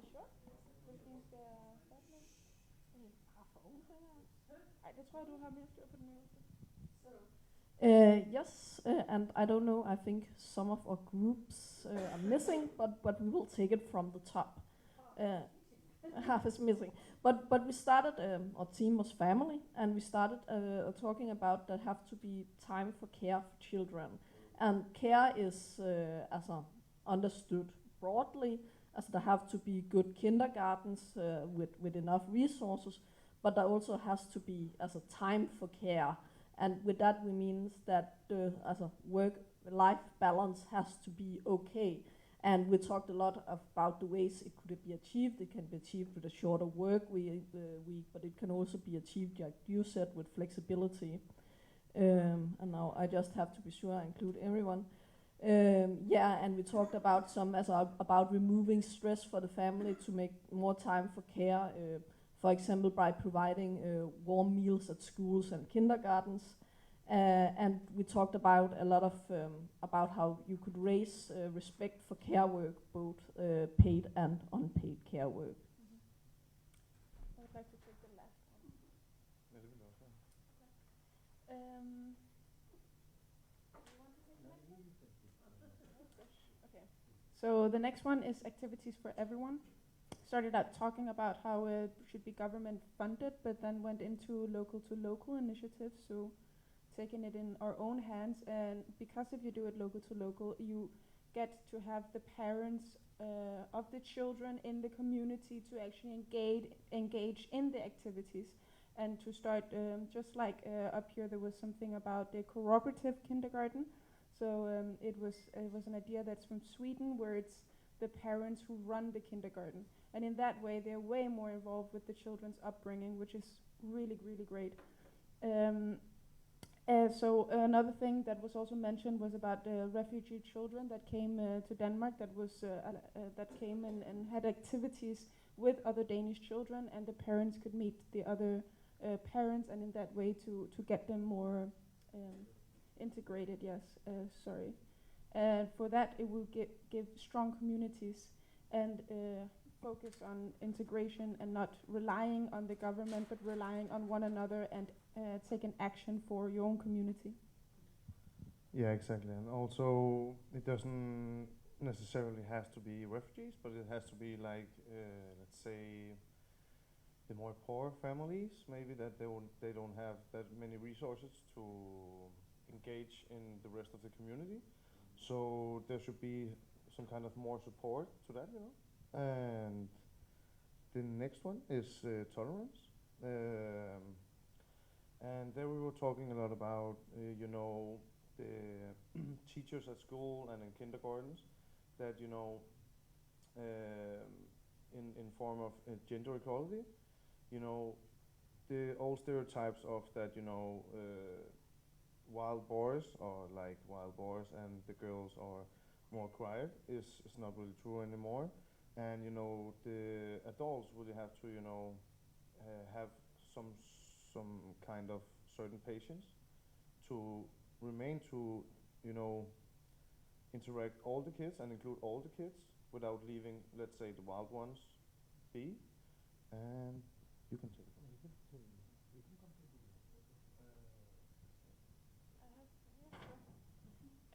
I would leave a last remark too. We started with care for children, and by the end I also would like to introduce care for parents. Again, going back to educating parents and how to educate their children.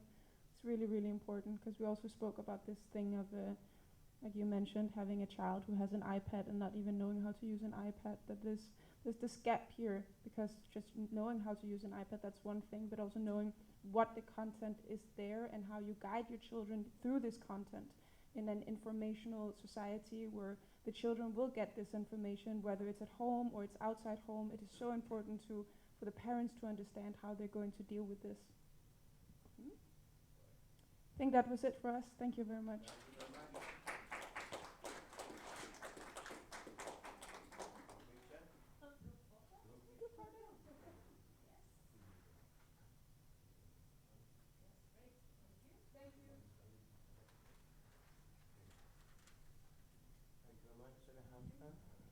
Thank you very much, all three groups. It was a great result.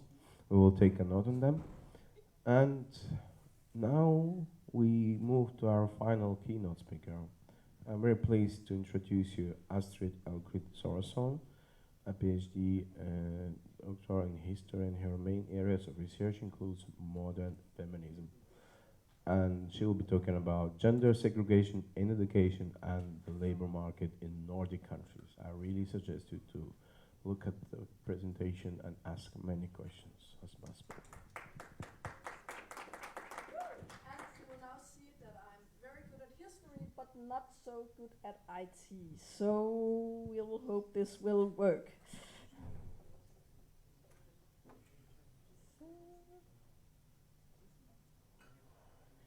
I can, while someone else get the IT to work, I can actually say now we have talked a lot about UN, and I'm currently actually working on a new project about the first women in the UN, and it was actually a Danish woman called Bodil Bagtrup that was very instrumental in getting women's right into the first Declaration of Human Rights.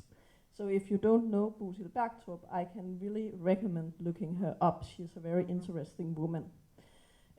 But first of all, thank you for inviting me to this lovely conference with semi-okay IT. And I will try to give a presentation.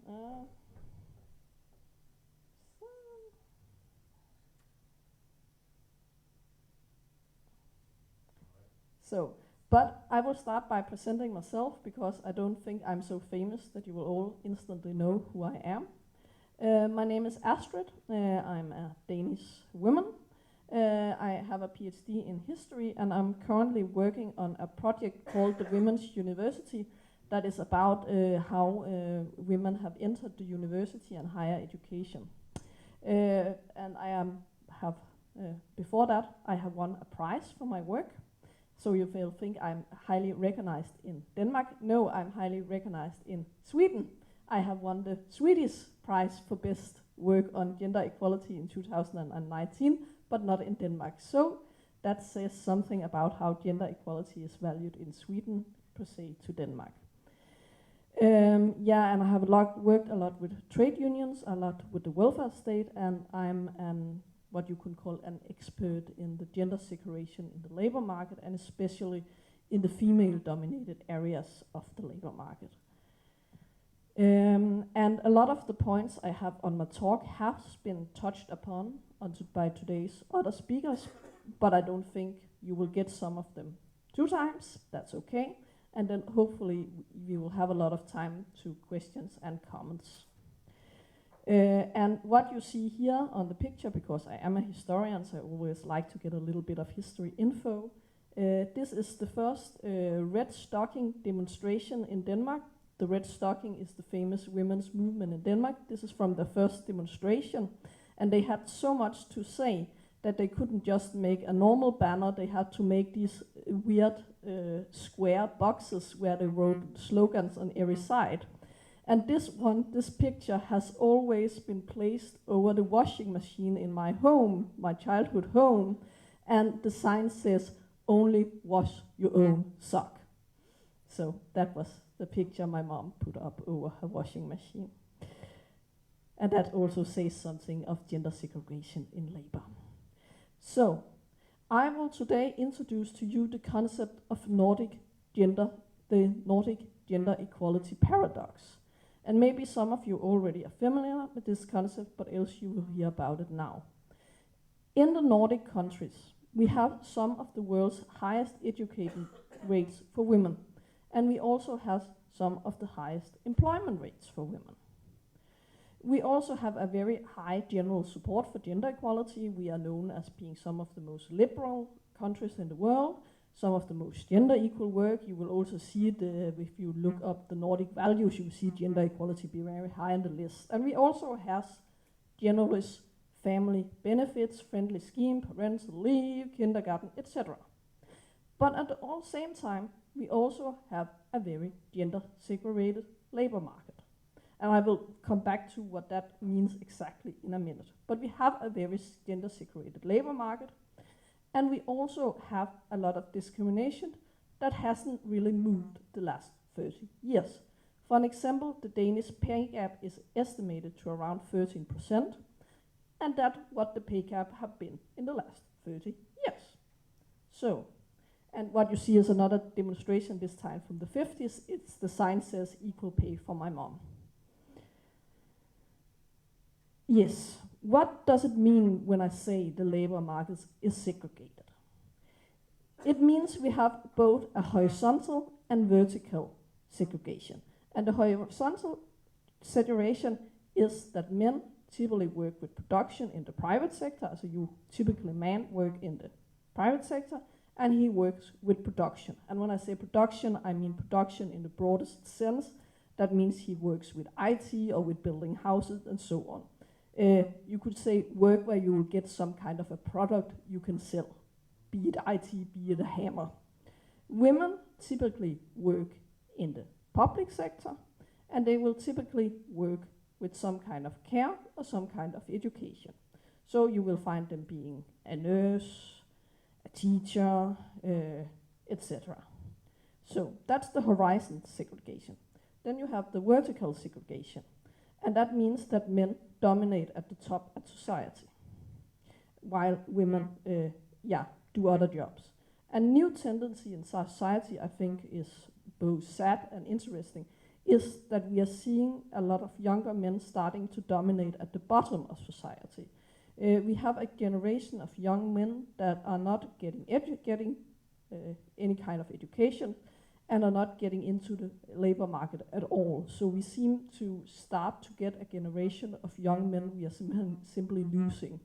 And we call that in research, we call that a crisis of masculinity. So we have some men who are not able to fit into society, and that's a new trend.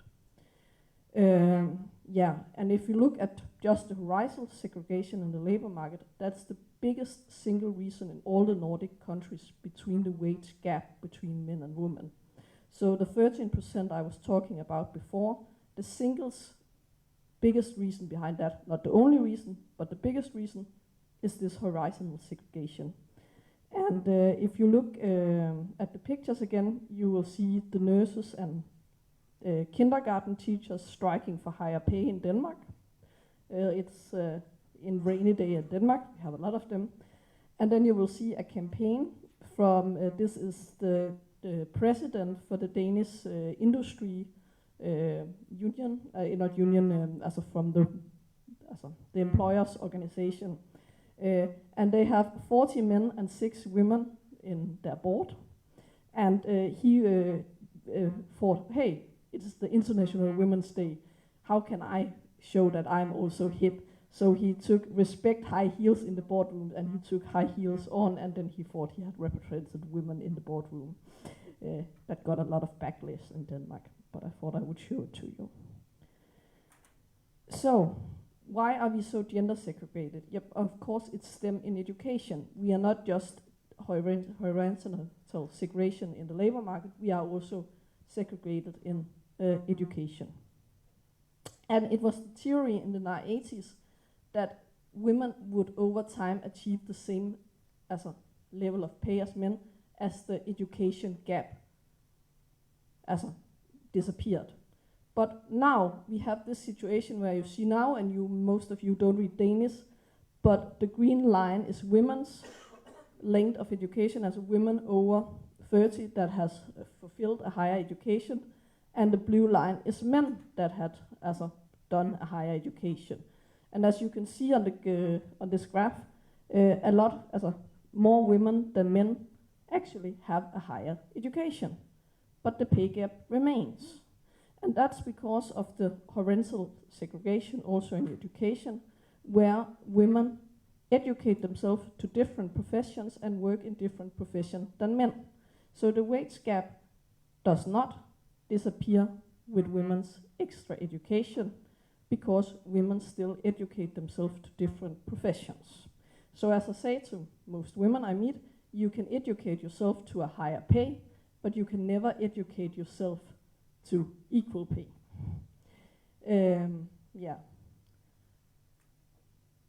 So, Different choices, different expectation. And I hope you will take this up as a point of discussion. I will not give you the answer.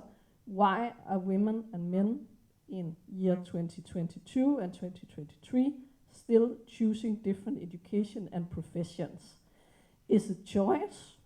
Is it different expectations? Are they different nature? What is it? I think it would be interesting to discuss this after my talk. But I thought I would show you some campaigns from Denmark. And you are not able to read Denmark, so I will translate them. This one you see here with the 3 girls is from University College Copenhagen, who educate social workers, nurses, and kindergarten teachers. And the sign says, it's not what you want to be, it's who you want to be it for. And you can see 3 girls. They are not choosing what they want to be, they are choosing to be something for someone. Yes, and it's still ongoing. Then we have the Danish School of Science and Technology, which educates mostly engineers. They had this advertisement for the education in all major newspapers in Denmark. It says, we have it with our numbers as women has it with new shoes. We can't not get enough. And that is only 5 years old. So I think maybe that is very telling about the gendered expectations we still have of our children and our young people when these 2 campaigns from different educations in Denmark can still go on. Yeah.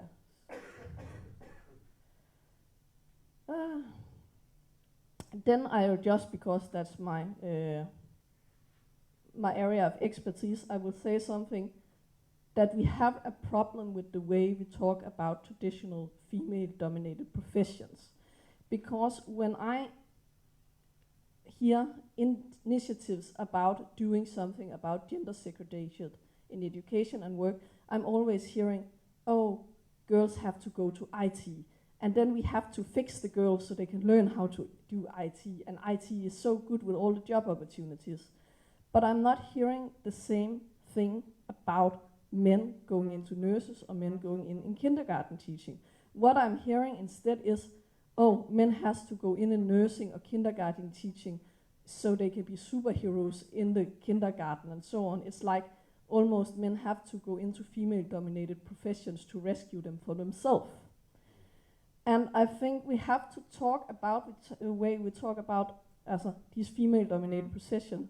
We still talk about this work as it is a vocation, what you also in Danish call a calling. It's something like a higher calling you do.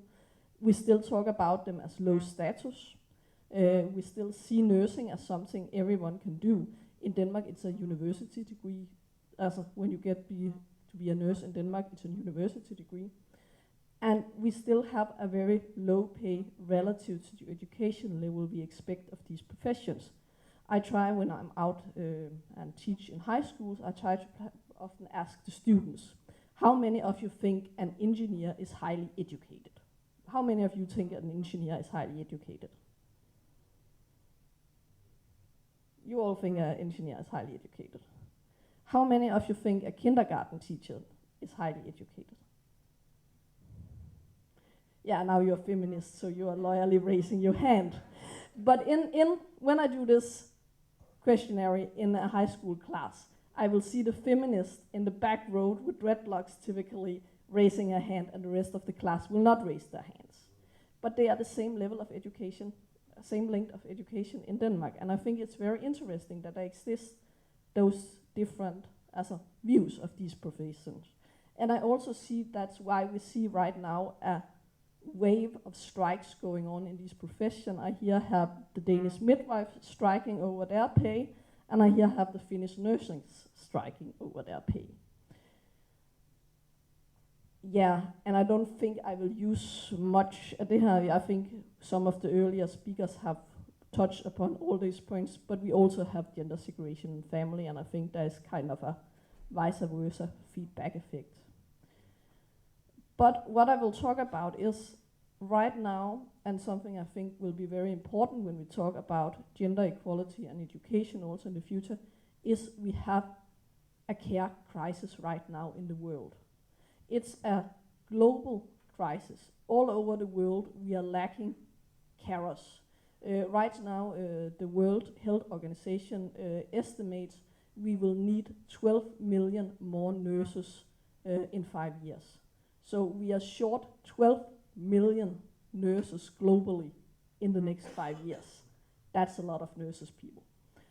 But we are also experiencing this care crisis in the Nordic level, in the society that has been dubbed care-friendly and women-friendly, and we experience a lack of care.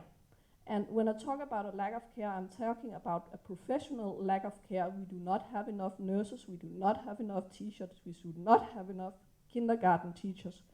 But it's also a care crisis in the family. We are seeing a lot of families' timetables that don't add up. They don't have time for their children and they don't have time for their elderly. And that's also because we have a demographic challenge where we're getting a lot of elder folks and we are not getting especially many children, so we have a lot of older people. And I think this is the situation that we stand in. We stand in a care crisis and it will have consequences. As a people, as I just talked with the midwives, I talk a lot with the midwives, you know, but this was my midwife who helped me give birth. And she said, yeah, actually you had to wait 5 hours for an epidural blockade. That is 5 hours, people, of me being in pain when I didn't have to be in pain because there wasn't a midwife or nurse to give me pain relief. 5 extra hours where I stopped in the process of being in labor because I had to have labor-inducing medicine, but they couldn't give it to me because there wasn't enough personnel. And my midwife said to me, I'm sorry you had to be in so much unnecessary pain because we weren't people enough on watch. But you are one of the lucky ones. Yesterday I had a patient where I actually thought this will end up with a dead child. It didn't, but she said she had to stay alone in a situation she thought was unsafe for the woman and child after her work have ended because there wasn't anyone to take over her work. There were too few nurses and midwives at work. That's the situation in a Nordic country, my friend. And I just think we have to be aware because this greatly affects gender equality. And I would really recommend this book to you, I have said here, who describes this care crisis we have started to be in. But I will also, because that was the sad note and I always learned you have to start on a positive note, say it is in great crisis we have the greatest potential to re-evaluate society. And I think that the current care crisis really gives us an opportunity to rethink how and what we value and how we calculate society. And I think at that, as in these societies, and I also think that speaks very well what you are saying, that all these UN goals are connected. Because in the current economy, we don't value having clean drinking water enough. Actually, in Denmark, when we calculate value, clean drinking water isn't calculated into it. But if we pollute all the drinking water and use money to take the pollution out of the drinking water, then it's suddenly calculated in because then it creates jobs, it creates so and so. And I think that is something where we have to maybe start thinking about new ways of doing things. And then I just have to put a picture of my baby on it where he is demonstrating for equal pay. Yeah. Then I would give you some websites because it's always nice to know your statistics. I would say EIGE, European Institute for Gender Equality, have a lot of great statistics. I would really recommend anyone that is interested in numbers to look their site up. They also have a lot of tools for working with gender equality. And if you don't know it, there's also NIC, Nordic Information of Gender. It's kind of like IGE, just with a really strong focus on Nordic. And again, a little bit about the protest. We have a lot of strikes. So here my cat sporting the nurses' striking gear. And my friend's dog also striking for the nurses. And you can all try to decide who wore it best, the cat or the dog. And if anyone says the dog, they are not my friend. Yes, and I hope we will have some time for questions and comments. And I hope you found it interesting, even though it was a little late on the day.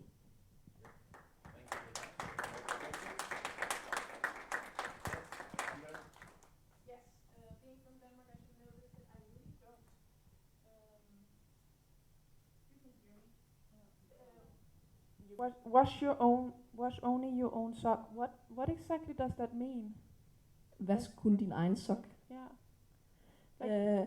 It was a motto the Red Stocking Women's Movement took as a wash only your own sock, because they wanted to show that it's not just the labor you do in the labor market that take your time and so on. It's also the labor you do at home. So there was this great discussion at the time, especially why do women not participate in politics and unions and the social movements. And the Red Stockings had the very large focus that it was not because women were less politically inclined or interested. It was because all the housework fell on the women. So they had this campaign that if women should participate in society at an equal level with men, men had to do their own kind of housework, because else they would go to all the political women meetings because the women did all the housework. So it's kind of like a campaign that you have to do your own only your own part of the housework, because else you won't have time to be politically engaged. The Red Stockings also had campaigns that you can't place all the political meetings and so on in the afternoon, because then the women can't go, because there they have to tuck the children into bed and so on. Yes, next question. Next question, Lisa.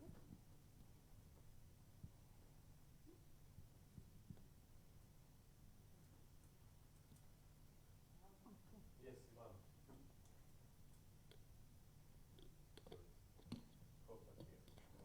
Ivan. You talked about segregated labor market. Do you think that segregated education is tied with the labor market? When you segregate education, do you also segregate the labor market after that? Yeah, yes, I think gender segregation and in the education and labor market is very connected, because if you educate yourself to be a nurse or engineer, you most men study to engineering and end up in a gender segregated labor market for engineers and nurses.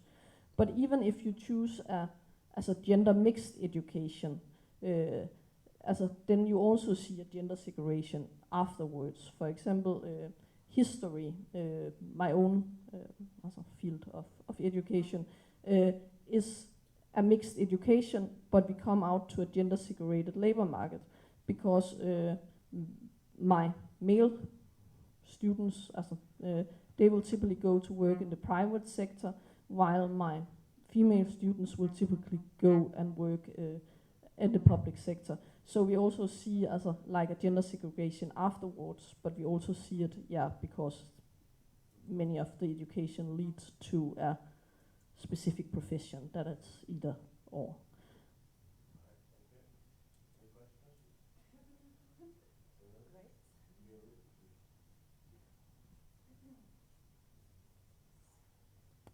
So I think I'm starting to understand the issue. What would be the solution? How would we promote, in your opinion, so that it will be more equal, so women would be more in the private sector and men in the public? I think it's a very hard thing to do something about, because it takes so long. it takes a lot of time.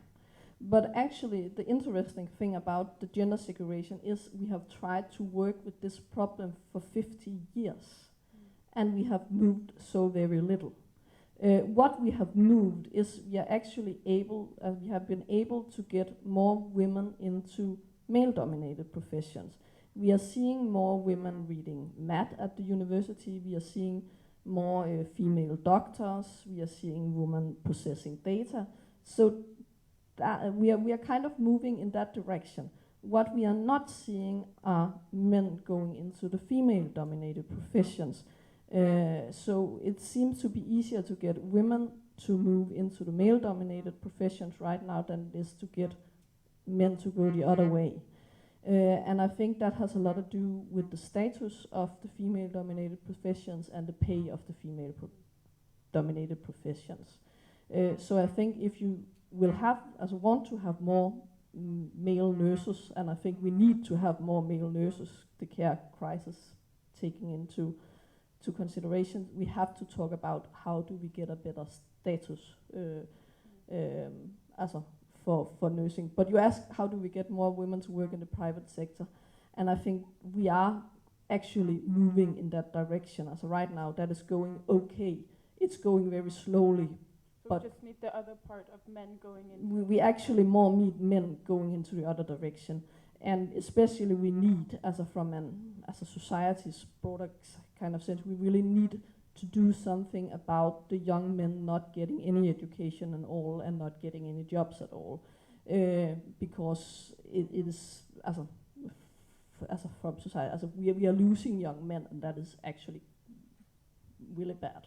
We also saw some commercial on the newspapers and so on where they branded the exactly. Do you think we could use this in an opposite way to rebrand the educations in a way that it's more appetizing? You understand what I mean? I think we have a lot of work to do on how we talk about education, and I think this shouldn't be going on in our time, this looked like something from the 50s. And I think I have a lot, I have a whole database of examples like these. I also have these examples from the local kindergarten, where they have a beauty day for the girls and a football day for the boys. And we have physics week for girls. What are they doing? They are doing makeup.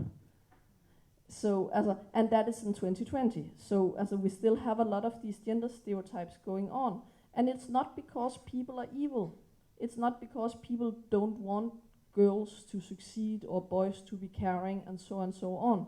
It's just because we all fall back to what we do, and I think we have to think, why are we doing these stereotypes? Why are we falling back in these kind of patterns? Thank you.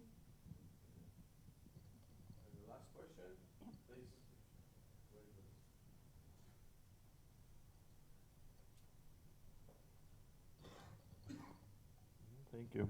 I have a question about nurses. Yeah, it's really disaster. Yeah, I don't know how it can be, and I have a question.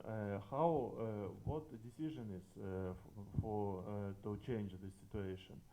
I think salary is not only one part. No, it's only one part of problem. Yeah. No, for example, teacher never has a very good salary. Yeah. But we are working because it's our mission. Yeah, I think that medical workers is the same. How to do that? Young people must more understand that it's very important job. What do you think? I think a lot of nurses and high school teachers have worked in all these countries because they have a mission, because they have a calling. And I think maybe that's not so in anymore. Now you also need to get a paycheck. But it's also, before being a teacher or being a nurse was also kind of high status. Maybe the pay wasn't good, but but you still had a high place in society. Right now you have low status, horrible working conditions and low pay, and not especially high status. If you look at it honestly, that's what you get. And it's also, as before when you were a nurse, okay, maybe the pay wasn't great, but you had a good pension in consideration to other jobs. You had okay working condition, you have good family benefits. Now you have better family benefits in the private sector. You have a better pension in the private sector. So why do you want to be a nurse? The only reason someone wants to be a nurse today is if they really want to do something good for other people. And I would like to think that we have so many angels around us that would uphold a whole profession, but we don't. And the angels we have are burning out. And it's the same for the teacher's profession, it's the same for the kindergarten's professions. And what I'm doing in my study, I see the numbers, I look at this as an historical, and I see a 50 years perspective, and I can just see it, bum, bum, bum. And then I look at the Nordic countries and say, maybe it's not so bad, the debt has only risen a little bit. And then I look to England, because England is always around 30 years before us, both on the good and the bad. How does it look in England? Right now, more people in England are estimated to die when they don't have to than they were in the 50s. Right now in England, and this is not the nurses themselves, it's the doctors' unions, are estimating that the lack of nurses in England cost us 2,000 people per month in England. That's the picture we are looking into. So,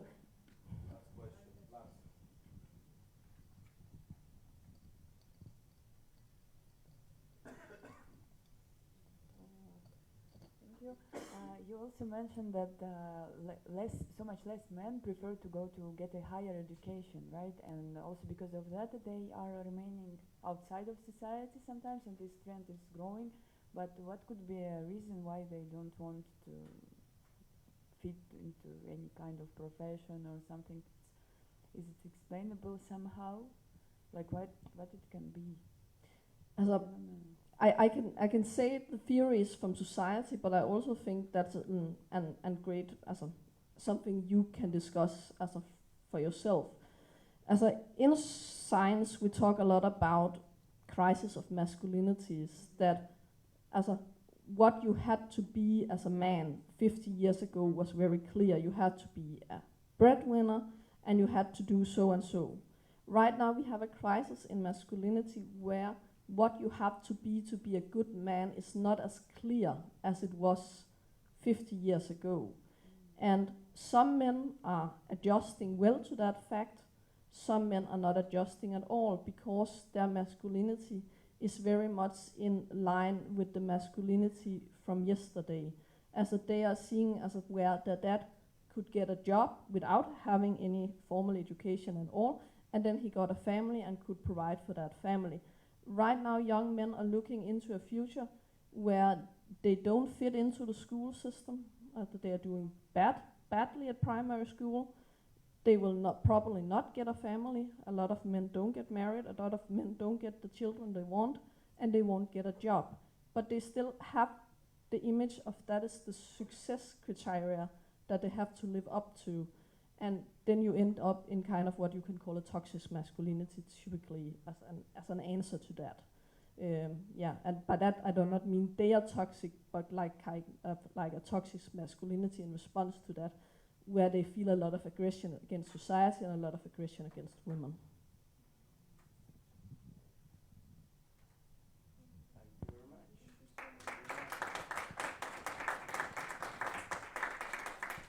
Thank you very much, Astrid. That was a very interesting interaction, and we hope you share your presentation with us. Of course, thank you very much. So, we came at the final stage for conclusions. Today, we've been having interesting interactions on the themes of gender equality situation. Example, Finland, presented by Merja Kähkönen, National Council of Women of Finland. Then we move to the gender equality in terms of UN 2030 agenda, if you remember, that was presented by Jenny Kaupila And the last presentation was presented by Evelyn Neudorf from Tallinn University, Reducing Gender Inequalities and the Role of Young People in it.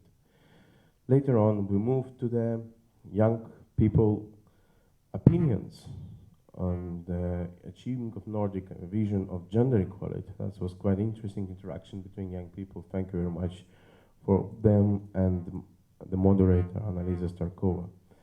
And of course, without the teachers and experts, it will not be so fun that the students and NGOs and educators inside their own rights and political goals concerning equality in society and supporting the SDG agenda. So to discuss the education as a key for all, basically. And last not least, we had a very interesting interactions with Susan, with Red Laya and Samsu Alam about gender equality in the family, in the education system, and in the politics. And of course, without good results of your work will not be so fun. Thank you very much for, and of course, at the end, Astrid has presented as segregation in education and the labor market in Nordic countries. That was a really interesting day today. Thank you very much for sharing your stories, experience, best practices. Tomorrow, we continue our work, and we will basically present you the outcomes of whole project. I'm talking about Gender Equality Toolkit, which was providing and developing all together during this year in 2022 at the webpage, and of course the good networking. I hope we will keep in touch, work together for improving the gender equality situation in our schools, in our homes, and for sure we will have proposals for education institutions and how to mainstream and deepen the knowledge about gender equality in our education system. But before we leave, I will be very happy if you could fill a feedback form. You go on webpage, take your phones, gender equality, genderjourney.eu and /feedback. Or you can go on the events and then just select feedback. It will take just a few minutes.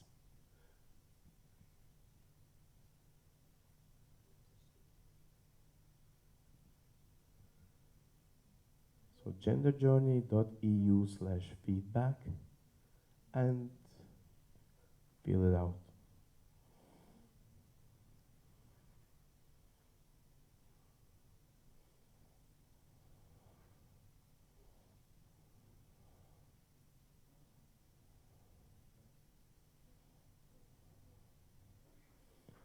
This event will not begin happening without support of our great partners and financial support, especially of Nordic Council of Ministers, Nordic Culture Point, and National Foundation of Civil Society of Estonia. We would like to gratitude them all for their support and wish all the best.